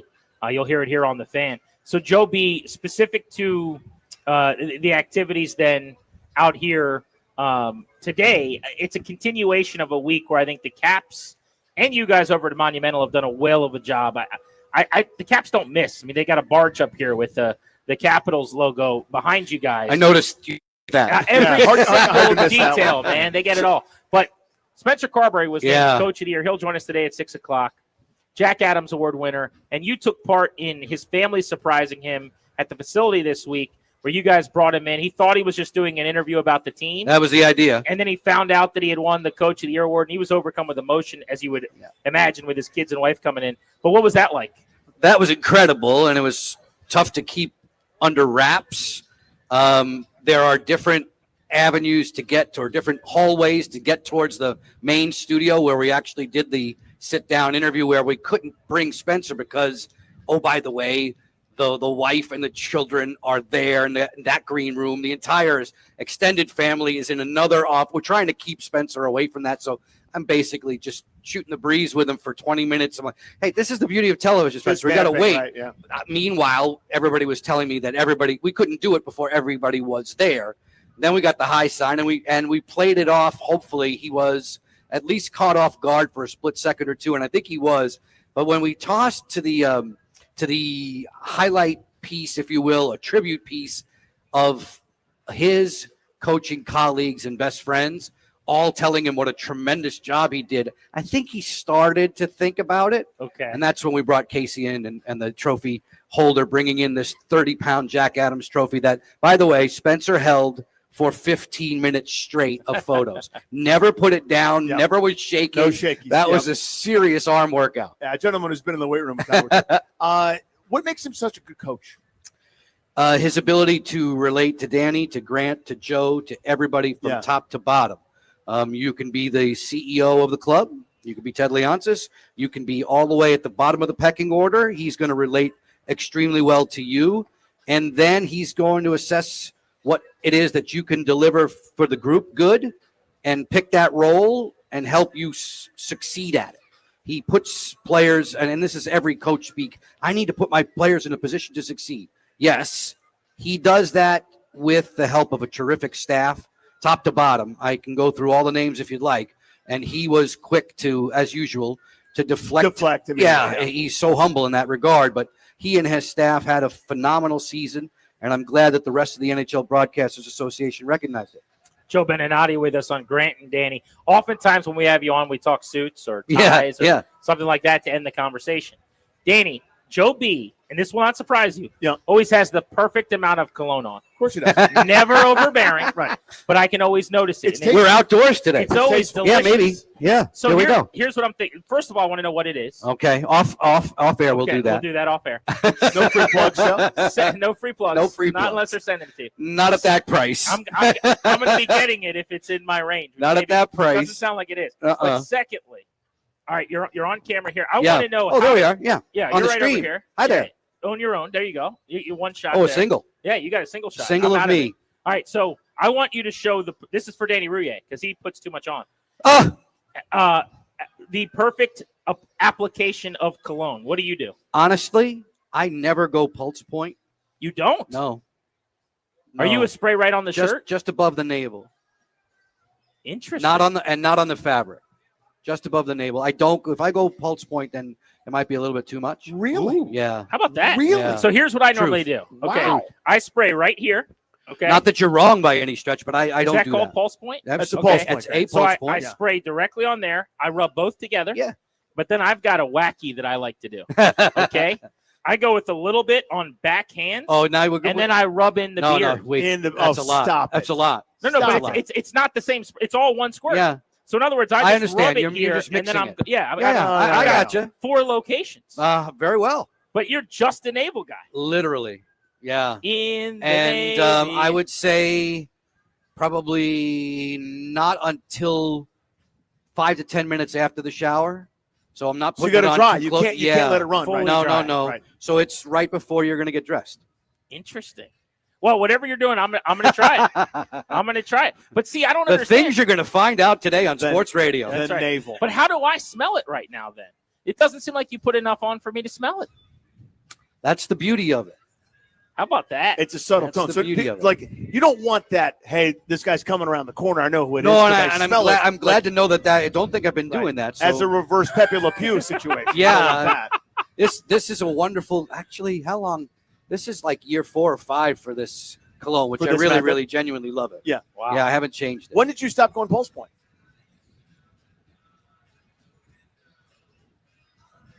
NHL. I haven't done that for 20 years. That's 30 years. Yeah. How about that? 30 years. Well, whatever you're doing, keep it up. Thank you. It's working for you. Wow. Number one. Number two, on a day like today, Yeah. where you guys are going polos, do you There's a jacket going on too. I was gonna wonder, Locker do and you I need fight to for wear a jacket, Locker or- and I need to wear jackets today. Oof. Sorry, buddy. I mean, So- you'll be in the center of the sun down there. Well, I would imagine he'd advocate. Like if they said, "Hey, let's go polos," I think you'd be advocating for jacket. I love jacket on television, and I'll be wearing a jacket on television. But today is to be in unison with Locker, who needs to be wearing the jacket. Attaboy. All right, well, we will be watching, and more importantly, our listeners will be listening here on 106.7 The Fan coming up in about an hour. Thank you for spending a few minutes with us. Pleasure, Big boys. day. Let's go Caps. Let's go TJ. That's right. The great Joe Beninati with us here on Grant and Danny, the Oshi press conference in about an hour.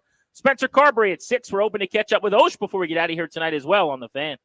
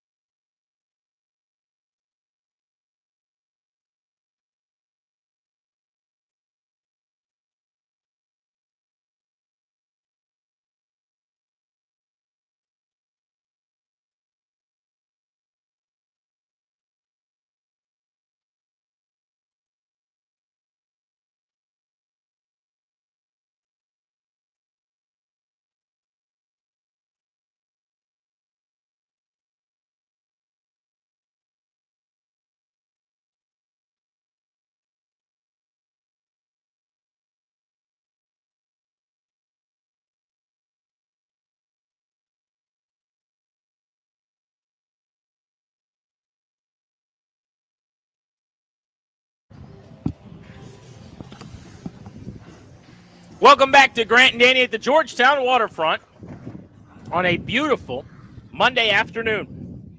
You're listening to 106.7 The Fan. TJ Oshi's special announcement coming up at about 5:30. Looking forward to hearing what he has to say. Very expectedly going to discuss his retirement today.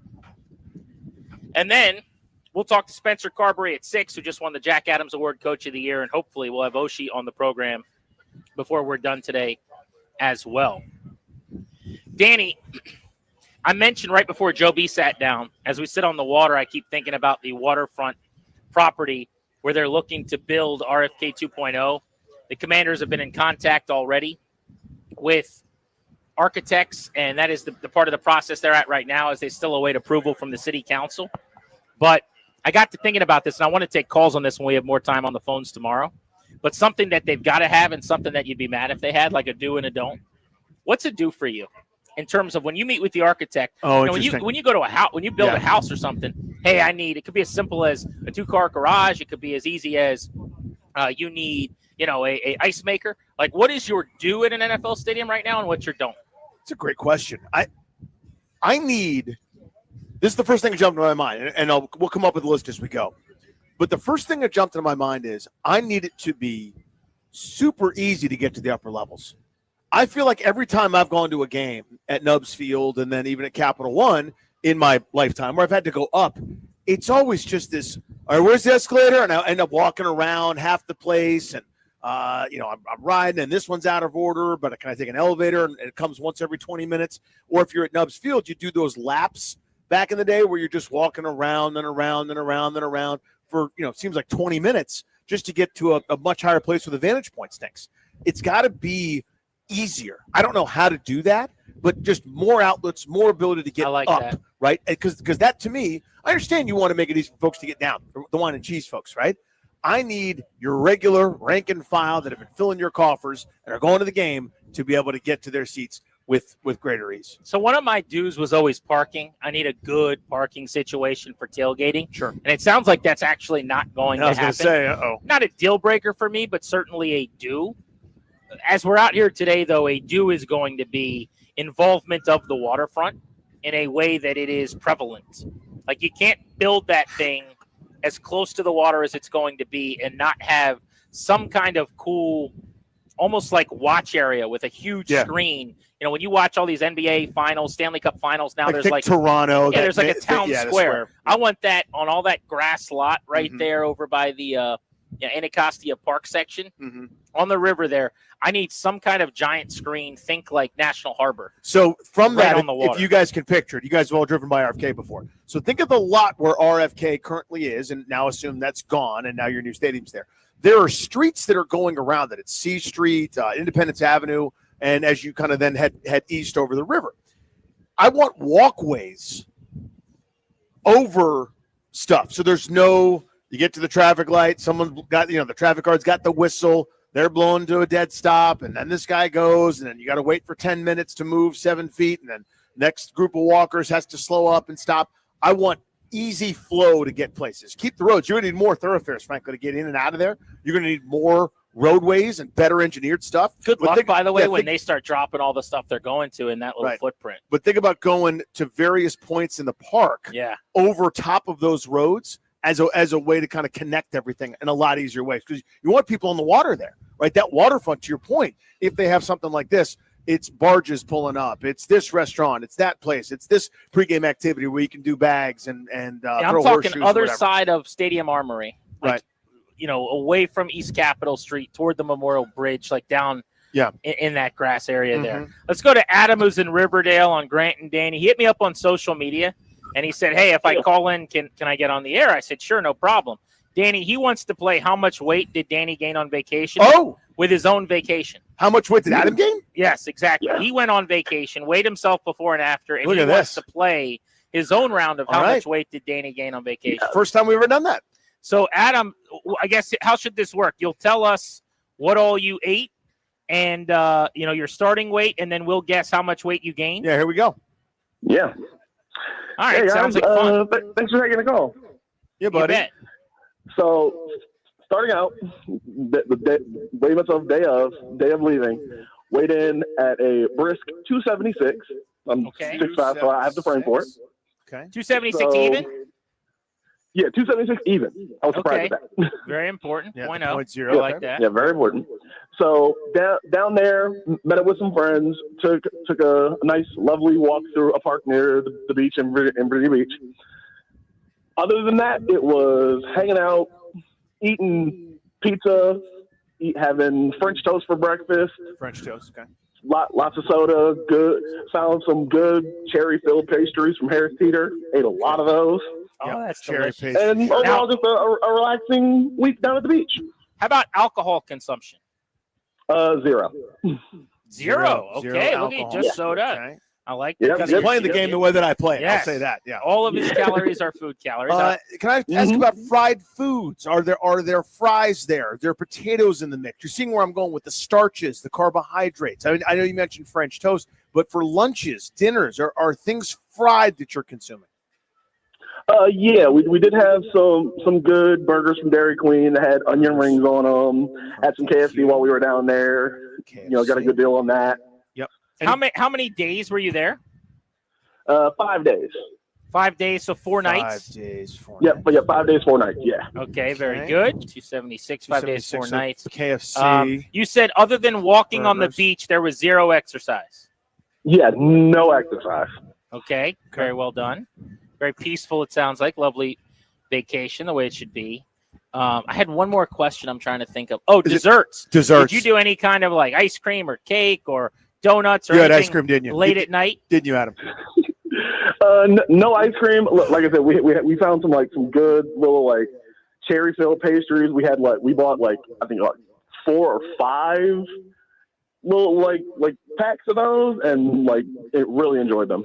Okay. But that was mostly breakfast, or were you eating those at night? Like, how late were you eating at night before you went to bed? Yeah, those are at night, like around 10ish. Oh yeah. Oh yeah. Oh yeah. Okay. Oh, those are giving you the business. Okay, so you didn't do donuts or anything? No, he didn't. No. Okay. What was my last question? Will be, I guess, 2 questions. How many sodas a day? Was it Coke or Coke Zero? Mountain Dew Code Red. Oh, we're my getting God. after it a You little doing bit. the M1 mixtape tour over there, guy? Yeah. Wow. Yeah, a little bit. How many Mountain Dews were we doing a day?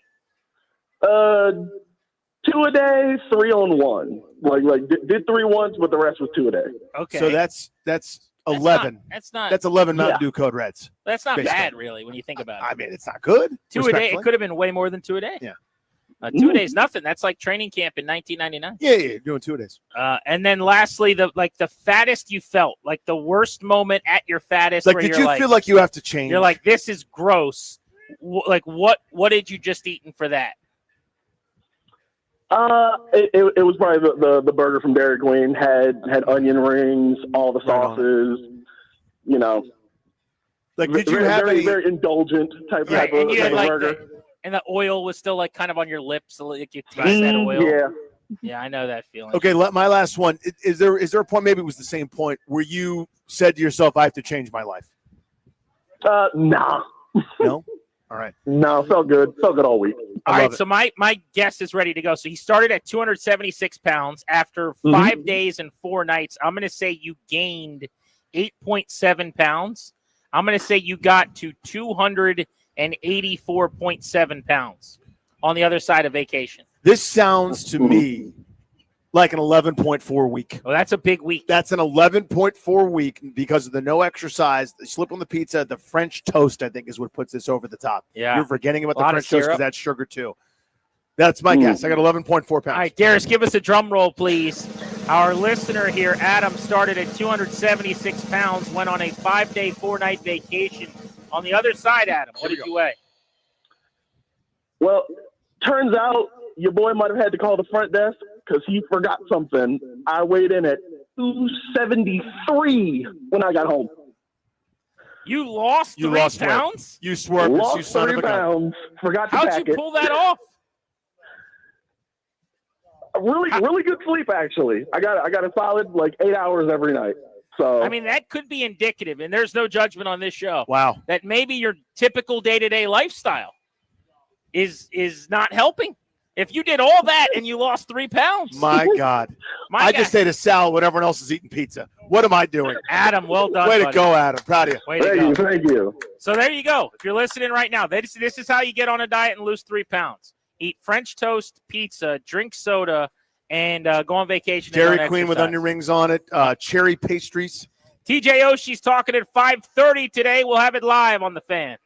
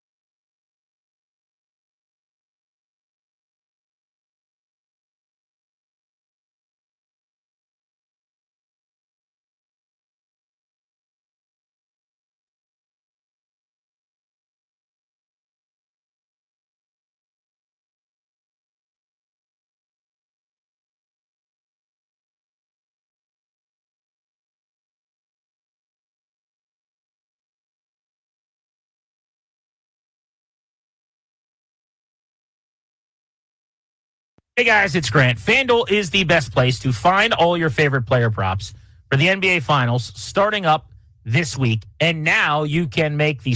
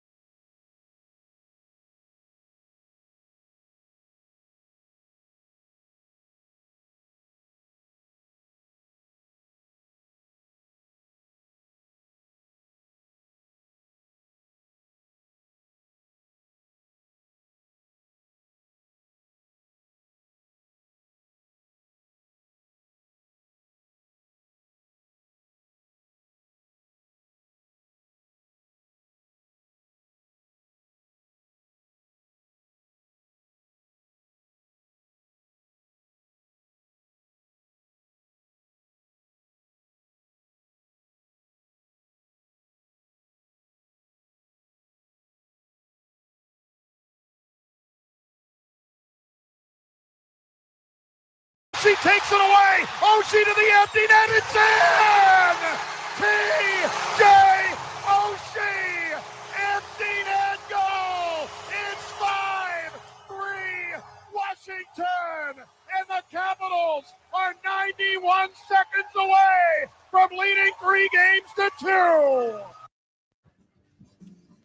One of a bevy of critical TJ Oshie postseason goals along the route of the 2018 postseason for a Caps team that brought Lord Stanley's Cup to D.C.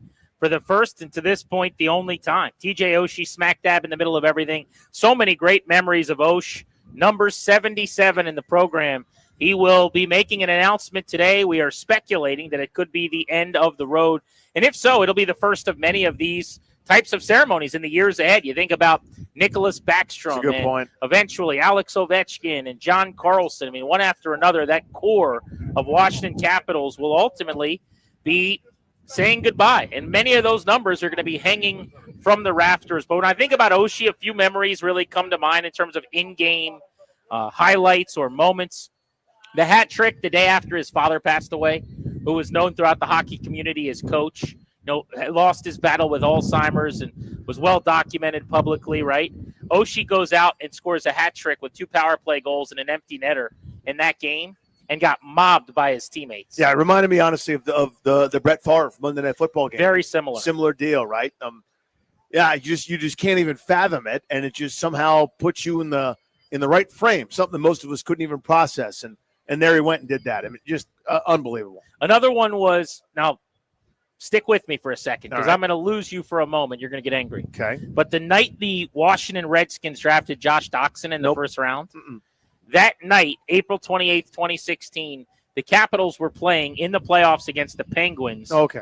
And TJ Oshie delivered a hat trick in a 4-3 overtime win for Washington.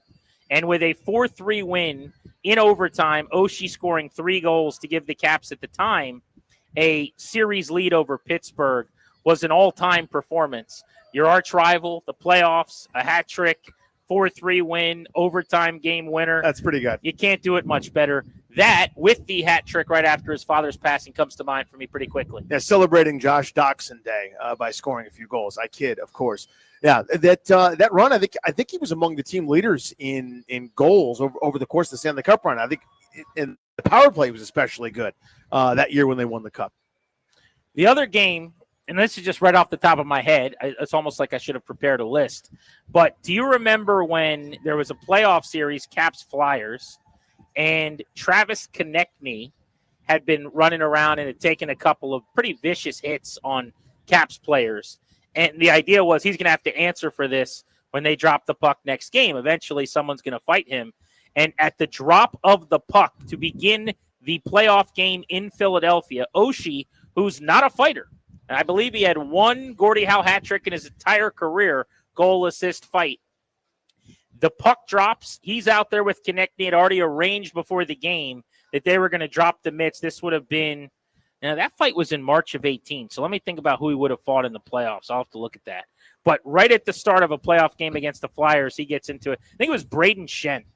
That's who it was. Oh, one of my favorite players. Yes. Braden Shen, TJ Oshie, April 22nd, 2016, Caps Flyers. You remember this? So Shen, I do now that you say dirty Shen, hit yeah. previously. You and I, for 48 hours leading up to that playoff game, are like, someone's got to fight Braden Shen.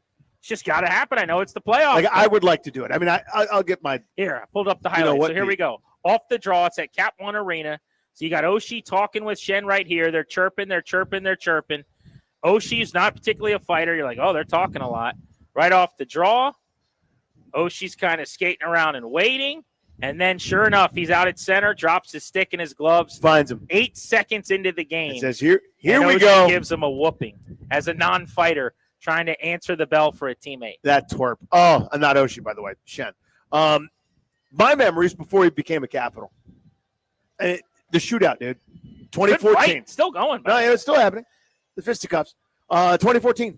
Sochi. The Sochi Wackies. They beat Russia in Russia. Stick it. Deal with that. Which guy's going to shoot this time, Skip? Oshie again. Which guy's going to take the next one? Oshi. Is he out of moves? Nope. What was the date of that? I remember sitting in my apartment. February of 2014. Kingstown, Virginia. Hadn't bought my townhouse yet. So this would have been 11 years ago? Yeah. So your boy was 24, 25 years old? During Sochi Wackies. God, that was the best. Oh, because there's no rule like in the Right. NHL where you have to go through your whole team, one shot per person. So you could send whoever you want. So they sent Oshi over. You know what they and sent over was Oshi. and over again for Team USA in that shootout. And it was Kovalchuk for Russia a bunch of different times. It was a real shame that Russia had to lose that one. You know what I mean? Like, you feel bad when Russia loses. Not even a little bit. In Russia, God, that was great.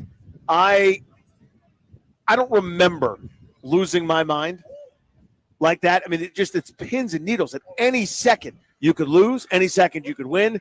And every time he did, because he didn't make it a couple times, didn't score. And, the goaltender would stand tall on Kovalchuk or whoever else was shooting. But they were just going back and forth and back and forth. And Ovi, I'm sure. And Oshi won the damn thing. Oh, it was just so delightful. One of my best memories ever. Well, that was at that time before he was the Capital, when he was still with the St. Louis Blues. Mm-hmm. And, I remember watching that, having no real affinity toward Oshi. He's a young American player in the NHL, so like any talented, skilled guy, you're aware of him, you like his game, fine enough. But, everybody fell in love with him during that tournament in the same way you would have like a Jacob Slavin in this past international run during the All-Star festivities or either of the Kachuk brothers or something.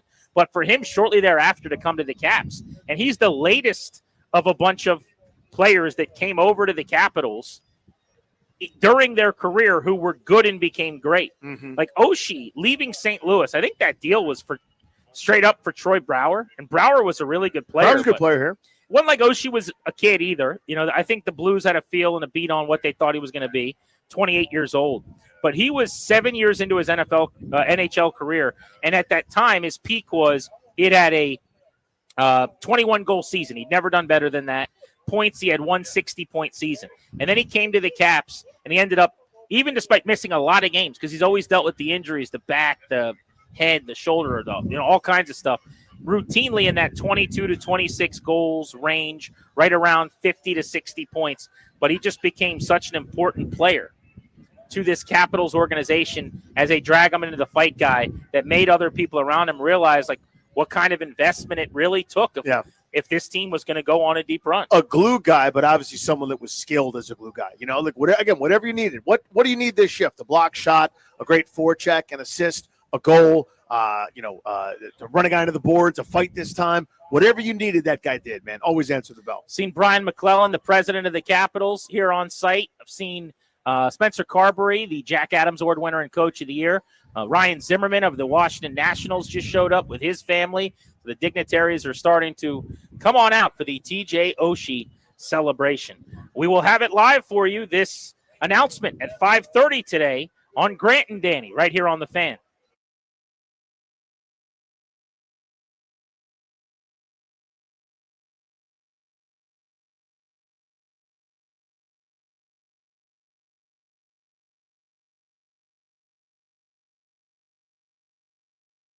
Guys, it's GP and Danny for our friends at Copair. We are losing weight. We're doing it the right way. We're so excited now that Copair has helped over 10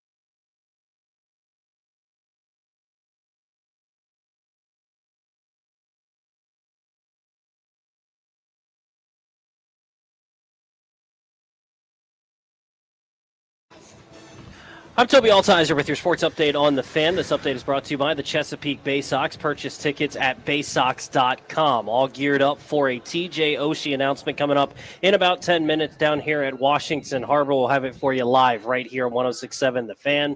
Hockey tonight, Panthers and Oilers, Game 3 of the Stanley Cup Finals. Series tied at a game apiece. That'll get underway at 8 o'clock. In baseball, the Red Sox calling up their top prospect in the top prospect in all of baseball, Roman Anthony. NBA Finals tied at a game apiece after the Thunder beat the Pacers last night, 123-107. Game 3 on Wednesday. In the NFL, the Packers are releasing cornerback Jair Alexander. The Bengals are releasing linebacker Jermaine Pratt. And Nick Chubb going to sign with the Texans pending a physical. Catch the Chesapeake Bay Sox all summer long at Prince George's Stadium. Enjoy the game from one of their 12 luxury suites and make unforgettable family memories this summer. Get your tickets today at baysox.com. From the Crop Medcap 5-Star Sports Desk, I'm Toby Altizer on The Fan.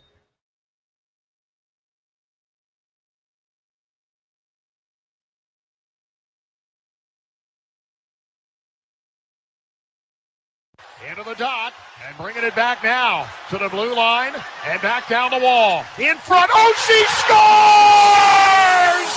T.J. Oshi from between the dots. 4:48 to go, second period. Sing it with me, it's 1-0. Oh, Washington!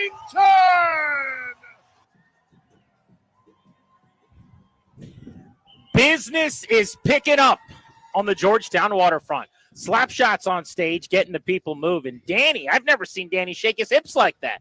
He was fired up about slap shot. The Oshies just took their seats as we await the start of the TJ Oshie press conference. Just under 15 minutes from right now, a little after 5:30. You'll hear it live on 106.7 The Fan. This is a gorgeous day, but it's a really well put together event. We've seen many of the Capitals stream through here with their families. Many of them are actually positioned at the bar right now. Indeed. So there you go. We know our way around here, this Right. mountain area. Yeah. This is this Tony and Joe's bar. I've been here once or They twice. serve out sodas right there. I'll pick one up. Ryan Zimmerman came through. We've seen a couple members of the Nats organization over the years. TJ Oshie's one of those guys that's got his tentacles throughout the DMV. Set up shop here. He lives here. He's here full because of that, Danny.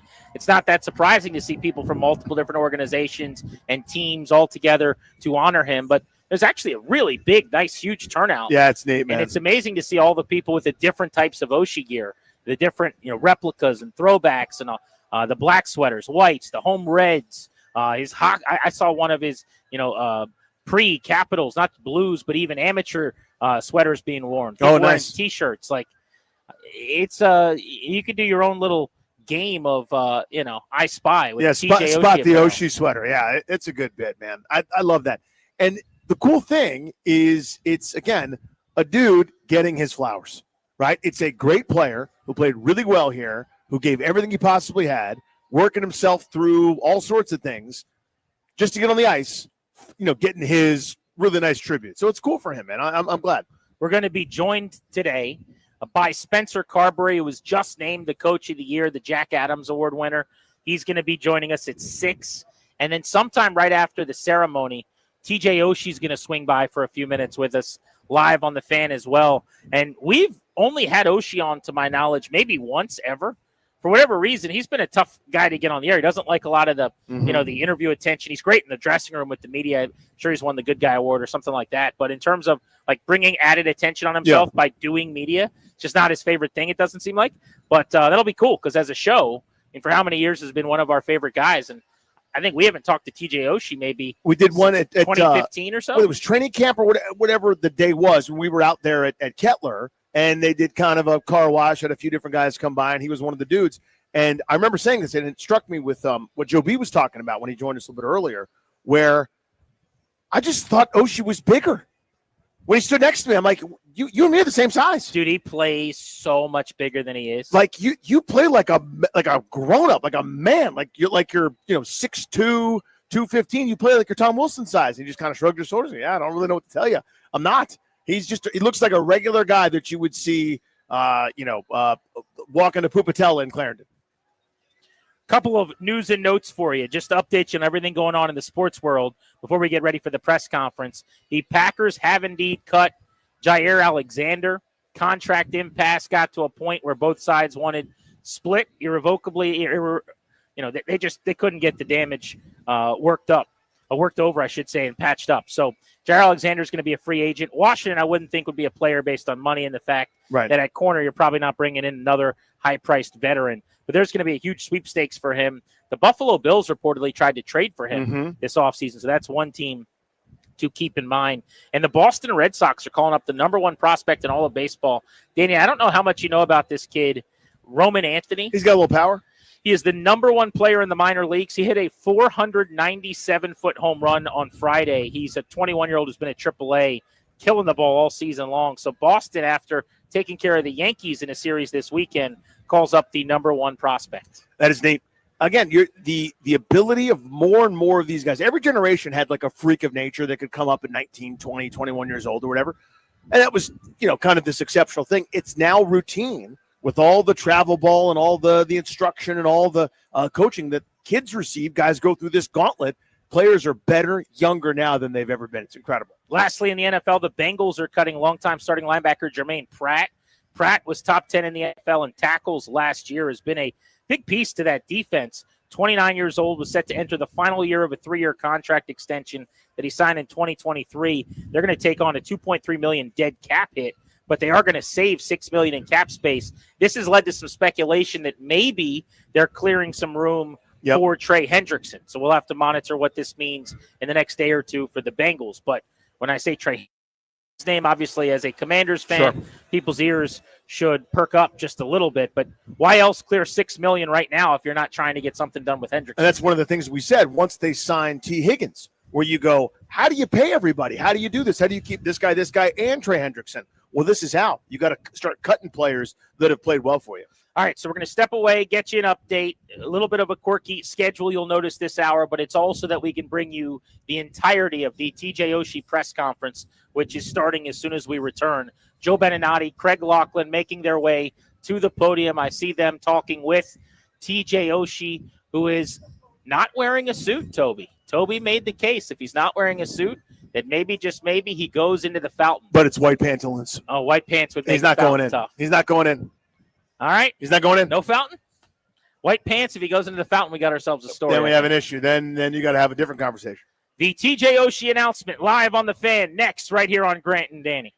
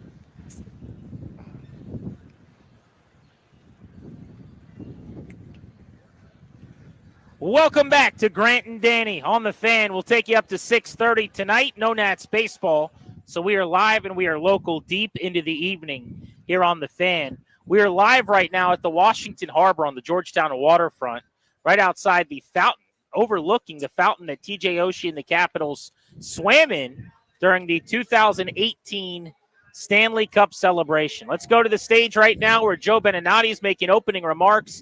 TJ Oshie set to make a major announcement today, live here on 106.7 The Fan. We'll get to it in one moment. Looks like Joe Beninati and Craig Laughlin are making their way out to the stage as we speak with Oshie, who will be addressing this crowd in moments. Yeah, the anticipation's starting to rise here. You got a really, really nice crowd. And, this will be fun. Let's go to the podium.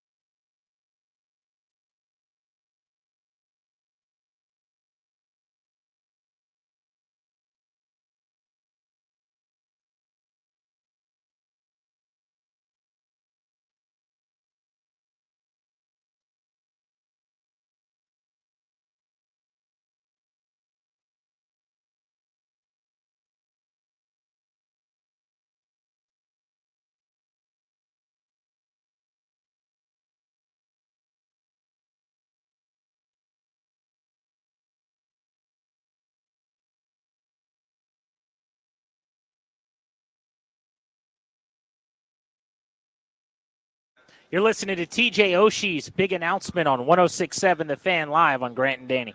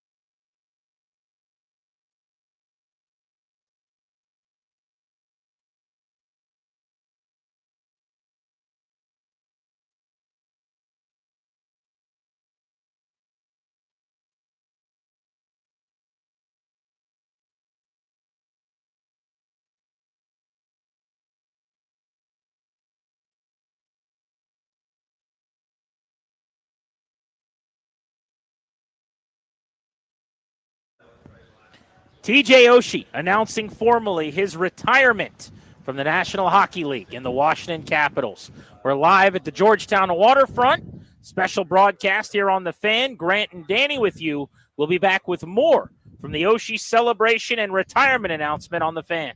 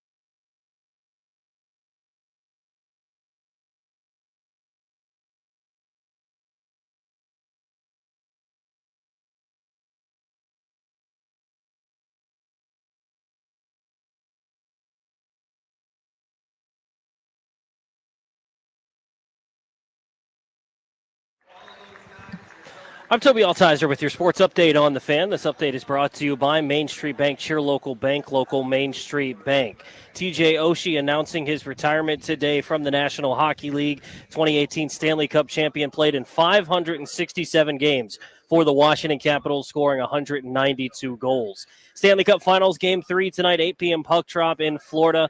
You can hear the Panthers and Oilers series tied at a game apiece. In baseball, the Red Sox calling up top prospect outfielder Roman Anthony. Hit a 497-foot grand slam just a couple of nights ago. In the NBA, the finals tied up again at a game apiece as the Thunder beat the Pacers 123-107. Game 3 going to be on Wednesday. And in the NFL, the Packers are releasing cornerback Jair Alexander. The Bengals are releasing linebacker Jermaine Pratt. Nick Chubb going to sign with the Texans pending a physical, and the Commanders will begin their mandatory minicamp beginning tomorrow. Main Street Bank is a business-focused community bank proudly serving the DMV since 2004. Visit mstreetbank.com to learn how to put our team in your office. Main Street Bank, member FDIC, equal housing opportunity lender. From the Crop Metcalf 5-Star Sports Desk, I'm Toby Altizer on The Fan.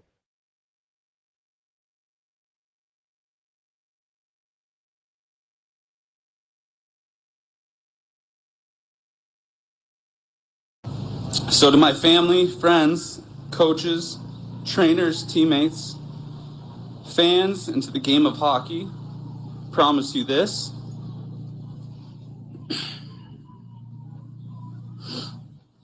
The moment my skates touched the ice, I gave you everything I had. With that, after 17 years in the NHL, I'd like to officially announce my retirement. Thank you.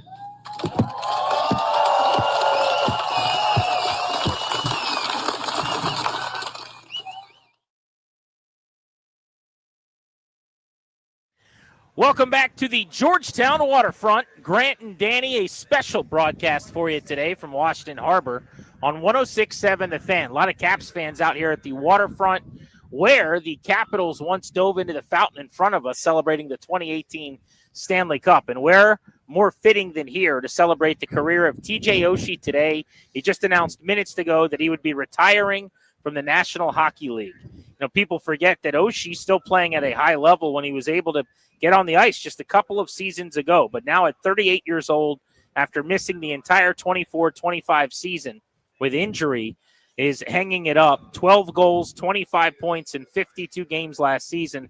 Pretty emotional speech from him, Danny. And the thing that really got to me, when he started to talk about his family and his wife, and he said, you know, in those final couple of seasons, I would come home, and he didn't go into the details, but remember, he was crawling off the ice multiple times. His back would lock up on him. He had really legitimate issues just walking.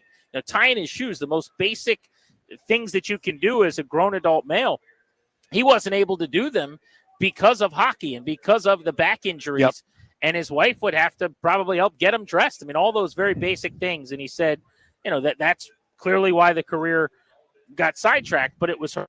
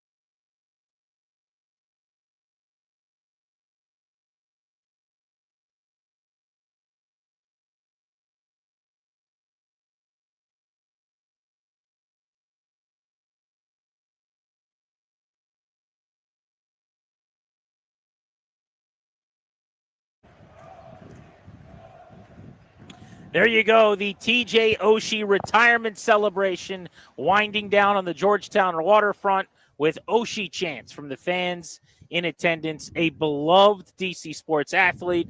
And if you didn't know why, I think you got a good glimpse into it today. Yep. He is real. He is authentic, wears his emotions on his sleeve, couldn't get through his speech. Now, each sentence, it seemed like he had to stop as he was overcome with emotion. And now they play his goal song, Country Roads, as they present a $10,000 check to him. Of course, his father, known as Coach, had Alzheimer's and passed from complications from the disease. Mm-hmm. Now his wife, Lauren, is joining him on stage with their children. They've got 4 young ones up there celebrating and giving dad hugs. Just awesome. I mean, as you said, he's choking up thinking like the assistant trainer from 14 years ago in St. Louis.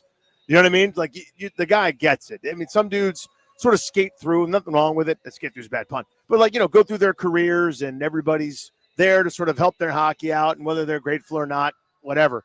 That's the opposite of TJ Oshi. Every act of kindness, every act of service meant something to him. Someone that had climbed so hard, gone through so much just to be able to get on the ice. So we sort of got that, I think. And I always had the right level of appreciation. And that comes through. Whether we can quantify that as fans or not, Jeeps, it's something that resonates with us as people that watch these sports. Like the entitled athlete is off-putting to a lot of us, right? Where you get paid so much money.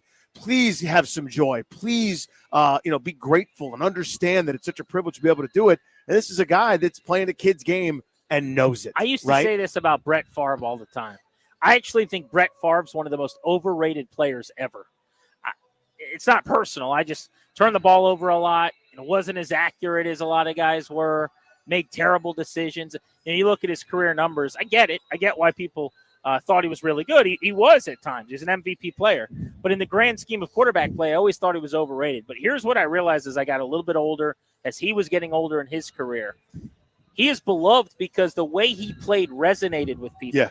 He had fun. That, to me, is the lesson. That is, I think, the takeaway from TJ Oshi's career. Everything that he did, he smiled, he laughed, he enjoyed. Whether it was before you walk out on the ice, him and Tom Wilson's routine where they're whacking each other in the butt, or something in the dressing room where we would get a little capsule into the Capitals behind-the-scenes operation. Any of the productions that the team had done and put out on social media with any kind of access, Hard Knock style. You saw that Oshi was the straw that kind of stirred that drink. But the Favre comp to me is he'd throw a touchdown and he'd run 60 yards downfield to go tackle Donald Driver in the end zone. Oshi's that guy. There are just certain players that operate with the exuberance they had when they were youth sports players. And that resonates with people, and I think it's why you like him so much. Not everybody, as a pro athlete, you can look at them and go, I can picture that kid at 10 years old having fun right now. Yeah. That's TJ Oshi. Yeah. And all the guys, I mean, it depends. He and Adam Eaton became buddies, and we got to know Adam Eaton pretty well during his time here in D.C. Eaton shouldn't have been there. He shouldn't have been a major leaguer.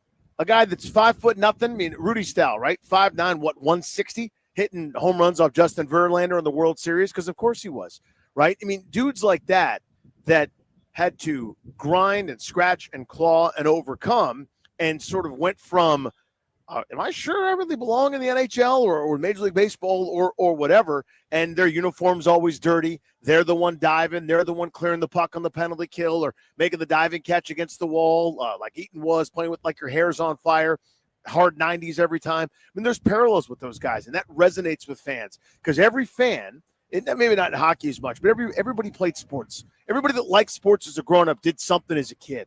And all those lessons and all those things that your coaches valued, and all the different people were going, hey, give it everything you got, play hard, play hard, play hard. And when someone would do that on a big, a national stage or at the highest levels, that resonates. And fans were in for a treat today that were able to come, and folks that got to watch TJ Oshi play. It was awesome, man. TJ Oshi's career high 33 goals for the Capitals back in 2016, 2017, routinely in the mid-20s in goals, even with all of the games missed. But it wasn't really the goals. It wasn't the celebrations, the lighting of the lamp, the offense, the firepower. It was how he played the game. That's right. It was the joy with which that he brought to the arena and that fans loved so much. And we're joined now by the man of the hour, TJ Oshi. It is great to see you again, buddy, and thanks so much for hopping on the show. How are you? Absolutely. Thanks, fellas. I'm better now. That was hard. That's not easy, right? That was a tough one, man. That you were probably dreading that most of the day, in a sense. I mean, just the speech part of it, and because that's hard to get through. Yeah. No, I've been editing that thing for the last couple of days, and today, right before we left, was the first time I read it out loud, and I was getting choked up in my office by myself, and so I was like, "Oh boy, yeah, here we go." But I saw Ryan Zimmerman, who him and Backy we're all neighbors. We got a little triangle around our preschool, and he's obviously been through it. And I just saw him on the way up here, and he's like, "It's so much harder when you got everyone right there and you're looking at them." So and everyone's staring at you. Right? I know, Yeah. I know. I do not like to be the center of attention. It's so much better when it's like Ovi and you're here for Ovi stuff,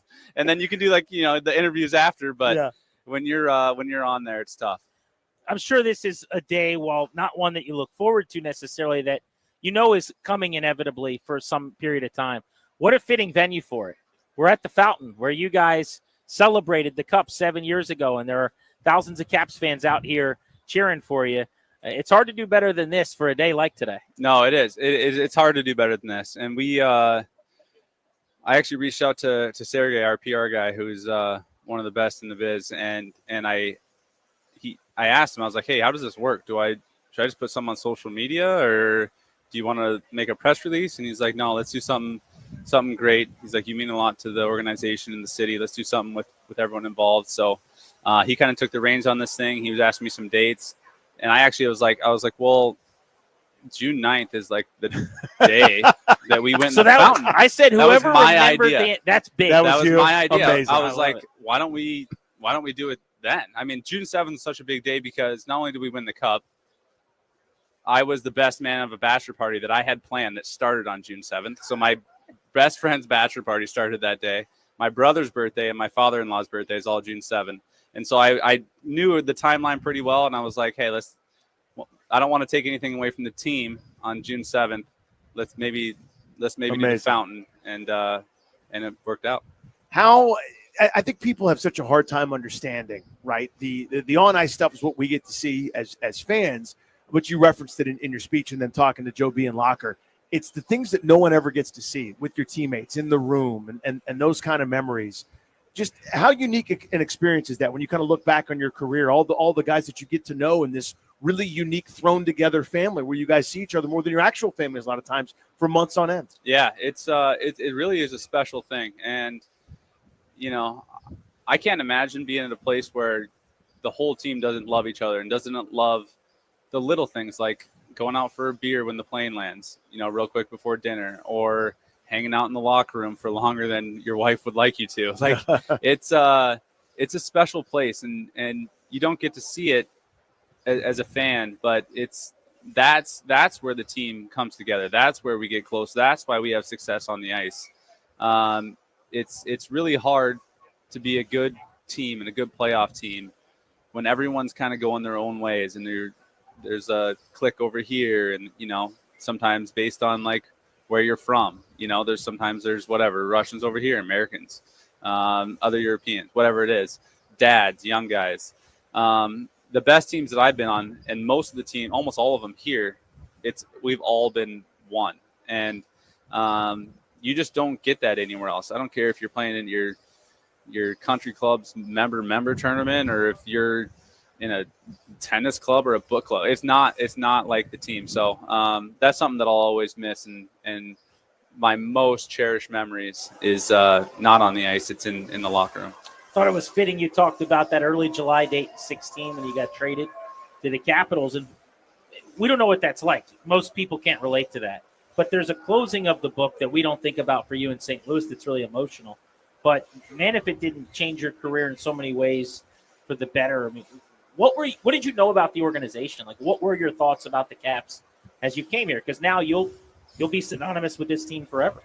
I think when you're out west, especially in my younger years, you didn't see the East that much. And even to this day, you still don't. I think back then, sometimes, I feel like sometimes they weren't even in town. So I didn't know a lot except for Alex Ovechkin was here and Nicholas Backstrom was here. I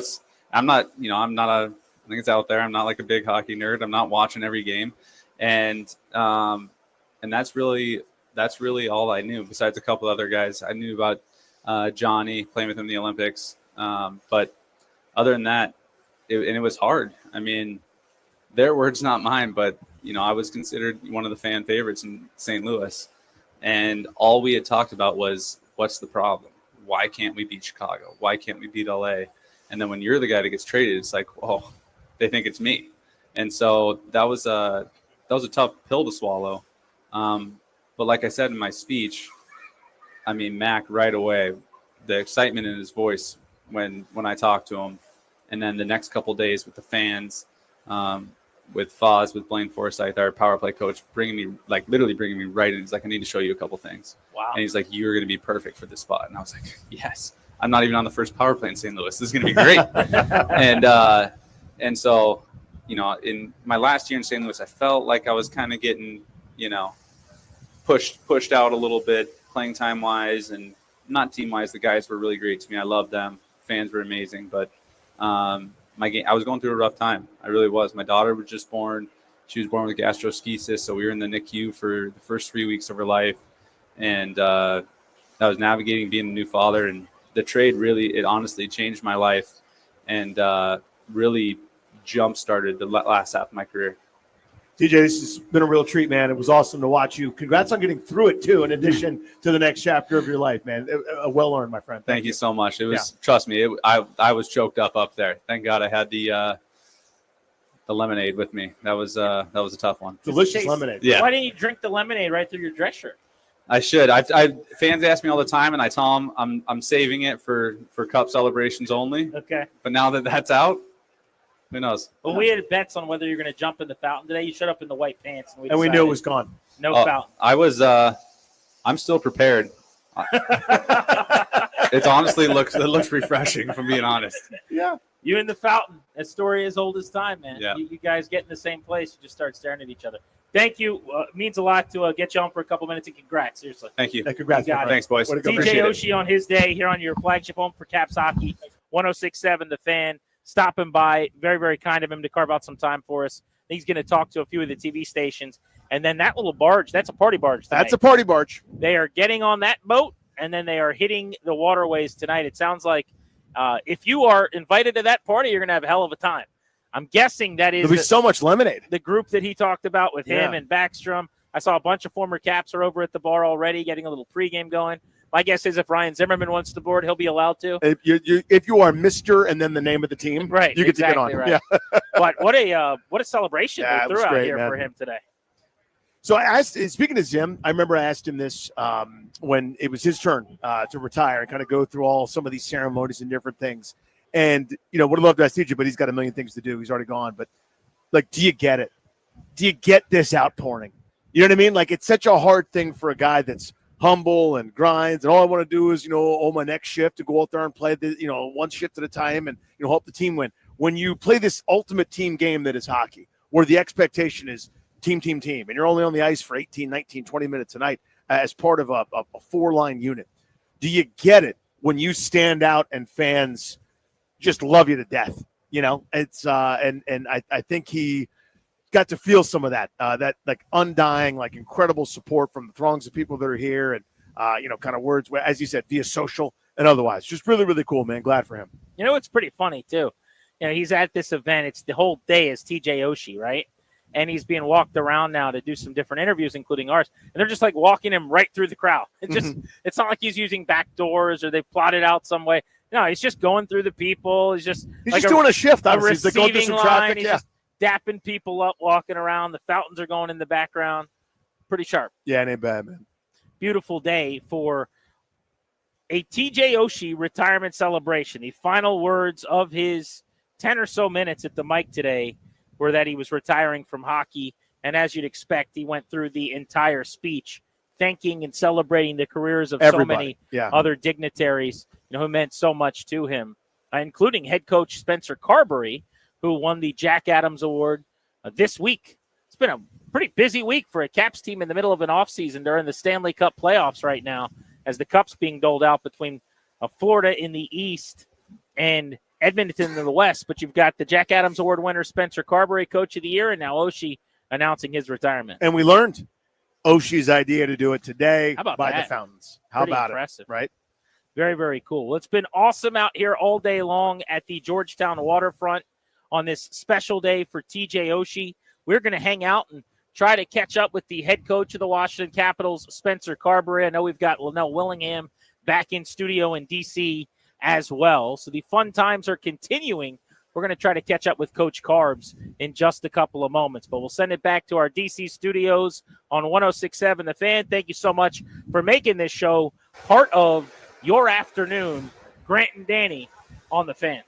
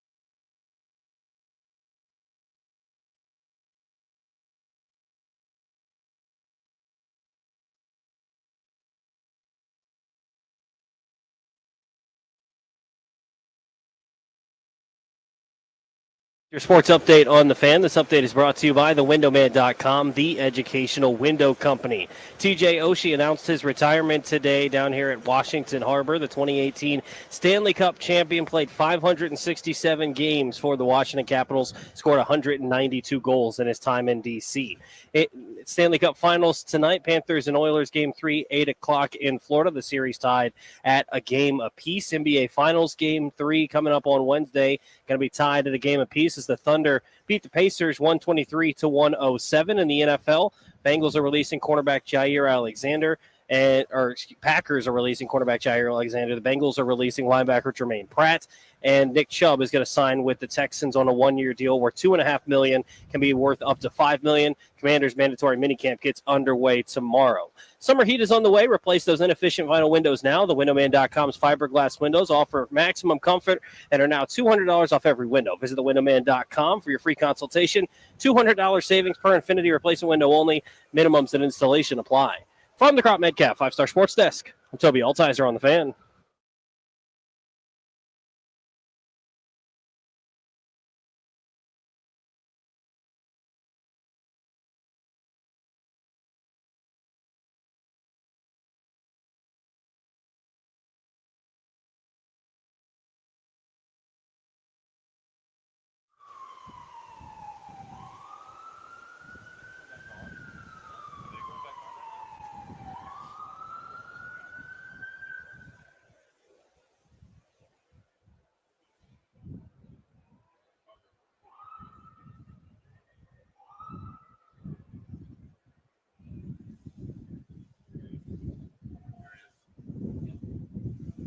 TJ Oshie retired this afternoon right in front of our eyes out here at the Georgetown waterfront. Welcome back, Grant and Danny on the Fan as we play his goal song for you on your flagship home for Capitals hockey. Spencer Carbury is a man of the people. He's making his way to us, but he was getting stopped for a lot of pictures and autographs. That's not just any picture, by the way. Nuh-uh. That's not just any autograph. No. That is an autograph and a picture with the Jack Adams Award winner, That's what it looks Coach of the Year in the National Hockey League, and one of the young coaching stars in the NHL, Spencer Carbury, who joins us now on Grant and Danny Live on 106.7 The Fan. Spencer, you're on the flagship home for the Caps. We appreciate you carving out some time for us. What a day this has been for TJ Oshie. Yeah, unbelievable. Just to hear him talk about his career, his family, all the people that had a positive impact on all the years that he's played, going back to being raised and playing minor hockey was pretty incredible to listen to. Yeah, like we were joking, he's getting choked up thinking about the intern who was one on the training staff in St. Louis 15 years ago. You know, just a guy that played with gratitude. I mean, you were around him so much. Speak to that a little bit, where it's a lot of guys, I don't want to say take it for granted because they're great and they're in the NHL, but there seems to be something that comes through in his personality all the time where he's grateful and kind of gets it. Yeah, and that's where Oshie, the way a coach would describe him is, to me at least, is the total package. The skill and ability on the ice, how hard he competes, how hard he plays, how badly he wants to win, and then he goes and lays his body on the line. And then the other part of it is the off-the-ice stuff, how he is in the locker room, his leadership ability, his gratitude for the training staff, his ability to take a young player and have a subtle talk with them on the ice and share some of his knowledge and what he's been through in his experiences to try to help that young player. So there's just so many facets of what it means to be a good teammate, a good player that Oshie checks every box. What was it like for you the last couple of seasons as you've been not only altering the culture a bit, but you've been ushering in some of the kids and developing the McMichael Protis types, but you're also celebrating the careers and benefiting from the veterans. But Oshie's body was just breaking down on him. Last year, he just wasn't the same, and this year he couldn't get on the ice. We saw the same with Backstrom. What has that part of it been like for you? Well, there's the negative part of it of them not being on the ice and not being, you wish they were able to play and impact the game on the ice. But the thing that I look at is the things you just mentioned about those young players, whether it was Pro or Mikey or Marty Fayarvy or Rasmus Sandin. They've watched these players and Osh specifically, not only learning from them as an experienced veteran player and all the wisdom he can share, but they watched a guy that was absolutely laying it on the line at the end of his career to grind out every last ounce he could of his career. And that, when you watch that as a young player, you go, I'm not feeling great today. I can find a way to feel okay. And I will find a way to battle through what I'm going through. When you watch TJ Oshie, who in game 1000 is hobbling around the locker room, and we're not sure he's going to be able to play in Vancouver, but he does everything he can that afternoon so that he can suit up at 7 o'clock. Or you see him in Tampa Bay when he had the non-contact and he couldn't move and he's being helped off the ice. Like, all those moments are lasting for young players to recognize and learn from and go, this is a competitive. This is a guy that won a Stanley Cup, and here's why: because of the way that he competed and because of how much he was a warrior. And you learn from that as a young player. That's Coach Carbury. That's Coach of the Year. Coach Carbury, to you, thank you very much. What did you know about TJ Oshie before you got the chance to coach him? And then what did you find out? So I would say that stuff I didn't know all of that part of him, the leadership part, the competitive. The two things that blew me away, I'd seen it, but I didn't really know it until I coached him, is his skill on, we call it on the walls. His ability to pull a puck off of the yellow that's on the rim or on the walls and make a play is incredible and so underrated. And for his coaches and people that watch the game in every little minute detail, his small, tight area skill with the puck is as good as I've ever coached. And that is a very underrated skill, but a very important skill in winning hockey games and has a huge impact. So that was something that I was so impressed with, his small area skill of getting pucks off the yellow. And then the other thing I would say is a lot of people, Caps fans, have seen Oshie, we call it the bumper on the power play, right? He's made a living there, scored so many big goals in that spot.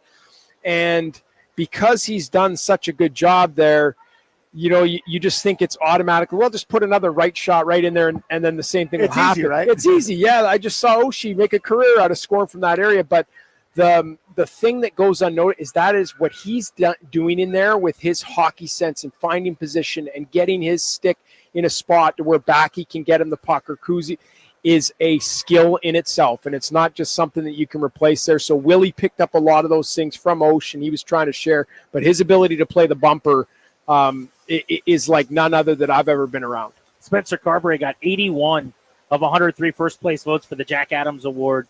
The Coach of the Year in the National Hockey League, as Danny mentioned, joining us on Grant and Danny. 2 seasons now, 2 playoff appearances. You get to round 1 in year 1. You get to round 2 in year 2. Who knows what year 3 will have in store. Let's keep climbing, right? Yeah. I want to get into that in a second. But first, this was Oshie's day. You had your own day recently. Yeah. When you found out you'd won the Jack Adams. I got to say, it was a little dusty when I watched the video as someone with kids, too. But you were in a Monumental. You could tell people the story working with Joe B. Thought you were talking about the team, and then you got a surprise. Yeah, that came as a shock. I thought I was doing an end-of-the-year interview, and I thought it was just going to be, going over the season and all the highlights. And,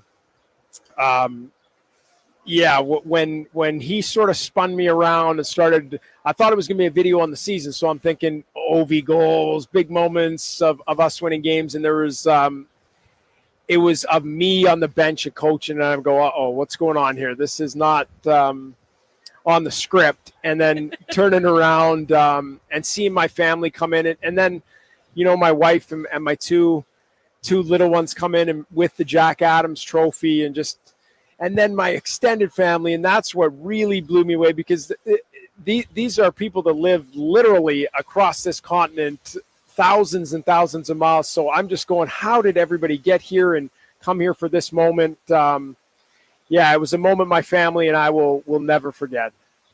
Go through it here. Now that you guys have taken inventory of everything with this season, you and your staff, obviously pretty fantastic job. You were the Coach of the Year, not by accident. There are 22 voters, by the way, I'd like to have a word with.